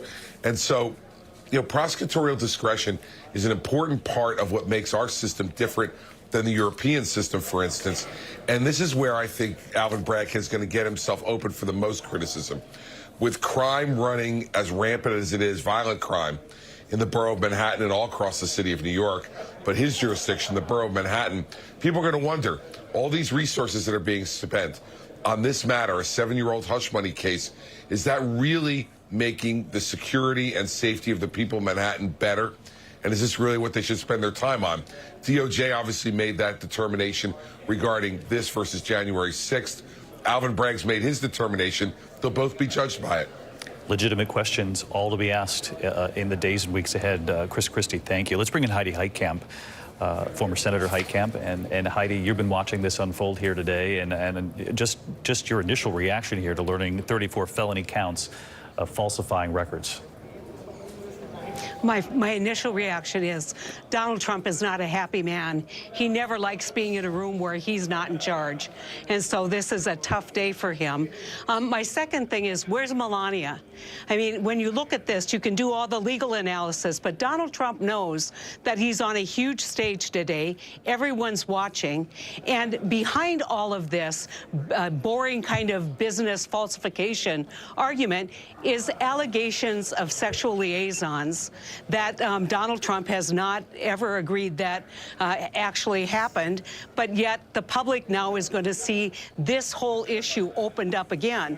And so if Donald Trump's going to be successful moving, seeking and securing the presidency, he needs to move one group that he lost between 16 and 20, and that's suburban, Republican-leaning women, and they aren't going to like what they see in this indictment. They aren't going to like, Donald Trump's between a rock and a hard place politically right now, because if he acknowledges the liaison and says it was no big deal, I did this, purposefully, NDAs were signed, then you're going to have a bad political problem with the group that you need to secure for the presidency. And so the political ramifications are very stark here, in my opinion. We asked the governor, and we've asked him a number of contributors here, Heidi, what they made of the 3 or 4 seconds of the former president going into the courtroom. He lasered in on the camera, those still images of him flanked by his attorneys. You've watched the Trump years unfold. What did you make of those images? And I've spent time with the president, and if you look there for a moment, he narrows his eyes. It's kind of a stink eye at the camera. I don't think he feels defeated nearly as much as he is seething with anger because he is not in control. He thinks and believes that this is all nonsense, and he's got to go through this very difficult process. And at the end of the day, I think he's smart enough to know this may reignite the MAGA base. He may be the martyr for the MAGA movement, but this is not a procedure that helps him secure the presidency of the United States. Heidi Heitkamp. Heidi, we always appreciate your contributions as well. Our thanks to you and to Governor Christie. I want to bring in Mark Updegrove, presidential historian, LBJ Library, of course, in Austin. And Mark, just big picture here for people watching, and no matter what your opinion is about Donald Trump, what your opinion is about this particular case, knowing that there are a multitude of other cases out there still, coming down the tracks here, what do you make of the unprecedented nature of this day? Well, you said it, David, and we hear it time and time and time again as it relates to Donald Trump. Unprecedented. I think it was mentioned earlier that infamous trip down the escalator at Trump Tower when Trump announced his candidacy. That was unprecedented. So much he did during his campaign in 2015 and 2016, unprecedented. So much he did in the White House as president, unprecedented, and now as a former president. This is truly unprecedented. I think what strikes me in this moment, David, is the somberness, the weight. You can feel it. It's palpable in the scene that we're seeing there, in that photograph you showed of Donald Trump earlier before the judge. You could see it in Trump's countenance, and I think it reminds me most another unprecedented occasion when Richard Nixon resigned from office in 1974. You could feel the weight of the occasion in that moment as well. You could see it on Nixon's face. And I think this image here that we're seeing before us now will become one of the icons of our age. For now, it'll be a symbol of defiance for Trump supporters, for those detractors of Donald Trump, a symbol of his criminality, but certainly that is an image that we'll see that will symbolize this very divided age in which we are right now. It's a really interesting comparison, Mark, and you point out the similarities. Let me ask you about one thing, at least, that's distinctively different, and that is the fact that a number, if not most, Republicans on the Hill have rallied behind this president. We know, ultimately Republicans came in to tell Richard Nixon that essentially this was over. You're facing impeachment. And David, that is the marked difference here. You're absolutely right. Prior to Nixon's resignation in August of 1974, congressional Republicans came to the Oval Office to tell Richard Nixon that he faced almost certain impeachment in the House and likely conviction in the Senate, so he should resign for the good of the country. The Republicans were almost united in that respect. Americans were far less divided at that time. Richard Nixon left with an approval rating of just 24%. As a comparison, Donald Trump, even after January 6th, left with an approval rating of 34% and is now, as has been mentioned, the lead candidate for the Republican nomination. We saw in the wake of these charges, his poll numbers increase, his lead against DeSantis widen, and money pour into the Trump campaign. Again, another symbol of the very divided times in which we live. And part of the unprecedented nature of this moment, and it will be fascinating to watch unfold, is what these Republican candidates do and say in the weeks and months ahead with all of these other cases pending, Mark. I'm curious if that's something, obviously, that you wait and will be watching closely. If there's a shift in tone, once you see where these other cases could potentially go with the Jack Smith, the special counsel investigating January 6th, the documents at Mar-a-Lago, not just the documents themselves, but obviously allegations of obstruction, and in Fulton County, Georgia, and the allegations that there was some pressure to, find the votes. People remember that recording. Whether or not Republican candidates who right now would like the nomination themselves, but are still supporting Donald Trump, if that political calculation will change, given what we see in the months ahead here. It's interesting, David, we saw Trump come out with those NFT cards, those trading cards, a little while back, and one of them was of him as a superhero, but there has not yet been kryptonite for Donald Trump. This is another drip in the wake that affects Trump's candidacy. We have to remember that while he retains great strength among a certain segment of the Republican Party, he lost the election in 2020.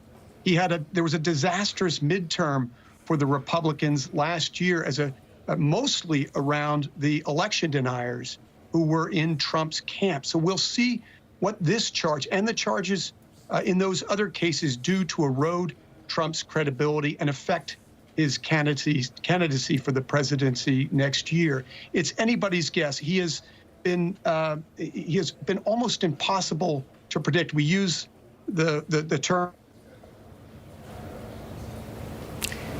Again, the Zoom connection tests us all the time, but that was quite a tease for Mark Updegrove. We'll get his final part of that thought because it was a good one. And I do want to bring in Rick Klein, our political director, because Rick, as our eyes are trained, there's some activity here, Secret Service coming out. Let's just stick with this live picture for a moment. There he is, the former president. Let's listen. President Trump, how did you plead? President Trump.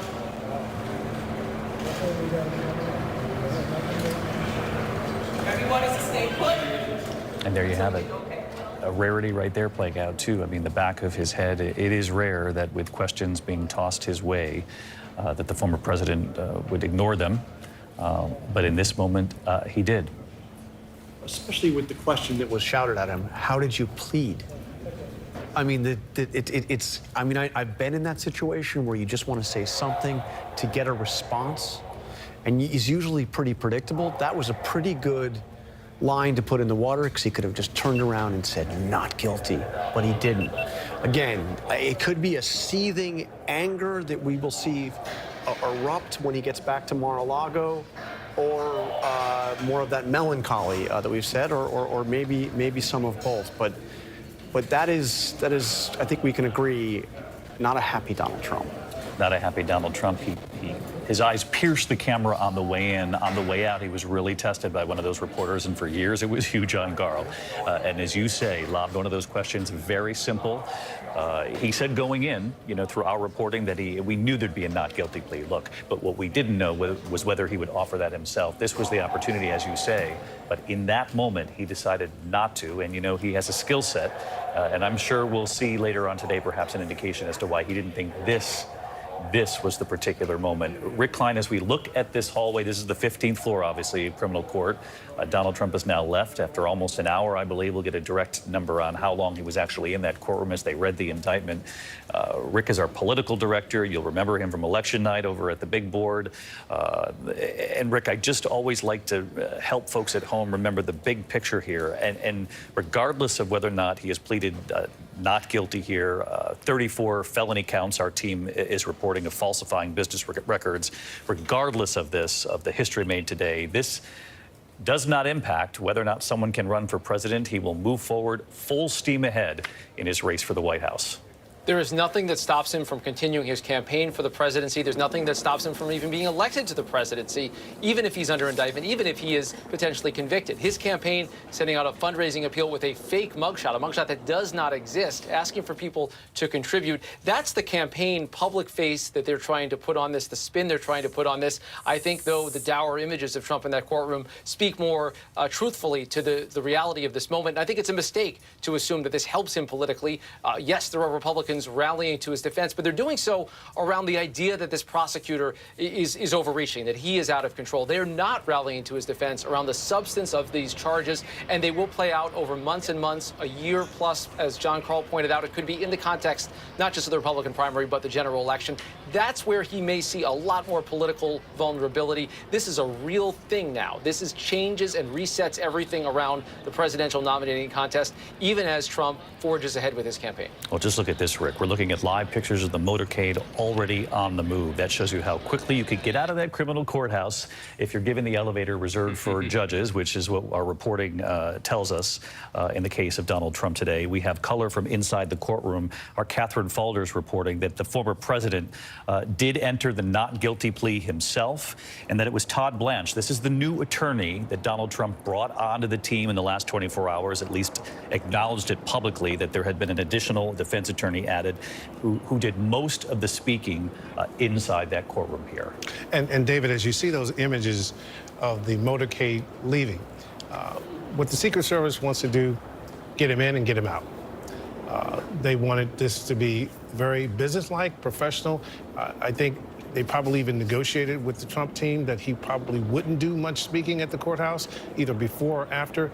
That's what you're seeing unfold. He will be moving toward the airport promptly, we're being told. So again, for their part, the security of getting the president in the building, have him processed, have the proceeding go forward, then move him out, because trust me, the Secret Service wants to be out of this business. They want him on the campaign, all the things that he will do going forward in a more normal sense. This was anything but normal. They had to put together the security package. He's now in the security bubble. Now they want to get him out of the city and back to Mar-a-Lago. Yeah, they want him back on that plane. They want New Yorkers safe and the former president safe. And if they can say that at the end of the day, they will have done their job. The Secret Service and the NYPD.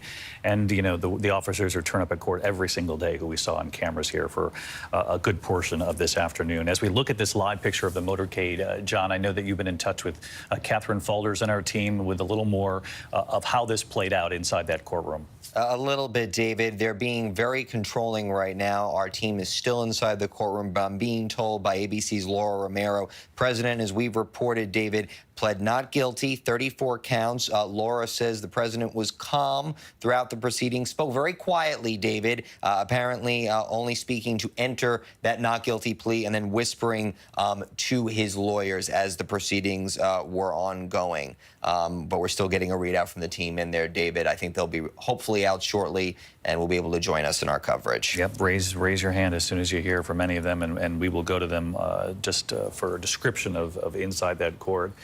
Here is an image right now of the former president leaving the courtroom. This is, of course, moments ago, since you're watching the motorcade on the left-hand side of your screen. But again, as quickly as he went into the courthouse today, no interest on his part of approaching those cameras. Perhaps that was just part of the speculation at the beginning of the day, or the bravado, until the heaviness of the moment starts to sink in. And I think it was smart, right? I think he dealt with it the right way, which is it's smarter for him to just take the proceeding itself seriously, go back to Mar-a-Lago, hold a press conference tonight where he completely bashes the DA and the entire process, right? At least it allows him to separate it out and to not suggest that he's not even taking this seriously, et cetera. Completely bashes? You think you'll hear some of the same rhetoric? Absolutely, absolutely. I mean, John would know better than me, but I would expect we're going to hear the same level of rhetoric. I don't think anything will have fundamentally changed from just having been in the courtroom. I would expect that he's going to bash the DA, he's going to bash the charges, et cetera, right? There are no ramifications for that now that he's appeared before the judge? No, I think, look, he's got his freedom of speech, he's got his right to make comments. As long as there's not a gag order in place about the case, he can say what he wants. Really, there's no legal calculation now.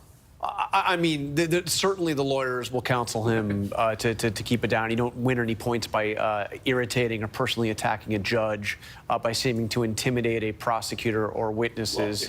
But Donald Trump is Donald Trump, and as we were talking about earlier, this is now his presidential campaign. Yeah. He's not just attacking Democrats anymore. He's just not attacking Joe Biden. As a matter of fact, that's going to become secondary. It already, in a way, has become secondary to his main focus, which is to say that he has been a victim, that these prosecutors are out to get him, and they're out to get him because what they're really out to get is they're out to get you, my supporters, across America. John, as you and I both know, as we study these live images right now, the person who will be studying these images the moment he's on that plane is the former president. You know, he was watching cable television last night. Can you imagine? You come into New York, you know, the night before you're going to be indicted. He's huddled with, as we've reported, his legal team, but also his handful of political aides. No family to speak of. Eric Trump was on hand for at least part of it, but he's there. He's hate-watching cable television, looking at how it's playing, how it's being covered. And I can guarantee you that's what will be on his airplane as he flies back to West Palm Beach. No question. And will he ask the question that you've heard before? You know, how did that play? My moment looking at the camera. Do you think that was the right way to handle that? I mean, he's going to be doing that, and he's going to be focused on what's going to happen tonight. And I think that one measure of how worried he is now, concerned he is about all of this, is does he stick to the script tonight? Because there will be a script. I gather that script is being undoubtedly, yes, tweaked as we speak. Yes. Now, whether or not he goes along with the tweaks, the suggestions from his team. Yeah, and what he does, but even after that, the question is, does he read what's in the prompter? Well, we're getting an interesting headline coming in right now. I want to go to Aaron Gutersky, who's in Lower Manhattan, because, Aaron, there was something the judge had requested when it comes to social media. Tell us about this and how far did this get? Well, we know that the arraignment itself, him pleading not guilty, David, took just minutes. But part of the reason why he was in there for the better part of an hour is the prosecutors gave a rather lengthy soliloquy in court. Part of that included showing the judge images of at least 2 threats that have been made to Manhattan District Attorney Alvin Bragg, who was there seated in the courtroom. And they asked the judge for a protective order in the case over all of the discovery, over all of the evidence that needs to be shared with the defense. We'll get a read shortly as to whether the judge granted it, but it just goes to show how charged this entire criminal case has been, that the prosecutors are asking for that protective order and making the judge aware of the threats to the prosecutor. Alvin Bragg had received a white powder in the mail in the basement of this building. It also contained a letter that said, "Alvin, I'm going to kill you."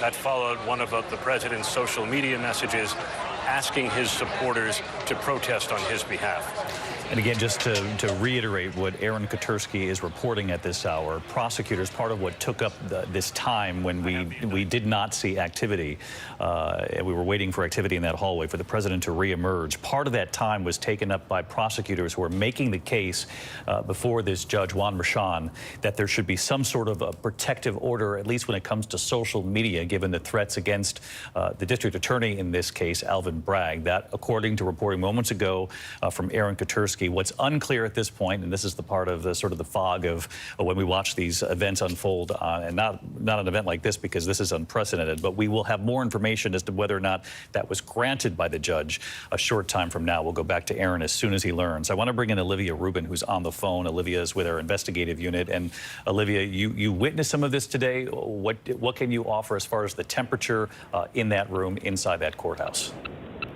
That's right, David. I'm standing right outside the courthouse right now, and I can tell you we just ran out, and the temperature inside of that courtroom was very high. It was very tense, and like you've noted, it was an incredibly long hearing. It ran almost an hour. I can say one of the most remarkable moments was when the former president entered into that courtroom, and I can honestly only describe his face as almost having a grimace on it as he made his way to the front of the room where he sat at the defendant's table. And I know this was hinted at earlier, David, on the broadcast, but this is the former president of the United States entering into the courtroom as a defendant. And David, he had to wait in his chair there for the judge until the judge eventually came in. He told the former president to stand. He stood up. Trump sat back down, and ultimately the judge said, "Let's arraign Mr. Trump." And Trump entered that guilty plea on his own. He said, "Not guilty." And that was what kicked off sort of this longer hearing where the prosecutors brought up a number of issues. I know you mentioned the protective order. It seemed from the discussions that there was some agreement between the prosecutors and the defense that there could be this protective order as it pertains to discovery material. The prosecutors said that they only wanted Trump to have access to some of these materials in certain ways so that he could not disseminate them. The defense agreeing to some, the judge ultimately not weighing in. But I do also want to go to this remarkable moment that sort of sparked this conversation about the threats, where the prosecutor brought up the post. Of course, he has attacked the judge. He has attacked Bragg himself, who was in the room there. And this moment, David, where one of the prosecutors actually passed around copies of Trump's social media posts attacking people who were in that very room. And he walked over and he put those posts on Trump's defense table, David. A remarkable scene described by Olivia Rubin. Stick with us here, Olivia. Olivia describing how events unfolded inside that courtroom, Judge Juan Merchan's courtroom. Olivia describing the former president walking in. We saw the version from the hallway. Olivia saw it from inside the room, describing the grimace, the former president sitting down at the defense table, the judge in that courtroom asking the former president to stand. Asking him what his plea was. Olivia describing the former president in his own words, saying not guilty, something that we thought would play out and did in fact play out in that courtroom. Olivia, I wanted to ask you more about the threats, because this is going to be part of this story unfolding that we're still learning about, this request from the prosecution that the judge impose some sort of protective order about threats moving forward, dangerous rhetoric, social media, if you will. What more can you tell us about that? And what was the reaction? You mentioned some of this was put on the defense table, I gather, in front of the former president. Was there any reaction? David, we could not see the former president the entire time there, but what I can say is that he sat in his seat and he was essentially stone-faced, looking forward. He did not crack a smile. He didn't seem to turn around and take in the room while he was sitting there. Of course, he would lean side to side as his attorneys would whisper in his ears.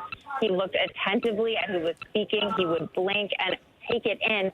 There was this moment where the prosecutors brought up potentially a conflict of interest with one of Trump's attorneys, and the judge looked directly at the former president and said, I want to inform you that you have the right for conflict-free representation. Do you understand that? It appears that the president nodded, which the judge didn't seem was good enough. He put his hand to his ear and he said, I can't hear you. And the president had to speak up again and say yes. And so it was those types of moments that made it so abundantly clear that the former president in this room was a defendant, David. He was at the will of the judge, and he had to sit through, as we've described, what was nearly a 1-hour hearing. And by the end, the judge was reading to him sort of these, what he described as, commonplace, usual directions that he gives to all defendants. And as he was ticking through them, the former president is sitting in his seat, and he's saying, yes, yes. And I have to say, by this point of the hearing, the former president's voice had gone a little bit hoarse. It was not forceful. It was not projected. He had kind of gotten to the end of his line here almost, and that is sort of where the hearing ended. Really important reporting from our investigative reporter and producer, Olivia Rubin. And one last question before I move on here, Olivia, because you were also the first window to Judge Juan Merchan for us as well. There had been some question about what the demeanor would be in that courtroom, business as usual, and what this is like when you juxtapose someone who has the skill set of the former president in the public eye, the public sphere, entering that courtroom, and how quickly the dynamic shifts when you're a criminal defendant. You're describing a situation where the judge is, asking for an answer and says, I can't hear you, asking the former president to speak up, if you will. It would sound like the judge, and you tell me, seemed to be making it clear that at least in that courtroom, he was the one leading the way, the one in charge here. Absolutely. And there were give and takes throughout the hearing, David. There were times when the judge would listen and he would say, of course, this is an exceptional circumstance. And he acknowledged what it took to simply get the former president into the courtroom today and the resources it took from the city, from the Secret Service, from all aspects.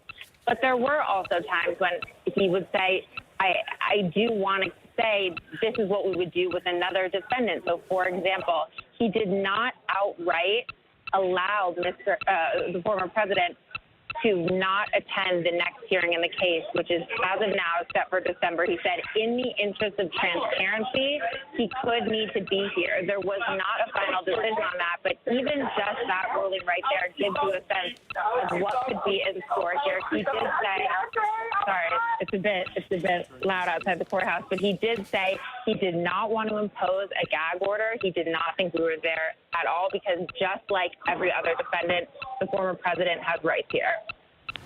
Olivia Rubin with us. Olivia Rubin, who is our investigative reporter on the investigative unit here at ABC. She was in that courtroom describing somewhat of a surreal scene, though all of this has been today. A situation where she says there was give and take between the judge, Juan Merchan, and the former president, Donald Trump. Moments when the judge asked him to essentially, speak up, I can't hear you. The former president pleading not guilty himself in his own words, standing before the judge, but also a judge who understood the historic nature of what was unfolding in his courtroom, respectful of the fact that there was a former president standing before him, and the extraordinary nature of this case and the security involved, the logistics involved in getting the former president into that building up to that 15th floor. In her words, there was give and take, and that is also encouraging because this was certainly a test of the legal system. And again, Dan, you and I have been talking about all afternoon here, this sort of this moment in history where the political world, clashes with the legal world in a really significant way. But, that scene described as polite, assertive on both sides, and a request before that judge from prosecutors about some sort of protection moving forward when it comes to social media and the number of threats. But I do want to get to the indictment because we do have it in our hands, a number of us do. I want to get right to Aaron Katersky first because, Aaron, you have covered these indictments in criminal court for us for many years. What stands out to you so far? Well, David, it is not a speaking indictment, as you were discussing. There is no language other than the straight matters of the criminal charges, 34 of them, to which former President Trump pleaded not guilty, uttering those words in his own voice before Judge Juan Merchan. It simply says the defendant in the county of New York and elsewhere, beginning on February 14, 2017, with intent to defraud and intent to commit another crime and aid and conceal the commission thereof, made and caused a false entry in the business records of an enterprise. This is how the district attorney's office has elevated a charge that is normally a misdemeanor to a felony, because it was done with the intent to commit another crime and conceal the commission of another crime.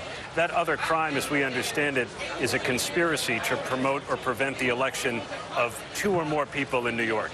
David.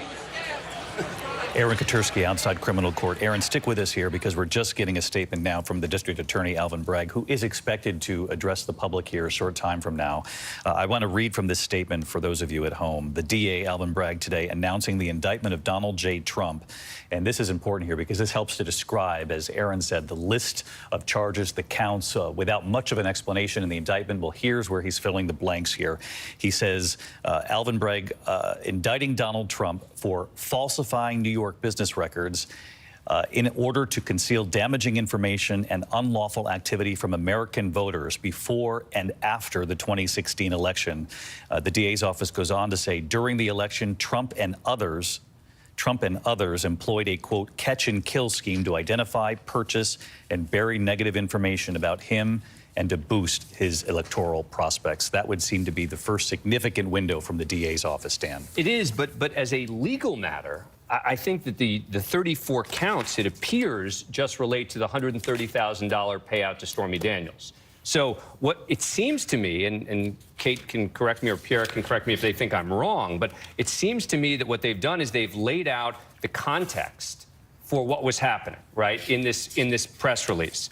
They basically talked about how from 2015 to 2017 that Trump orchestrated a catch-and-kill scheme, as you pointed out, through a series of payments. But when it comes to the actual charges, it goes down to say, in total, 34 false entries were made in New York business records to conceal the initial covert $130,000 payment. And that seems to be where the charges are stemming from as we go through this. And each one of the charges, as Aaron Katursky had laid it out, relate to either a check or a false recording in their business records, an invoice, a marked record. Each one of those is considered another count here. And as we expected, they have said that a violation, and it's unclear if it's state or federal, because it says here, including attempts to violate state and federal election laws, which seems to be what took this from a misdemeanor to a felony.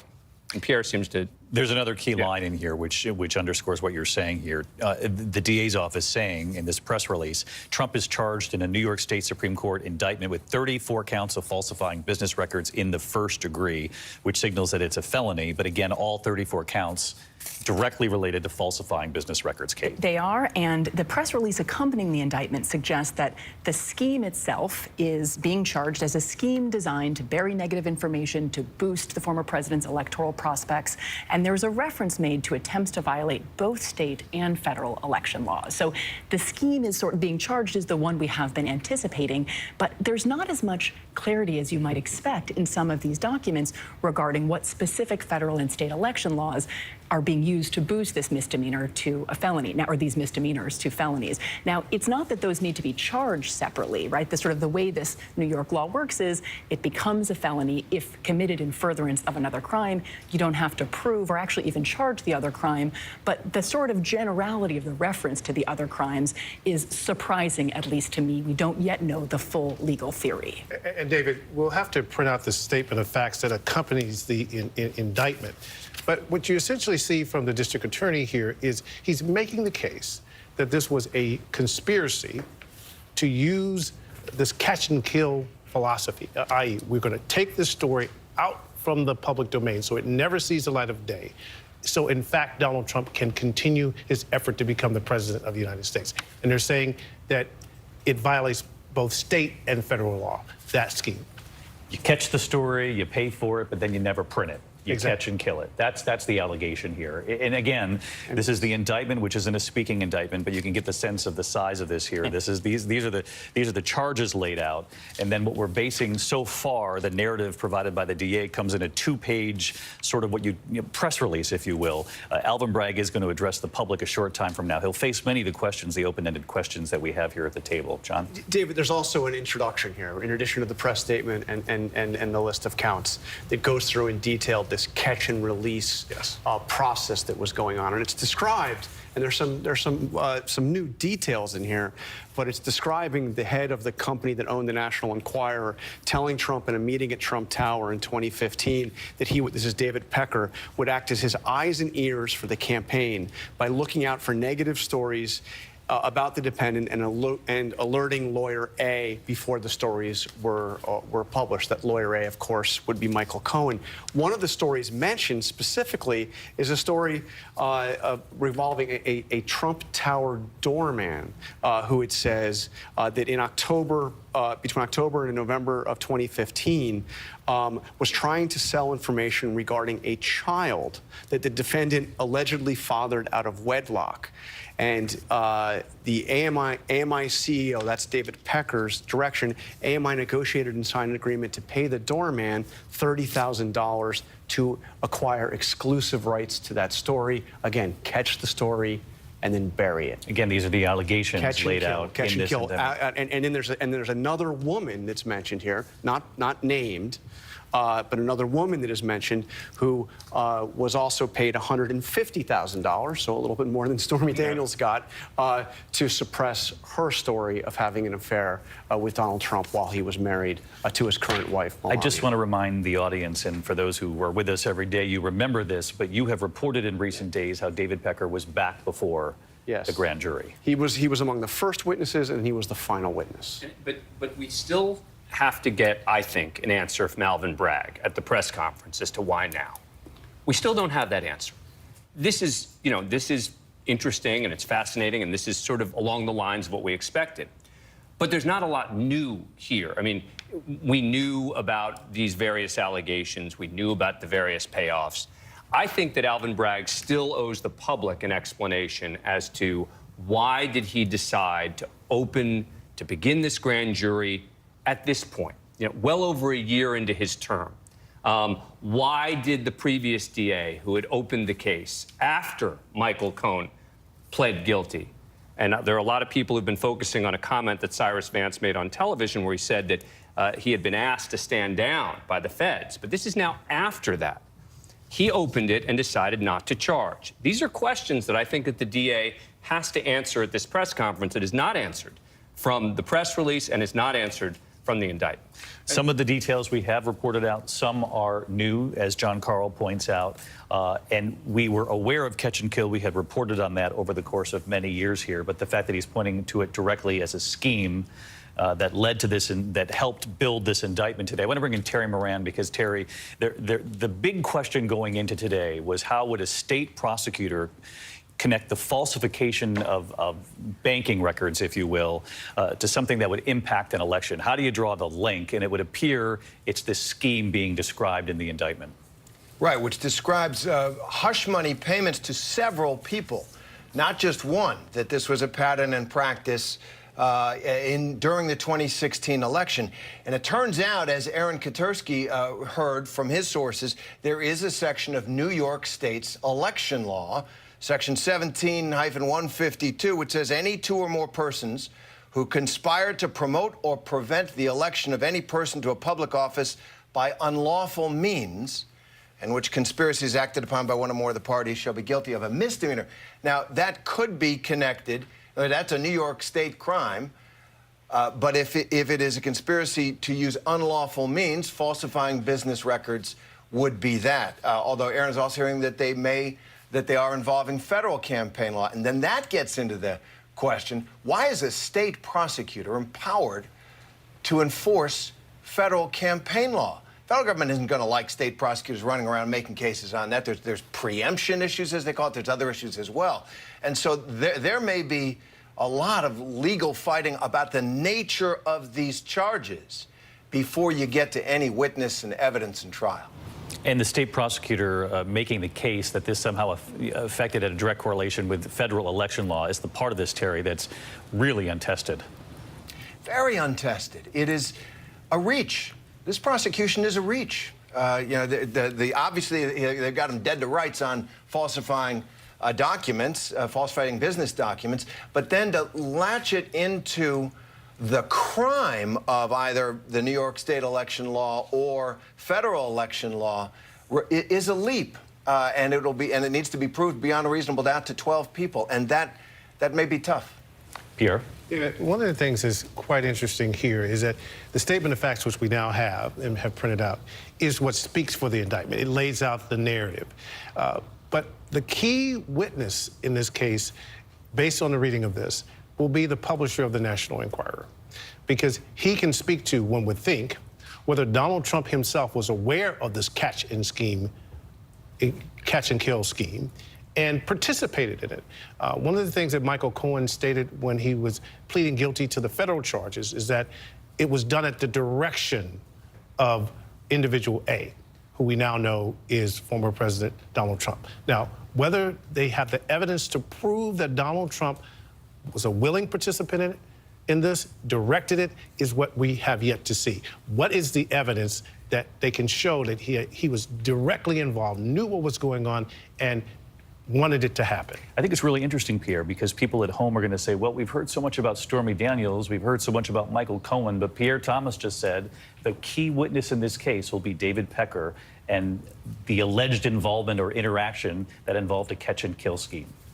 Exactly. Because, again, he's the person that's orchestrating it. He's catching the story and killing it so that it never sees the light of day. So the key is, what was his conversation with Donald Trump, if any? What was his conversation with Michael Cohen? What was his understanding of what was to take place? And what did he tell the DA? Exactly. Behind closed doors. All right, let's bring in John Santucci for more on the scheme that they're laying forward here, John, the alleged scheme. David, the most fascinating thing to me in reading this statement of facts is that, you know, everybody and us thought Michael Cohen was the sole narrator of this story. Reading this statement of facts, this seems like it's a story told by Michael Cohen and David Pecker. They talked through, David, in this statement of facts, how this was not a one-time occurrence in this relationship. That David Pecker, who was the publisher of the National Enquirer, when they would get wind of a story that was bad for Donald Trump, they would reach out to Michael Cohen and, as we've said, make a deal to catch the story and then make it go away, to kill it.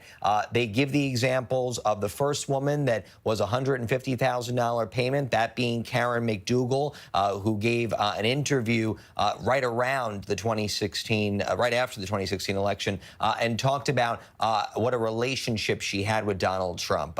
Far more significant, frankly, in her telling of it than Stormy Daniels. They talk about a doorman who wanted to sell a damaging story against Trump, another catch and kill there, and they talk about Stormy Daniels. But that one seems to be a little different, but nevertheless, Pecker and Cohen working in tandem on all of these. It's a really interesting story, quite frankly, that the DA's office tries to show. And, you know, we've thrown that word conspiracy out there a lot. Certainly in the statement of facts, they are talking about a conspiracy in the sense that this was a trend. This was not a one-time deal that happened. It seemed to be a rinse and repeat relationship for Cohen and Pecker, all to the benefit of Donald Trump. John Santucci, our thanks to you. Keep pouring through along with the rest of the team here. I want to bring in former Governor Chris Christie. And Chris, I'm curious, are you at all surprised at the role David Pecker seems to be playing as far as his seems to be a very significant witness here for the DA? No, in fact, on Sunday when I was on the This Week show with George, he asked me what did I think was going to be different or new. And I looked at him and said two words, David Pecker. Look, I disagree a bit with some who have said they think this is a reach. Look, if in fact it doesn't seem to me that federal campaign finance law needs to be involved in any way here. The crime is to try to essentially defraud the voters of the state of New York by trying to either help or impede the election or defeat of 2 or more candidates, which would be Hillary Clinton and Donald Trump. And Pecker is the guy. And I think what may have changed here with Alvin Bragg is maybe David Pecker was willing to come forward now and be cooperative because in the federal case, there was a lot of back and forth with Pecker about what he would do or not do. And Pecker, presumably, does not have the same infirmities that Michael Cohen would have as a witness. One, you haven't seen David Pecker anywhere. You haven't seen him on television giving any interviews or doing anything else. I haven't seen this guy for a long time. And I certainly haven't seen him making any public comments as opposed to Michael Cohen, who seems to be as addicted as his former boss is to getting in front of a TV camera. So my guess as to what's going on here is that the single most important witness, as was said earlier by Pierre, you don't have to prove these 34 falsification counts. They're not going to be difficult to prove. And Cohen will probably have the most to do with that. And I don't think it'll be hard to prove. The key is going to be proving the underlying crime that elevates it to a felony. And I think there is going to be one most important witness, and that's going to be David Pecker. We have pulled the transcript. We'll give you complete credit for having predicted some of this on Sunday morning. Our thanks to you, Governor Christie. Thank you very much. And so you heard Chris Christie there, former prosecutor himself, Dan and Kate, talking about it. You know, there's been this discussion about a violation of campaign finance law, or you know, that he's saying that perhaps that discussion needs to be put aside, and that we need to really be focusing on David Pecker here and a scheme. And he says, and that's what the DA is now trying to lay out. So I think that there are 2 separate issues here, right? One is the technicalities of the law, and the other is prosecutorial discretion. The technicalities of the law are exactly what Chris Christie was talking about there, which is, does this fit into the category of a violation of the law? Can you prove it? Can you prove that Donald Trump knew about it? And then with regard to the rising it to a felony, that's where Pecker becomes really important, because he will come forward, presumably, and testify. And it says here, actually, in the statement of facts, Section 23 says the defendant thanked the AMI CEO for handling the stories of the doorman and woman one and invited the AMI CEO to the inauguration. In the summer of 2017, the defendant invited the AMI CEO to the White House for a dinner to thank him for his help during the campaign. Where do you think they're getting that from? They're getting it from David Pecker. From David Pecker. Is telling them that. We're going to hear from the DA in a moment, but right now, all eyes on Donald Trump walking up the stairwell to his plane. He will fly back to Mar-a-Lago. He's expected to address reporters in Mar-a-Lago tonight with some sort of a statement, though unclear how much of that will change now given what's played out here before us. It'd be fascinating, of course, obviously, to be on that plane for this 2 to 3 hour flight back down to Mar-a-Lago, John. But the president will no doubt be watching coverage and reacting to the indictment that he only saw moments before he entered that courtroom. No doubt about it. And there's another line of narrative in this statement of facts, and it regards the pressure that Donald Trump was putting on Michael Cohen not to tell the truth. And it describes 2 of Donald Trump's lawyers in communication with Michael Cohen and promising to be a back channel with the president. And some of this stuff is really quite interesting. First of all, they point out that Donald Trump had actually tweeted after Michael Cohen's apartment was searched. Most people will flip if the government lets them out of trouble, even if it means lying or making up stories. I don't see Michael Cohen doing that.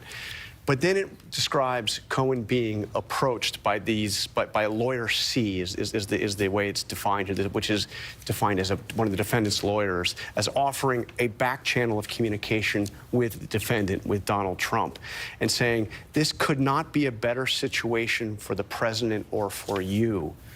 I spoke with another Trump lawyer, very, very positive. You are loved. Sleep well tonight. You have friends in high places. What this sounds to me like is the suggestion that Michael Cohen was going to be protected by Donald Trump. And what I actually asked Trump about the day after his Michael Cohen's home was raided was, are you considering a pardon for Michael Cohen? And I'll never forget the reaction, because Trump glared at me, looked at me and said, that's a stupid question. Stupid question. And it really got to him. This implication here, it seems to me, is that through these intermediaries, Michael Cohen was being assured that the president was going to take care of him as long as he didn't testify against him. How do you take care of him? It's a pardon. Question that you asked. You know, I think there's another question out there too, and that is whether or not the previous Manhattan DA had the cooperation, the full cooperation of David Pecker, the way Alvin Bragg seems to. He seems to be a crucial part of this indictment, and I think that's going to be a central question for. But he's not unassailable either. Remember, he ran a really seedy publication for a long time that did a lot of dirty work, right?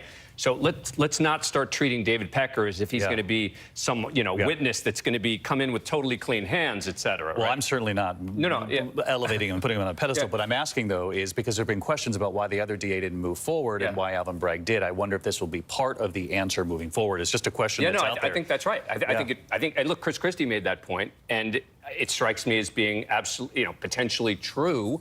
We don't know exactly what the difference is between what he was willing to do before and what he's willing to do now. And just one little development also. In 2021, the National Enquirer's parent company paid an almost $200,000 Federal Election Commission fine specifically regarding the Karen McDougal payments. So I'm not sure how exactly the timing works out, but this is something the Federal Election Commission did look at, and there was an actual settlement reached. So other investigators to the kind of, well, why haven't the feds looked at this? Actually, as to one aspect of the scheme, the feds did take a look, and the FEC actually imposed a civil penalty.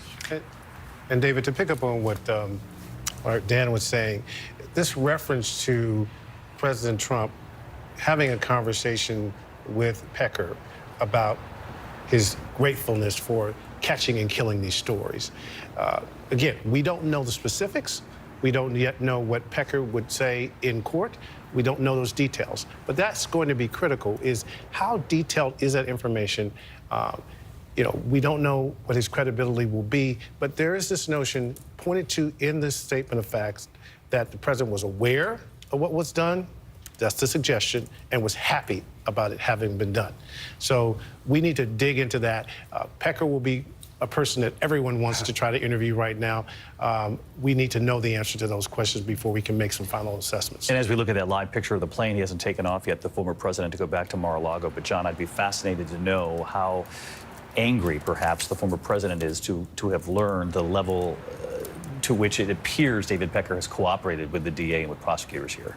Yeah, Donald Trump hasn't always been good to understate things at being loyal to those that have been loyal to him, but he has demanded loyalty. And here you have two people who are extremely close to him. His fixer, Michael Cohen, his good friend, David Pecker.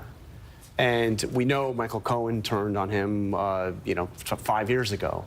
But now we're learning that David Pecker, somebody he did consider a friend, has turned on him. And he will be seething in anger at that. Again, this is somebody that isn't always so good at conveying loyalty to others, but he demands it. In return, no question about that. And in fact, we're seeing that another new chapter of that in tracking the Republicans who are supporting him right now. Rachel Scott has reported that not only is he calling for support, but then keeping track of those who are with him and those who are not, particularly with him ahead in the polls and growing, at least right now, in these last couple of days. I want to bring in Olivia Rubin again, the reporter who was inside that courtroom, because this was something that we had all talked about here at the desk, which is the political calculation, because there's this race for the White House playing out right now. And Olivia, both sides got a chance to say when ideally this trial would begin if it goes to trial, and there were two different dates thrown out. Absolutely. They, in a way, got right down to business with the prosecutor telling the judge that they were eyeing a January 2024 trial date. Of course, that's right in the middle of that election year. Trump's attorney got up. Todd Blanche, he said that felt aggressive to him. They said maybe something more towards the spring, obviously trying to push it back a little bit there. With the judge ultimately weighing in, he did not pick a date or anything of the sort, but he said, I would like to move this ahead. But the defense actually pushing it to the spring, or suggesting at least, which gets it even closer to Election Day. Exactly, that's right. And again, the judge not weighing in on dates. Of course, he did set that date for December, just at the end of this year, for Trump to potentially have to come back to Manhattan, come back to court, The attorneys will be there. The question is, will Trump be there? But this does not seem like something that's going away or something that Trump himself will not have to be dealing with. Really interesting information coming in from Olivia Rubin. Again, this timetable is not set in stone, not even close, but there were some dates thrown out in court. The judge suggesting that both sides would have to return the end of this year, but that perhaps if this goes to trial, the prosecution suggesting January of 24, obviously the beginning of this coming year. Less than a year away, January 24, right in the height of a presidential campaign. The defense team reacting, saying, let's push that back a little bit to spring of 24. And we all know that in November of 24 is going to be, election night in America. So this is something that will play out right in the middle of a presidential campaign. You're looking live right now at the podium where it's believed the Manhattan DA, Alvin Bragg, who has a number of questions to answer. Dan Abrams has a number of them for him. And so do the reporters in that room about the theory behind this indictment, why now, why this indictment, and how strong he believes this scheme that he has laid out in this indictment. That one of the things that Pierre Thomas pointed out right away is that it's not just Stormy Daniels and Michael Cohen, the names that you've heard reported over and over again. Also central figures in this indictment, it would appear, and we'll let the Manhattan DA speak for himself, but it would appear David Pecker, who owned the National Enquirer, has played a significant role in this indictment put together by the DA and the allegation that there was this scheme, and we've reported on this before, to catch and kill stories that were considered to be harmful, if you will, to a presidential candidate, particularly some of these stories that were playing out in the months and leading up to that crucial election day of 2016, John. Absolutely, and I have to come back to this motion about the trial date. January 16th is the New Hampshire primary. And the prosecution is asking for a start date in January for the trial.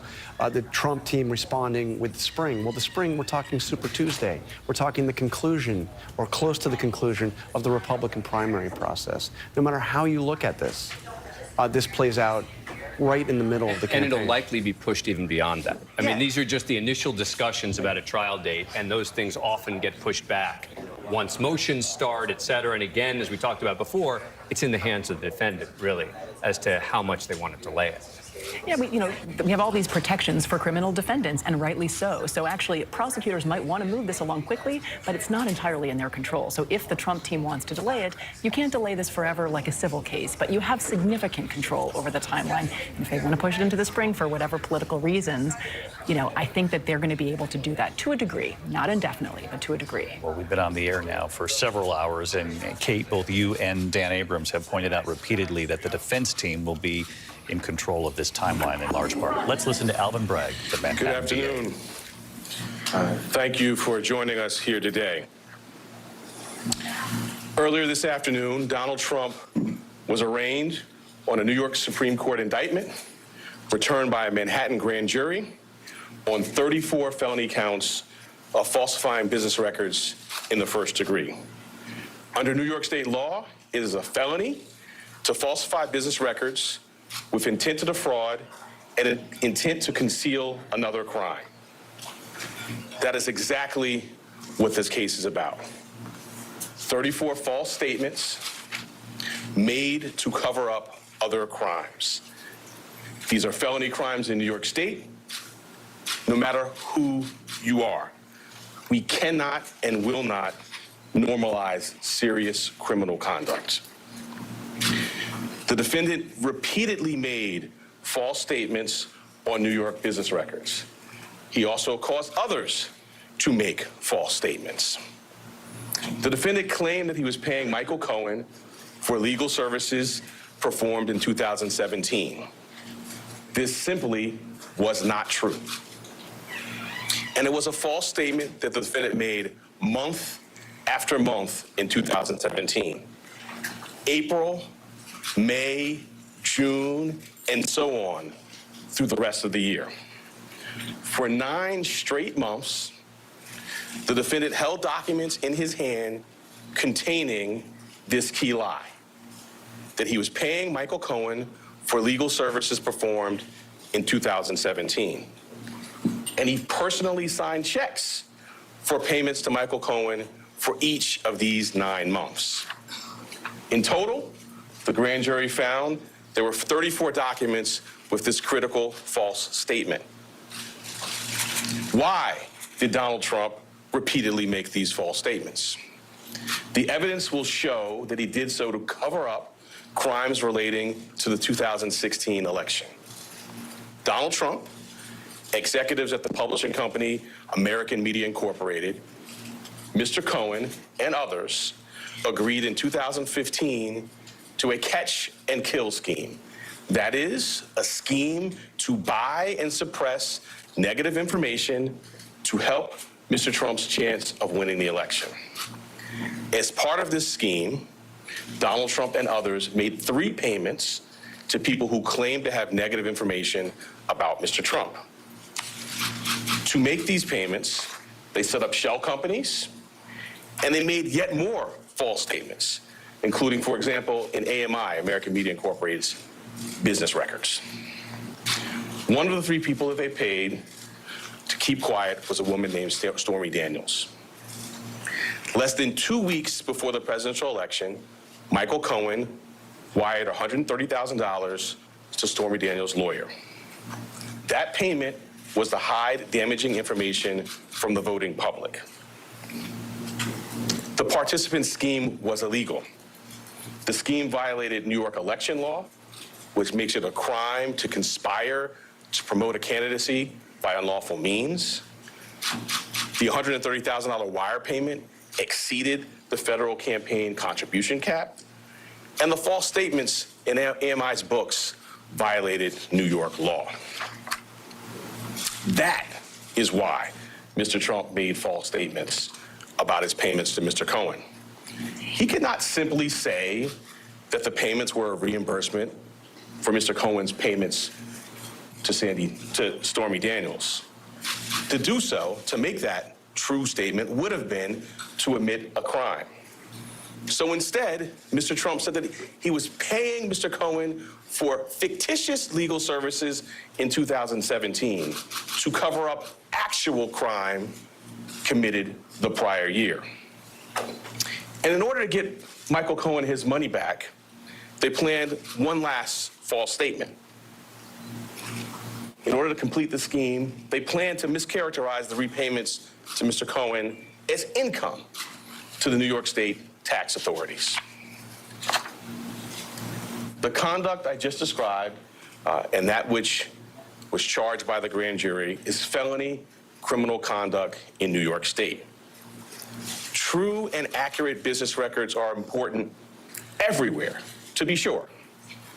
They are all the more important in Manhattan, the financial center of the world. That is why we have a history in the Manhattan DA's office of vigorously enforcing white-collar crime.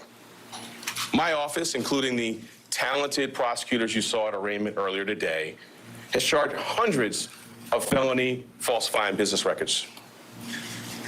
This charge, it can be said, is the bread and butter of our white-collar work.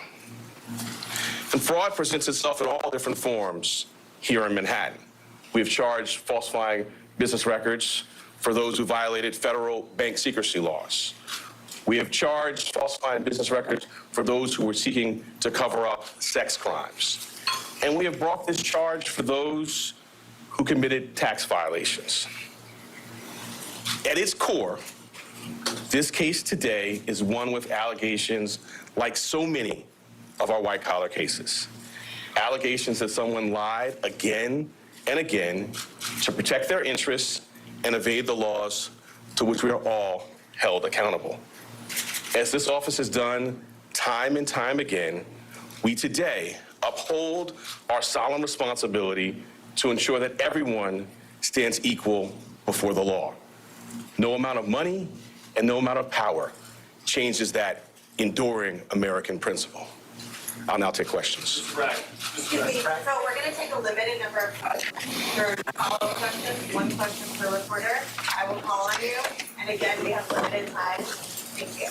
The first question will be Brett. Thank you. Richie versus CNN. Why now? I mean, some argue that this is a political move. You're not going to be a political person. the court dates are going to go into the next, political season. Why now? We conducted a thorough and rigorous investigation, as we're known to do, at the Manhattan District Attorney's Office. I've been doing this for 24 years and am no stranger to rigorous, complex investigations. I bring cases when they're ready. Having now conducted a rigorous, thorough investigation, the case was ready to be brought, and it was brought. Thank you.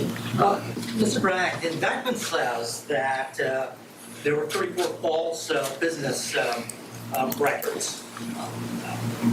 And they were done to conceal another crime, but the indictment does not specifically say what those crimes were. We are assuming, perhaps, that they might be election-related. I'm wondering if you can specify what laws were also broken. Right. So let me say as an initial matter, the indictment doesn't specify that because the law does not so require. In my remarks, I mentioned a couple of laws, which I will highlight again now. The first is New York State election law, which makes it a crime to conspire to promote a candidacy by unlawful means. I further indicated a number of unlawful means, including more additional false statements, including statements that were planned to be made to tax authorities. I also noted the federal election law cap on contribution limits. But why weren't there those crimes charged? Why wasn't he charged with those crimes? Well, I'm not going to go into our deliberative process on what was brought. The charges that were brought were the ones that were brought. The evidence in the law is the basis for those decisions. You had expressed a year ago that you had some reservations about the case's readiness. Can you talk to us about what were some of the questions in your mind that needed to be answered in order to bring a case of this magnitude? I'm not going to go chapter and verse into any thinking. What I will say is, I believe the time period you're talking about, I'd been in office for a couple of months. The investigation, in my view, was not concluded into the conduct in particular that is the basis for the charges today. Since that time, we've had more evidence made available to the office and an opportunity to meet with additional witnesses. So as I said earlier, I've been doing this for 24 years. I don't bring cases prior to a thorough and rigorous investigation. Now, having done so, the case has been brought. Brad Garrett, ABC News. Your predecessor took a hard look at this case and decided not to charge it. Federal prosecutors took a hard look at this case and decided not to charge it. Do you believe you have new evidence that led you to decide to charge this, or why now? Well, as I just mentioned, we have had available to the office additional evidence that was not in the office's possession prior to my time here. And as to your part of your question about the federal, we have a distinct and strong, I would say profound, independent interest in New York State. This is the business capital of the world. We regularly do cases involving false business statements. The bedrock, in fact, the basis for business integrity and a well-functioning business marketplace is true and accurate record keeping. That's the charge that's brought here, falsifying New York State business records. We're going to take two more.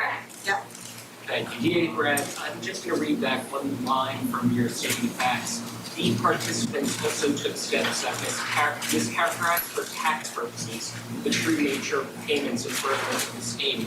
Do you allege former President Trump was one of the participants who mischaracterized the payments for tax purposes? I'm not going to go beyond the plain language statement of facts, which I think speaks for itself. Shana? Brad, can you please comment on the strength of the evidence that Trump personally intended violating state election law, including actions that are charged in the indictment?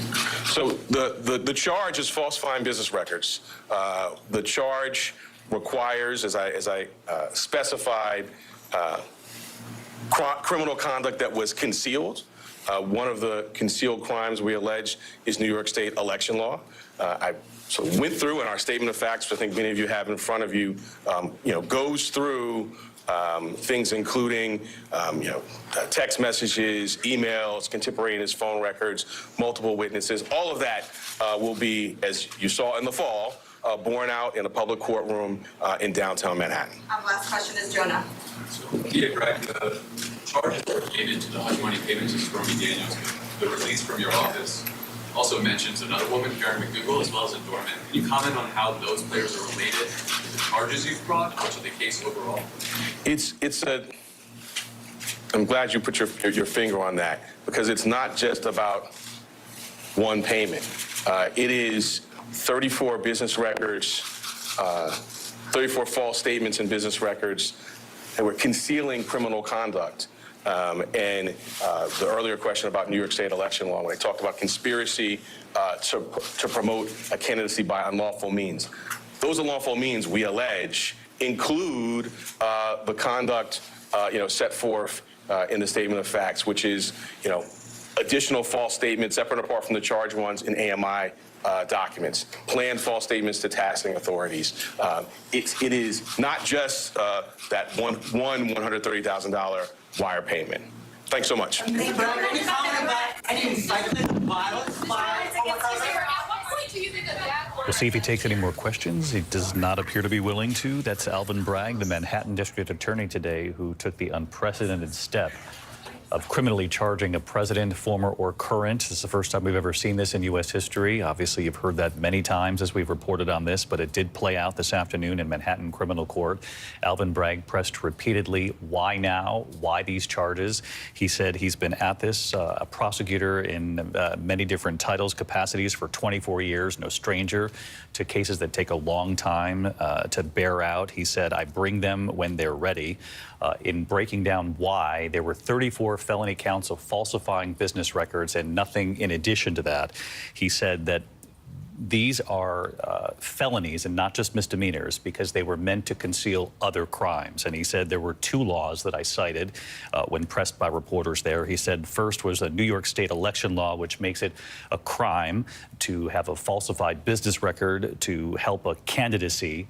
That would be to conceal the other crime, to help a candidacy by unlawful means. And he said, secondly, federal election law contribution limits, obviously those alleged payments out to Stormy Daniels, et cetera, the two other payments mentioned in this indictment, well above contribution limits at the federal level. He said these 34 falsified business records concealed other crimes, and that essentially it speaks for itself. Now, on the question of why now, because you've heard a lot of this, particularly from Republican supporters of Donald Trump, and it's a legitimate question to ask, why now as we now gear up for another presidential election? Alvin Bragg said, and I think this is key here, and whether it bears out, this is what we'll continue to press on as reporters here moving forward. But he said there is more evidence in hand now that he is the DA than what the previous Manhattan DA had in hand. Now, whether or not that's the David Pecker of this all, the owner of the National Enquirer, or it's another piece of crucial evidence here.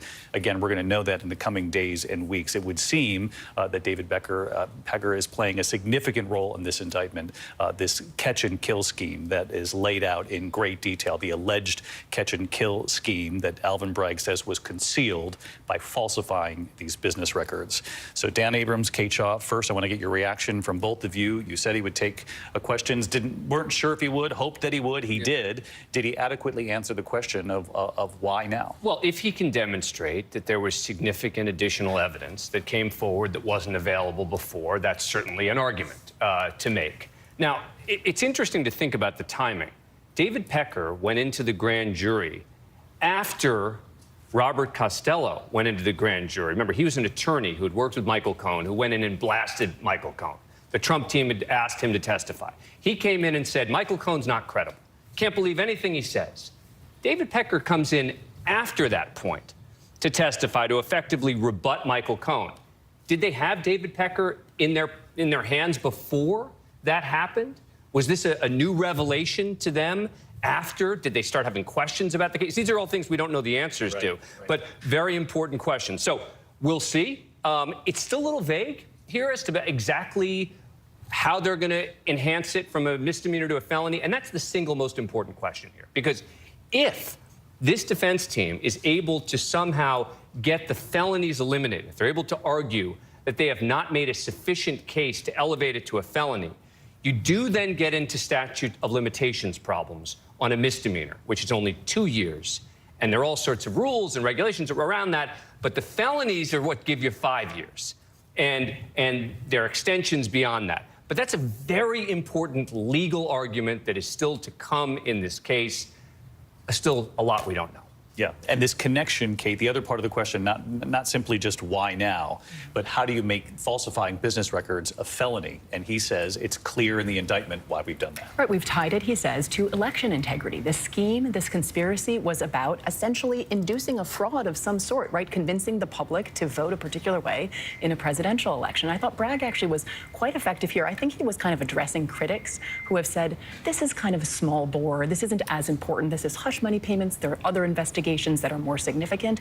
He really struck two notes. This is about financial integrity in the financial capital of the world and election integrity in the context of a presidential election. Those are high stakes matters, and that's what he said this case is about. And again, he tried to make the case right there, and obviously he's going to do a much more extensive job of trying to make his case than just a couple of questions from the media there, that the falsification of business records concealed another crime, which was, in his words, he's alleging here the catch and kill scheme to protect a candidate, particularly in those final months leading up to the election.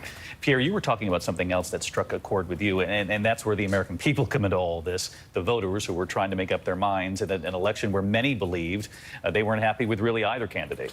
I took particular note of what the district attorney said when he said, quote, this is about an effort to hide damaging information from the voting public. That's the heart of what this catch and kill scheme was about, according to the district attorney. And again, he's essentially saying that the campaign finance laws of this country, both state and federal, matter.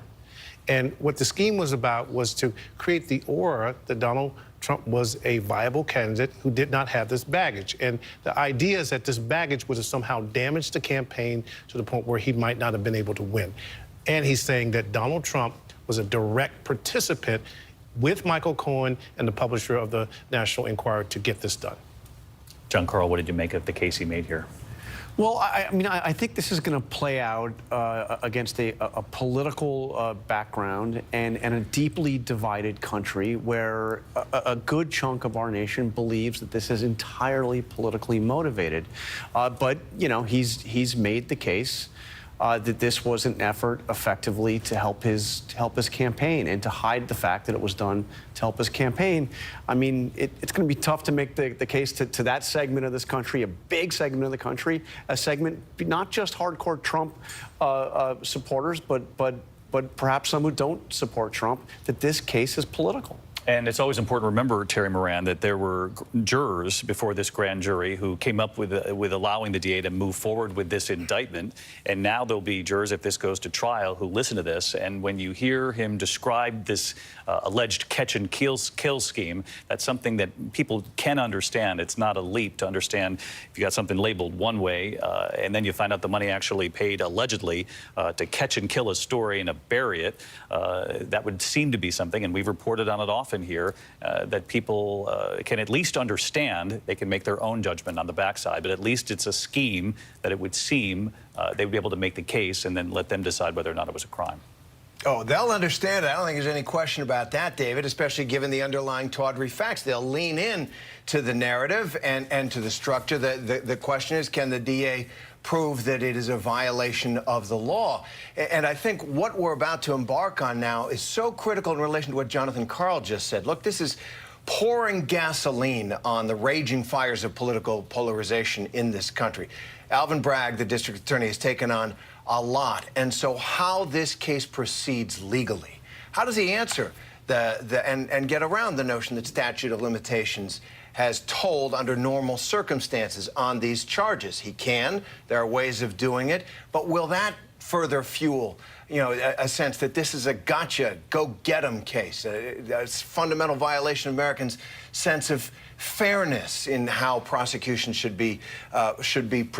proceed. And I do think that so much rests now on people seeing the rule of law at work. They'll have arguments at every stage. The jurors, as you point out, they'll understand the narrative, and they will have to weigh, you know, whether or not this rises to the level of criminal activity that Alvin Bragg has charged. In the John Edwards case, which, while not precisely on point, is similar, the jurors decided that what John Edwards did was wrong. There are a lot of wrong things you can do in an election. There are a lot of things you can try to keep from the voters to protect your position in an election that aren't criminal. And that will be the heart of this case. Terry Moran, our thanks to you. With just a few moments left here, I want to get a few more opinions before we go off the air and push this forward to new reporting about what we could expect later tonight once the former president's back at Mar-a-Lago. But first to you, former Governor Chris Christie, former prosecutor as well. You heard Alvin Bragg. You were sitting here as part of this coverage with us. Listen, he said here that I take cases, I can bring them when they're ready. He also revealed that we had more in hand than the previous DA had. What did you make of that? Well, on the first one, that's a standard prosecutorial line. They give that to you in the handbook when you get sworn in as a prosecutor. And so I was not surprised to hear him say that. And I don't think it has much import one way or another. On the fact that, on everything else he said, this better not be his best day. When you bring an indictment, you've got nobody pushing back against you. Nobody in the grand jury is pushing back against you. Defendants or witnesses are not allowed to have lawyers present. You get to present your case absolutely unobstructed. Well, that's not the way it's going to be from here forward. So the challenge for Bragg is going to be, this better not be his best day. He better have a lot of other really good days in the courtroom. And I think one thing we've got to look to is, what else does Pecker have beside just his conversations with Trump as alleged in the indictment? Does he have documents? Does he have emails or text messages which confirm certain things? Are there possibly tape recordings? I mean, all of those are things that may in fact exist. And so we've got to see what's the quality of the proof. But for Alvin Bragg today, he better hope today wasn't his best day. He better have a lot of good days going forward, because it will now be hotly contested in the courtroom and in the court of public opinion. No question about that. Governor Christie, our thanks to you as always. Heidi Heitkamp, what did you make of what Alvin Bragg just laid out? Well, I think he wanted to make the point that New York is the financial capital. We bring these cases all the time. To not bring against Donald Trump would not be consistent with what we think we need to do to protect business records. And so blah, blah, blah, right? But the real challenge here for Donald Trump is, what's next? What about the documents case in Mar-a-Lago? What about the special prosecutor? What about the case in Georgia? And so we're just one day into this on this case, but you've got to look at it kind of overall. We've been tracking a number of independents on social media in an organization that I head up, and I will tell you, looking at the indictment, since the indictment, there has been a lot of mega stories about this is horrible, it's all political. The independents are like, yeah, here we go again. With this guy, there's nothing but chaos, and we're tired of it. And so I think we've got to be a little careful, because we're only one day into it. We're going to know more in a couple months on how politically people are going to react to this, and it's going to be in the context of additional investigations terminating. There's no way. Thank you, Heidi. There's no way to escape that we're in the middle of a campaign season. The race for the White House underway again. President Biden has not declared that he's running again, but he said in an interview with me that he has every intention to do so. Respect her fate, but every intention to do so. And he's very much acting like the candidate out in the trail. And it was an interesting sort of split screen in the last 24 hours with him in Minneapolis talking about jobs at a manufacturing facility. Let's bring in Mary Bruce, because what was also key here, Mary, was the president addressed this for the first time, expressing his trust in the legal system and his trust in the NYPD. And they, of course, did do a good job today keeping the city and the former president safe, too.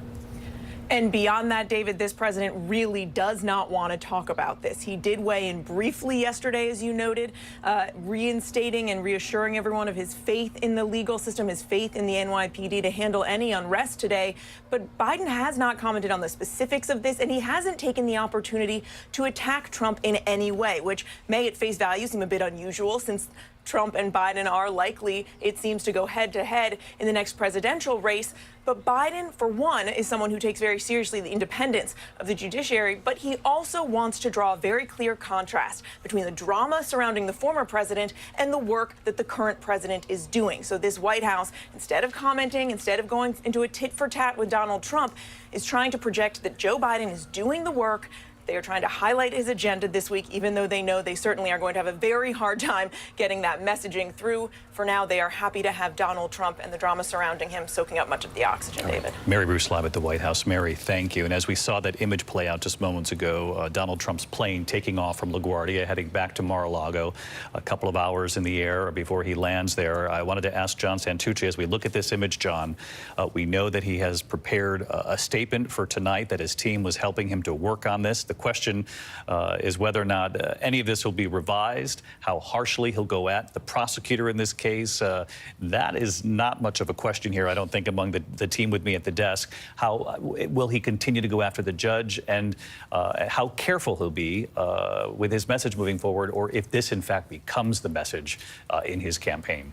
Well, David, my understanding as of right now is that the former president is, as you say, on the plane. He is watching coverage. I'm told that they are going through the speech for tonight, making some tweaks, changing some language. Nothing to say that relates to any comments by the judge, but, you know, Donald Trump is always working on whatever he is going to say, and sometimes, as we know, we'll ad-lib it in real time.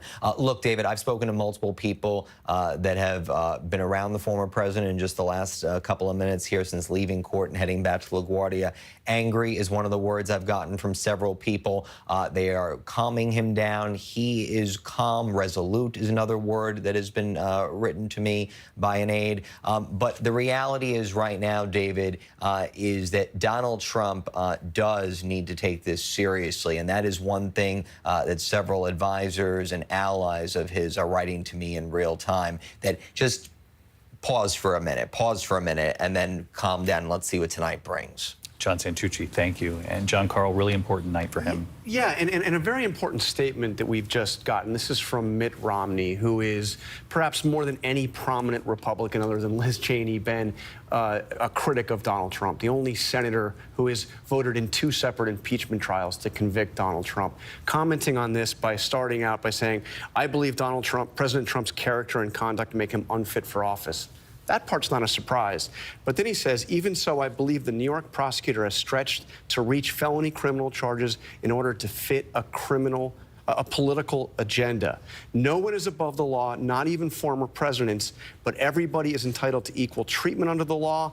And he says that this prosecutor's overreach sets a dangerous precedent for criminalizing political differences. So that's from a prominent critic of Donald Trump saying that this case just doesn't sound right. I think you're going to hear more of that in the coming days. Joining other Republicans who predicted this. And perhaps some Democrats, too. Yeah, all right. Thank you, John. And I wanted to, in closing here, do both ends of this journey. Aaron Katersky, who's at the courthouse, in a moment we'll go to Rachel Scott, who's standing by at Mar-a-Lago, because I think another important part of this story is that there had been significant concern on the part of law enforcement and authorities about the incitement of crowds. And I think that we can all, you know, I don't want to get ahead of ourselves, but there is some relief that the calls for, you know, protests that could get beyond what the authorities would want to see have not played out. And Aaron Katersky, perhaps you could speak to that here in New York, both at Trump Tower and down there at the courthouse. The NYPD, the Secret Service, really deserves some credit here. They do, David, and they were prepared for the worst. They heard the increasingly violent rhetoric coming from social media corners associated with the former president's indictment. They heard some of former President Trump's own hostile rhetoric on social media, and they were prepared for anything. And there are still some people shouting in the park right here across from the courthouse, but nothing like the large-scale protest that perhaps former President Trump had in mind ended up materializing, either at Trump Tower, where there were mainly curious tourists, or down here at court. Finally, those either critics or supporters of the district attorney at least understand what it is that he's actually doing here. Prosecutors described, but did not charge, a conspiracy to violate both state election law and tax law when they say the former president allegedly falsified business records. And it was notable, I think, David, that in each of those charges, all 34 of them to which the former president pleaded not guilty, the prosecutor said he had intent to defraud. But the indictment does not specify who was defrauded, but an accompanying statement of facts does. It says that it's the 2016 voters in the presidential election, and any trial here, David, could fall in the middle of the 2024 presidential election. David. Aaron Katursky at Criminal Court in Lower Manhattan. Aaron, thank you. And a quick point from Rachel Scott before we go, because Rachel, I know you're standing by. You're at the other end of this journey. We see the plane headed towards Florida to Mar-a-Lago. He expects to appear right in that room with you tonight before a group of supporters, a much different environment than what we watched transpire at Criminal Court today. And the question is, how far will he take it? Will he lean in? And does this essentially become his campaign now? David, the lines now are certainly blurred. And when the former president touches down right here in Florida, the focus does turn to 2024. So much of the speech, so much of his remarks today were in flux, primarily because Trump had no idea what exactly he would be charged with. They are on the plane right now with his advisors. They're revising this speech, but they have been close on this all week, talking about ways to turn this into a political advantage. Bottom line, David, the tone has been set, and it is a tone of defiance. It was set when the former president called the central issue of our time the weaponization of the justice system. It was set when the former president said he would not step down or step aside from running for president in 2024 despite this indictment. In fact, he is fundraising off of it. The former president now not only the leading Republican candidate, but also a criminal defendant, David. Rachel Scott in Mar-a-Lago tonight. Rachel, thank you. Our coverage is going to continue here, ABC News Live, abcnews.com. We're going to leave you here with the images of an extraordinary and history-making day. Day beginning, of course, with the former president leaving Trump Tower. There was that moment, very quick, but held his fist up to the crowd on his way to the courthouse. There he is, arriving in Lower Manhattan, sitting in court, pleading not guilty, in his own words, standing before the judge, 34 felony counts of falsifying business records. Then, of course, boarding that plane that bears his name, making the journey home to Mar-a-Lago, where he will be before cameras, reporters again this evening, expected to give his reaction. And with him running for president and leading on the Republican side, many expect that he will lean in on this day. I'll be back with the entire team for World News Tonight. I'm David Muir in New York, and I really do thank you and the entire team here for their really careful and steady reporting. We'll continue to press all the questions on all sides of this. And I'll see you for World News a short time from now. Good day. This has been a special report from ABC News.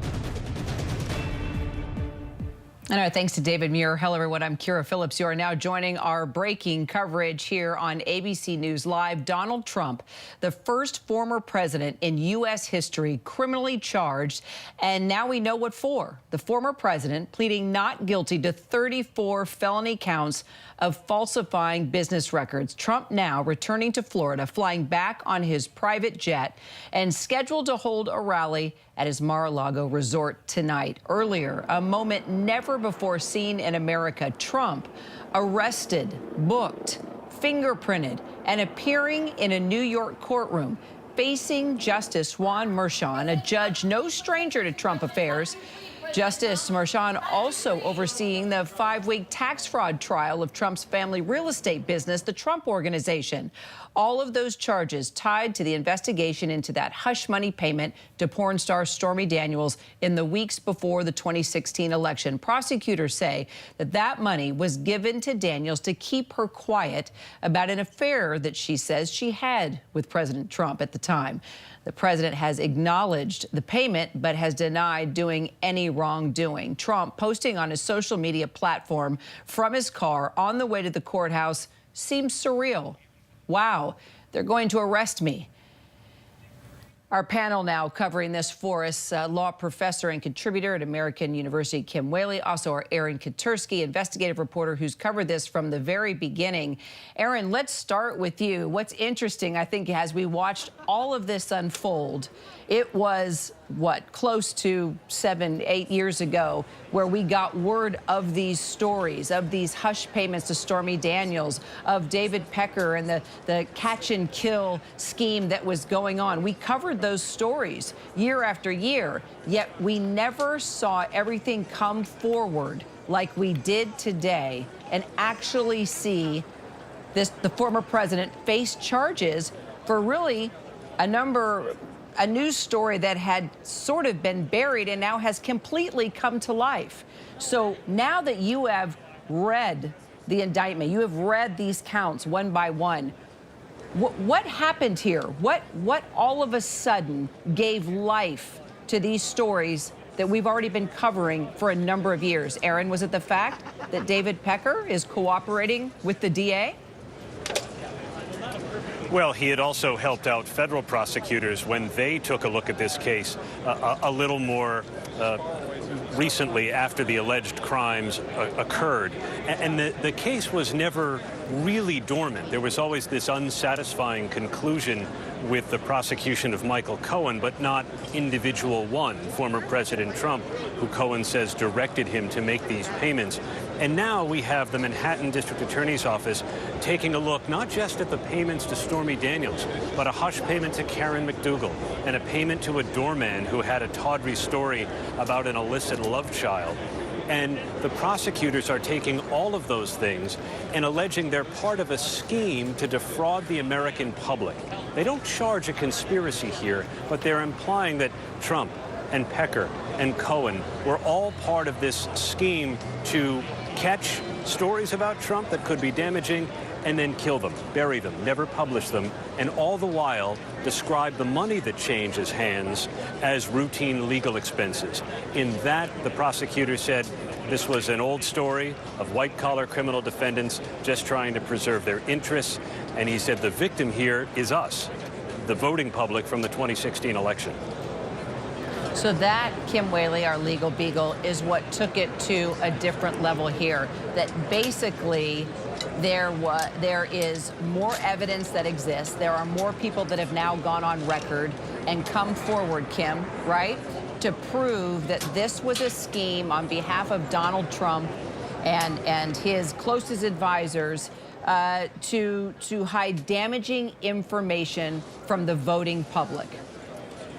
Right. So the question's going to be, do we care about integrity and accuracy in financial records? Alvin Bragg said, yes, Manhattanites care. We're the center of the financial world. And second, do we care about accurate information going to the voting public? Presidential candidates do not undergo background checks. Neither do presidents. The idea is in the hurly-burly of campaigns, information that could make a difference in who you vote for at the ballot box comes out. The theory here is that there was an elaborate scheme to hide damaging information in the lead up to the 2016 election that could have affected the outcome of the election. And, you know, we only need to think about January 6th and the fallout from that to ask ourselves or answer the question, did it matter that Donald Trump was elected? Now, Bragg doesn't have to prove that this would have changed the outcome of the election. But as you indicate, there is in this statement of facts that accompanies the indictment is basically the story. We now know there's not just the doorman, there's not just Karen McDougal, Michael Cohen, Stormy Daniels. There are two lawyers apparently who contacted allegedly what looks like Michael Cohen after this became public and said, we'll take care of you. You have people at the top. I'm paraphrasing. We know David Pecker, the former chair of the National Enquirer, who is behind reportedly this catch and kill scheme to silence these women. He is cooperating with the Manhattan grand jury. So that's an additional witness. They also name the former Trump Organization CFO, Alan Weisselberg, who pled guilty to various crimes relating to the Trump Organization as a relationship with Donald Trump. There are other people within the Trump Organization, the bookkeepers that are named not by name, but that are referenced in the indictment. So there we have now a panoply of witnesses. What we don't know is what factual information in the form of documentation might also back that up. But we do know ABC's George Stephanopoulos was told last week by Michael Cohen that he has provided a lot of documents. And, you know, documents don't lie and they don't misremember. And it's a little different to see stuff in black and white. And, you know, Kira, we're just not going to know. Alvin Bragg gave us kind of the outlines of the story, some more details. But ultimately, this case will turn on the facts and the law. What happens politically is different. See, and therein lies the controversy, right? Former New Jersey governor, and now an ABC contributor with us, Chris Christie. Governor, you and I talked numerous times when these stories first broke, and now we're seeing it come full circle to reach this level, a historic day, an indictment, 34 counts of falsifying information. What is your take here? Do you think, you know Donald Trump very well, and you've been following this, of course, from the very beginning. Is this politically motivated? Is this still thin? Or do you think there's something here when it comes to financial and election integrity, and that former President Donald Trump is now finally being brought to a place where he needs to be held accountable for his behavior? Well, look, that's a lot in that question, but let me try to break it apart. You know, first off, I do believe that this is the kind of case where Alvin Bragg could have absolutely exercised prosecutorial discretion not to bring it. I don't know how this is affecting the safety and the welfare of the people of Manhattan who every day are besieged by violent crime, and he's diverting resources off of that to do this. So I think there's a real argument to be made that a 7-year-old hush money payment is not something that rises to the level of significant utilization of resources in a prosecutorial office which is besieged by violent crime on a daily basis. Now, that having been said, on the strength or weakness of the case, I think it's all going to come down to the testimony and whatever other objective evidence is being brought forward by David Pecker, the former publisher of the National Enquirer, and I'll tell you why. Mr. Pecker is the new person on the scene here. Everyone had talked about Michael Cohen as a key witness, and Cohen will be an important witness. But the key witness is now Pecker, because for these to become felonies, you have to prove there was an underlying crime that you were attempting to conspire to break.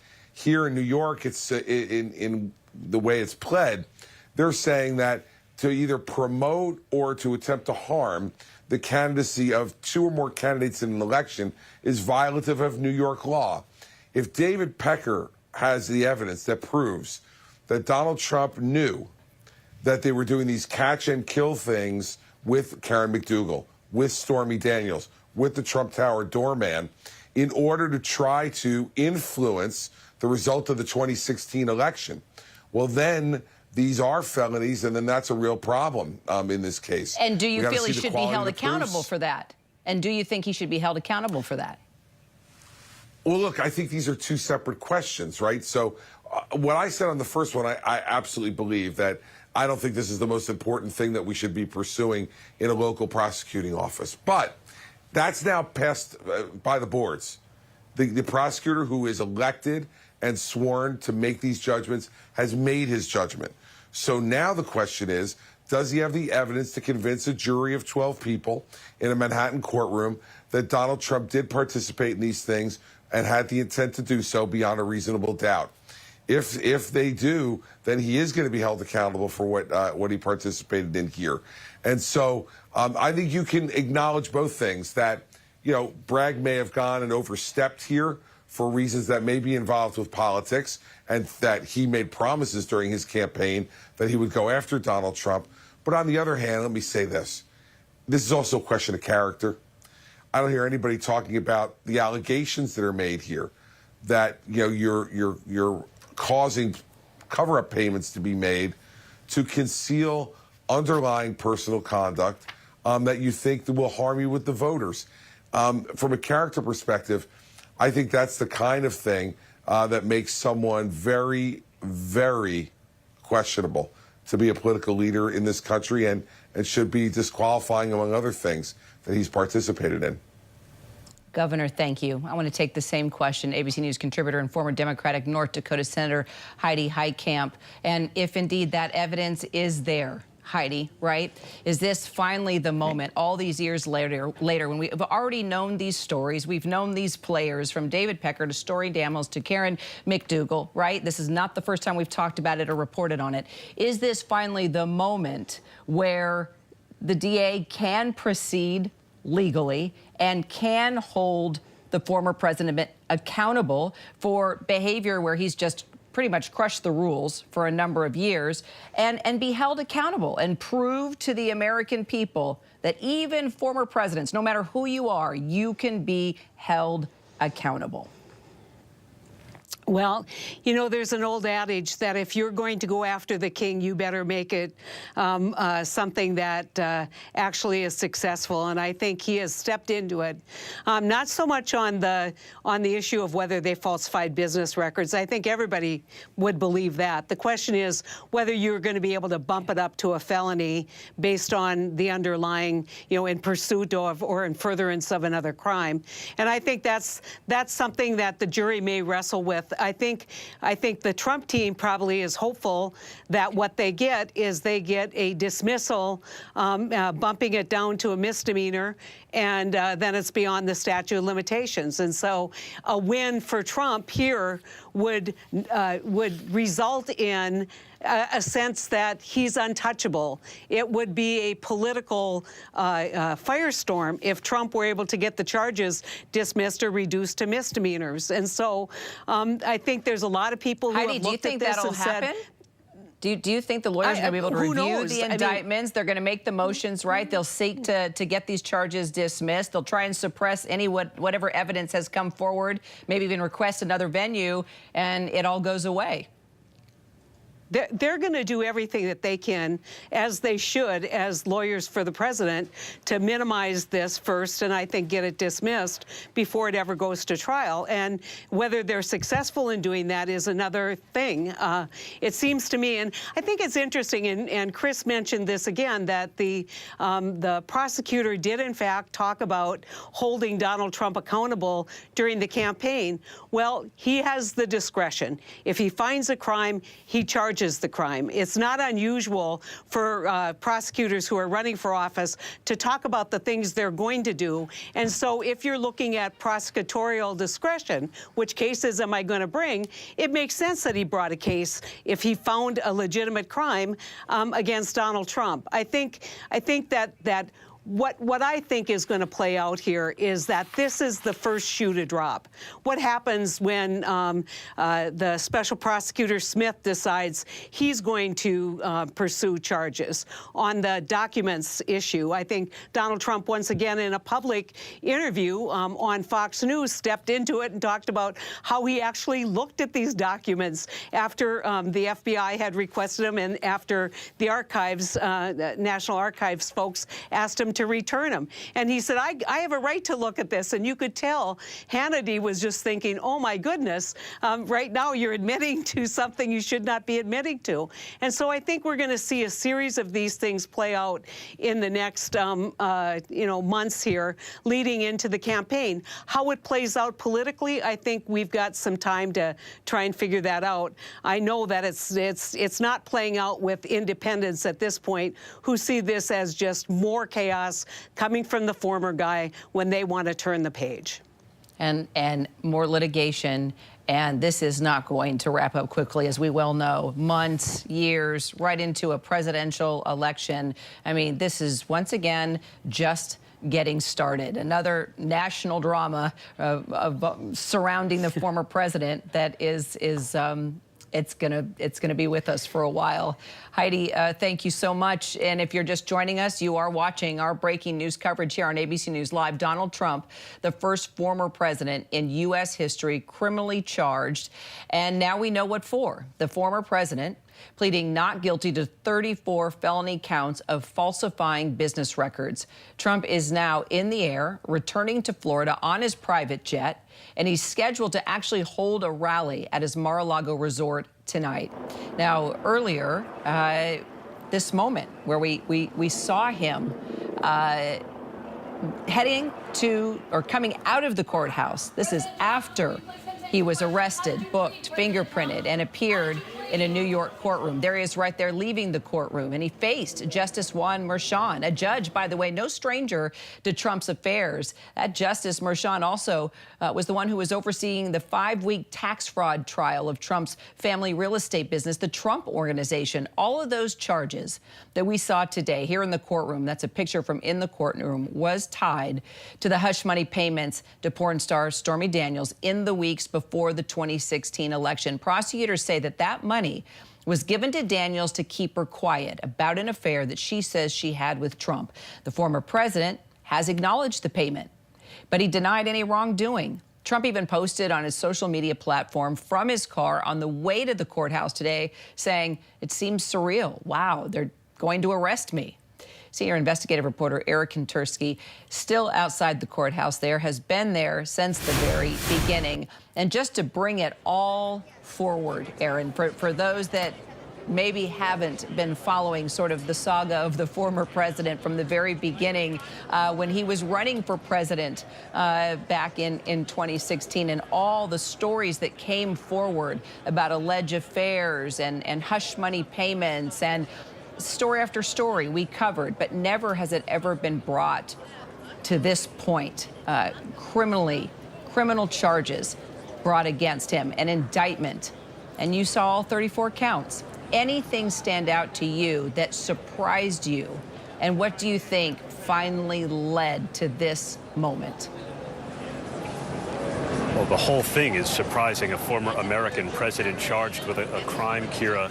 It almost seems unthinkable and surreal to discuss it, but there was former President Trump pleading guilty in his own voice to 34 felony counts of falsifying business records. And what got us here seems to be the way that Manhattan District Attorney Alvin Bragg and his team of prosecutors started to look at some of the conduct of former President Trump over the years, particularly in the year 2017, when he allegedly falsified records associated with the payment of his lawyer, Michael Cohen, who had written a check, $130,000 to Stormy Daniels to keep her quiet about her allegations with an affair. And prosecutors linked it to other things in Trump's past. In 2006, Karen McDougal, a Playboy model, says she had an affair with former President Trump, which she also denied. And there was a doorman that alleged Trump had a love child. He was paid off. Trump denied that as well. And taken together, the prosecutors implied there was this scheme to keep all of this information from the American voting public. And in that scheme, that provided the underlying basis for these felony charges of falsifying business records. They said that he had the intent to defraud. Didn't say who, but prosecutors made clear the intent was to defraud the American public on the eve of the 2016 campaign. So, Aaron, we heard another name today that we haven't heard in a while, and that's David Pecker, of course, and tied to the National Enquirer and this catch and kill scheme that we had covered years back about these stories that Trump allegedly was trying to pay him off, not to run these stories, ugly stories surrounding the former president. I remember trying to call him during that time. He picked up the phone and hung up on me as soon as I started asking him questions about the former president. But now it's, yes, you did too. We both called him. And now it seems that he is cooperating and that he is talking to Alvin Bragg. So what do you think changed here, Aaron? Well, he also had entered into a non-prosecution agreement, American media did, with federal prosecutors back in the day. So David Pecker clearly had information that the Manhattan prosecutors wanted. He was the very first witness before the grand jury that started looking into this back in January. And as it turns out, he was the last witness brought in to reinforce the testimony of Michael Cohen, whose one-time legal advisor, Bob Costello, tried to present a different view of Cohen's credibility and reliability. So the grand jury was bookended by David Pecker's testimony. And in each of these cases, a doorman's allegation, a Playboy model's allegation, a porn star's allegation, there was David Pecker, then the publisher of the National Enquirer, to arrange some kind of a hush payment to keep these stories out of the press. Aaron Kontursky, I know it's been a long day. Thank you just so much for just rolling with us for so many hours. And Kim Whaley, let's take it to you once again, our legal beagle here. You also, too, have been covering this with us for so many years leading up to this point today. Just your overall thoughts on where this goes now. I mean, this isn't it. We're talking clearly about a historical moment in history here. The fact that the former president has been indicted. He's pleaded not guilty to 34 counts of falsifying statements to cover up other crimes. But this is going to be a long and windy road. All the litigation, the back and forth, the moves to try and suppress whatever evidence is there, to dismiss anything the lawyers can, making motions, dismissing charges. This is going to take a while. Listen, as you know, I'm also a constitutional scholar, and I'm biased in favor of democracy and transparency. And I think this is a moment we'll look back on the before and after, almost like January 6th, before the indictment of a former president and after the indictment of a former president. I think, given that there are 4 other pending criminal investigations, the one in Georgia plus 3 federal criminal investigations, Mar-a-Lago, January 6th, and then one relating to his Truth Social initial public offering, the discussion around, is it okay to indict a former president, will have faded, and we can talk about the merits. So I think that's, whatever happens with Alvin Bragg, if more follow, this will just normalize this, which is going to have profound implications for the Constitution. That being said, he's the front runner for the Republican nomination, and if he loses, say he is the nominee and he loses, I think it's naive to think there won't be potentially another redo of January 6th, which was traumatic to the country. And if he does win, I mean, this is a man who has said recently he would gut the Defense Department and the national security agencies and put loyalists in there. He said the last time he was president that he would consider maybe not respecting the 2 terms in office. I mean, Donald Trump tells us who he is, and he follows up on those things. So in addition to, as you indicate, the many factual legal questions, including, I think, what will come up, should he have been immune from certain actions taken while president? He wrote, allegedly, some of these checks while president. That could go to the Supreme Court of the United States. All the sort of legal technicalities will have us on, talking about it for weeks and months. But there's a really big question hanging the balance here is, where do you strike the balance between protection of guardrails around the power of the presidency, which ultimately protects individual rights, and this particular man and the precedent that this sets? And, this is something people will be talking about, a century from now. I really believe that, Kira. Well, and let's not forget still the other investigations that are still pending surrounding the former president, from the mob attack on the Capitol to false allegations about a stolen election. I mean, this is just one more story to add into the mix, clearly, that we will be following. Kim, Olivia Rubin, our ABC News investigative reporter, was actually inside the courtroom for all of this. Olivia, of course, the judge making the decision not to have live cameras in the courtroom. There was a lot of concern about a big media circus. Of course, there's been lots of interest in what went down today. We do have pictures from inside the courtroom. So just give us a feel for the tone, what you saw, what you heard, any type of color you can add to what took place as we look at these still pictures. Kira, that tone inside of the courtroom was incredibly high intensity, and it was also, as we've noted, a lot longer than anyone expected that it would go in a way. One of the most really striking moments that happened there was when the former president actually first entered inside of the courtroom, first stepping in as that criminal defendant there. He entered the courtroom and he was quite emotionless. He had sort of a grimace on his face that I've described. He looked around the room, he took it in as he made his way forward to the defendant's table, and that's where he sat, Kira, as a defendant. When the judge walked in, he stood up like any defendant would. He sat down when he was told, and really that's when the judge said, "Let's arraign Mr. Trump, please." And Trump entering that not guilty plea on his own behalf. He did not have his lawyer do it. He did it himself. But even throughout that hearing, we did not hear much from former President Trump himself. He really let the lawyers do the talking. However, there were those moments when the judge would go to him and would ask him, and he would answer, albeit Kira, very hushed tones. He was not dominating in the courtroom. He was not yelling out. He was reserved. He was calm. And he only answered when it appeared that perhaps he had to, as directly spoken to by the judge. And that could be a totally different story once he lands in Florida and heads to his Mar-a-Lago estate, where we will go shortly, where he is expected to hold a big rally and is free to talk. So, and I find that interesting as well, Olivia, that there wasn't a gag order.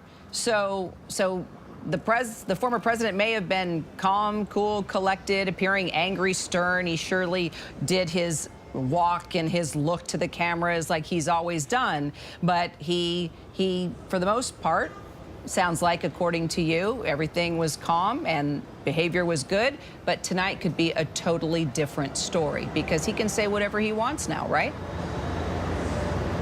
Absolutely. The judge absolutely saying that he would not be putting in any sort of gag order right now.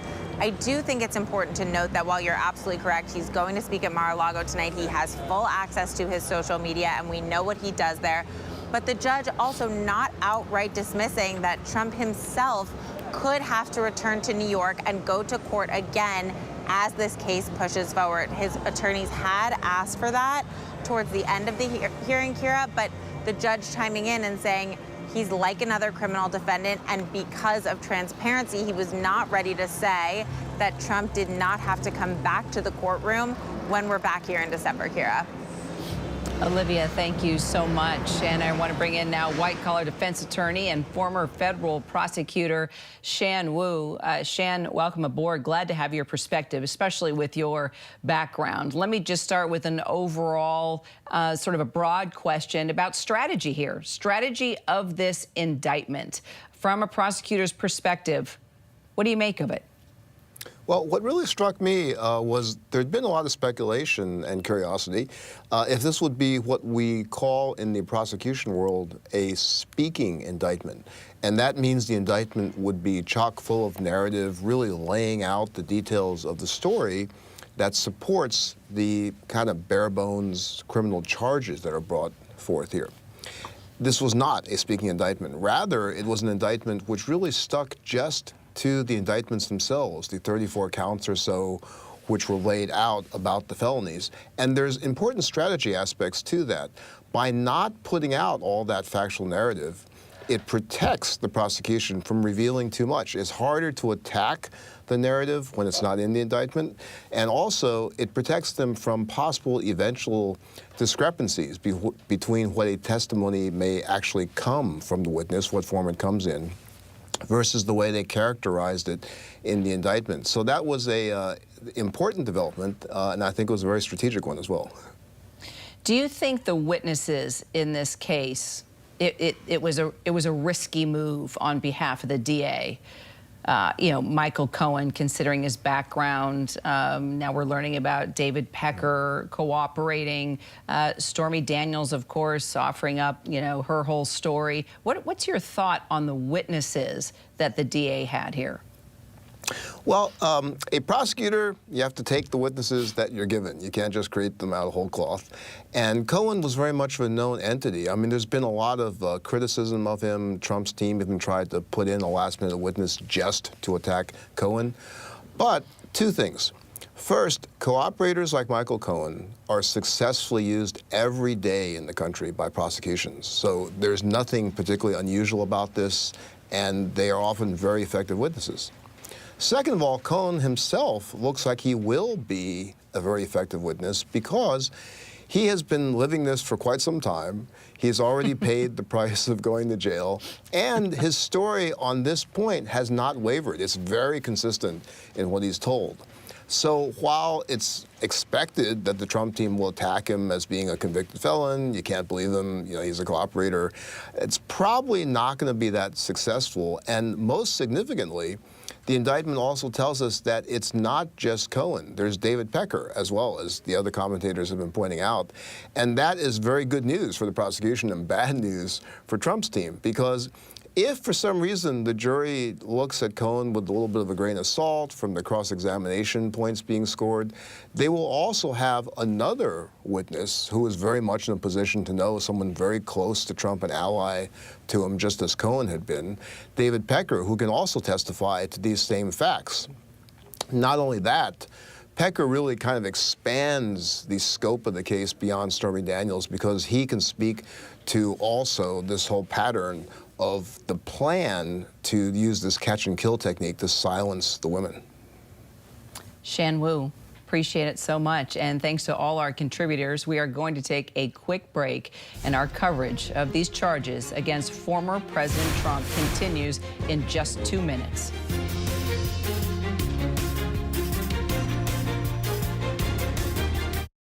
This is ABC News Live. The crush of families here in Poland. At refugee centers In Putin's Russia. on the ground in Ukraine. Close to the front line. From the capital, Destructive Cat 4 storm. You're along I-5. Boston is in the bullseye. Let's go. ABC News Live, America's #1 streaming news. Anytime, anywhere. Streaming 24/7, straight to you for free. Thank you for making ABC News Live America's #1 streaming news. For over 20 years, we've given some real-life superhero moms the mother of all surprises. It's GMA's Breakfast in Bed. This is amazing. I had no idea. And now, this year, we want to give our biggest, most epic live Mother's Day surprise yet to the most deserving mom. Oh, my goodness. So go now to GoodMorningAmerica.com or scan this QR code to find out how to enter to share your mom's story and honor her the GMA way. With so much happening these days, it's hard to keep up. Things change hour by hour, minute by minute. The historic weather that's now unfolding. The worries on Wall Street. We're bringing you the Right Now. Been a nationwide teacher shortage. The Right Now look at the day ahead. An alert this morning for dog owners and the key takeaways from the biggest stories. World News Now and America This Morning, America's #1 early morning news. Today does feel a little different. Early mornings on ABC News Live. All right, here we go. You ready? Let's do it. Yes, it's the show America wants and America needs right now. This is What Would You Do? Let's go. How are you? Yeah. So what will you be watching Saturdays on ABC News Live? What would you do? Hey, I guess I just found out. The What Would You Do Marathon, 2 to 6 Eastern, every Saturday on ABC News Live. My favorite show.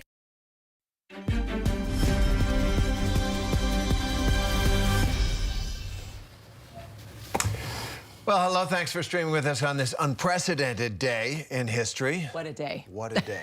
A lot to unpack, that's for sure. And we want to put it all in perspective. We sure do. I mean, this is the closest this country had previously come to even the prospect of former criminal accusations nearly 50 years ago with President Nixon. But he avoided that fate when he was pardoned by his successor, President Gerald Ford, who thought indictment and prosecution of the former president would be too divisive for a country that had real serious business to do. Alvin Bragg, the district attorney in Manhattan, has thought otherwise. The only other time, actually, an American president was actually arrested, I did not know this, and it was 150 years ago. Ulysses S. Grant was stopped by police for speeding down a street in Washington in his 2-horse carriage. he paid $20. That's right. And he left. I think it's going to be a little different for the no former breathalyzers president. back then, and Grant was probably lucky. That's right. Here to discuss the historical significance of the indictment and arraignment, ABC News presidential historian Mark Updegrove, also ABC's Jay O'Brien, who is there in Mar-a-Lago.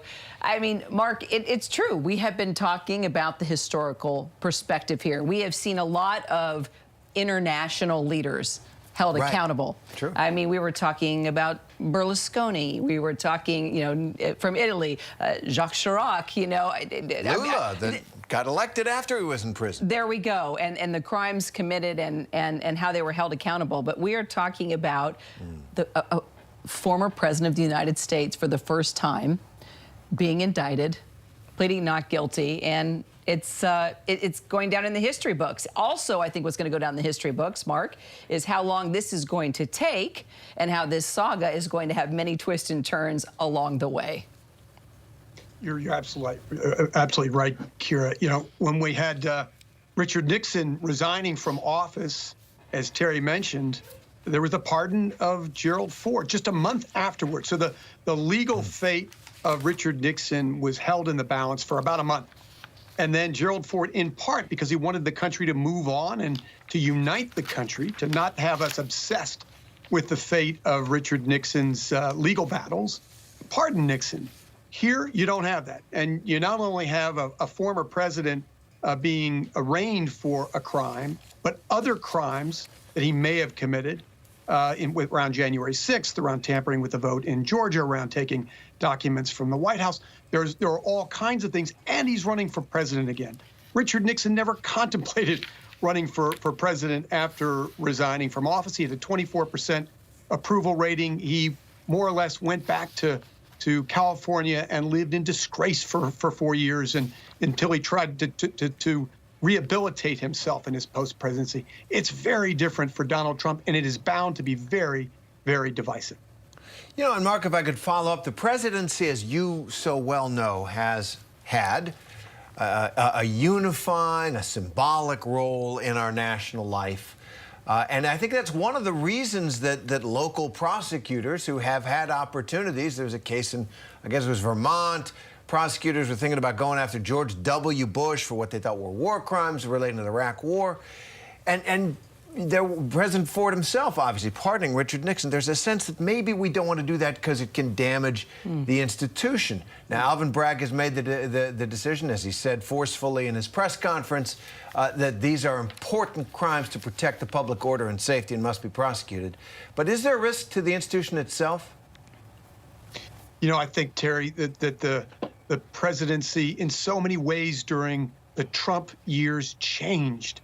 How many times today did we use the word unprecedented, right?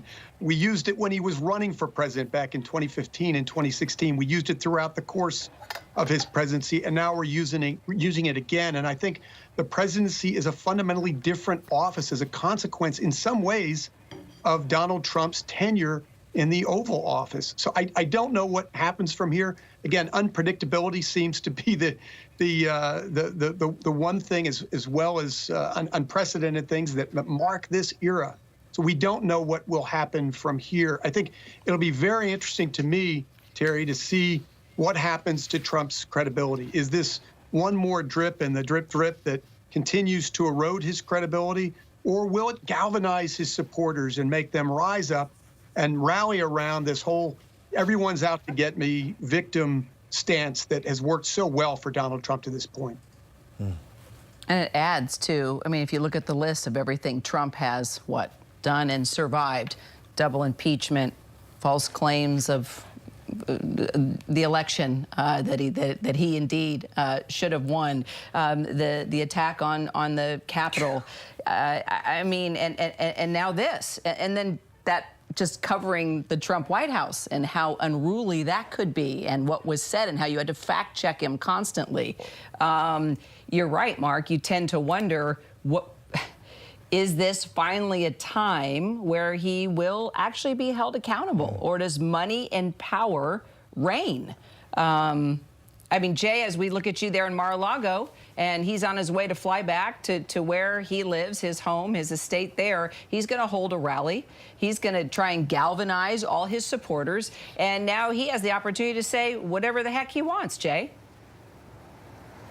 Yeah, and the question is what does he say tonight, Kira? He began this day in New York. He's going to end it here in Florida at Mar-a-Lago behind me. I've been speaking with staff at Mar-a-Lago. They're setting up a room for 700 people. The Trump campaign told them to expect 700 guests. It's unclear if they're going to get that number, but that's what they're preparing for. We know there are going to be Republican allies on hand. Marjorie Taylor Greene has said she will be there. I've spoken with an aide to Matt Gaetz, who said he will be there as well. Another local congressman from this area, Brian Mast, also going to be in attendance. So what does Trump say to them? What does he say to these supporters? And what does he say about this arraignment? And how does he go from that picture of him in the courtroom to whatever he's going to do and say tonight, guys? That's what we're watching for.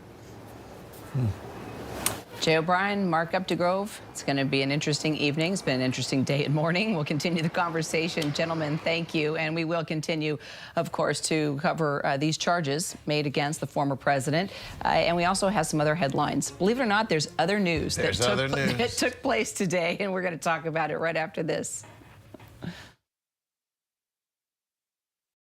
With so much at stake in our world right now, we wanted to thank you for your trust and for making ABC News America's #1 news. And thank you for making ABC News Live America's #1 streaming news.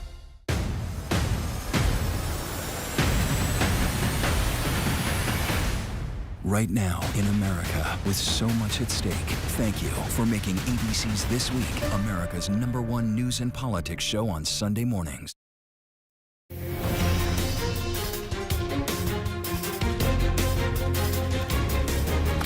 So glad you're streaming with us. Other headlines that we are following this hour for you in Nashville. Some of those officers who took down a school shooter are speaking out for the very first time. Detective Mike Collazo says that he was doing paperwork at the precinct when that call came in about the shooter, and also was among the first officers there on the scene. He describes that harrowing search for the shooter. Take a listen. Smoke was everywhere. The fire alarm was going off. It was somewhere right around that point we heard another shot, and so it told us that the shooter was to our right.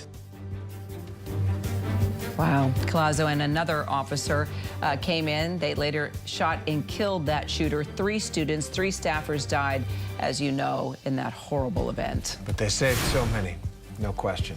Well, it's election day in Chicago, my hometown, and in Wisconsin, where I went to college, as voters cast their ballots in a pair of pivotal elections. In Chicago, they're picking between moderate Democrat and a progressive to replace Mayor Lori Lightfoot, who lost her bid for re-election. And in Wisconsin, this is a critical one. Voters are filling a single vacancy on the state's Supreme Court. The justice will be the swing vote on that evenly split bench, meaning the election could have wide-ranging implications for the Badger State going forward. Big elections. So glad you're streaming with us. I'm Kira Phillips. And I'm Terry Moran. ABC News Live is here for you anytime with the latest news, context, and analysis. A lot more after the break. For over 20 years, we've given some real-life superhero moms the mother of all surprises. It's GMA's Breakfast in Bed.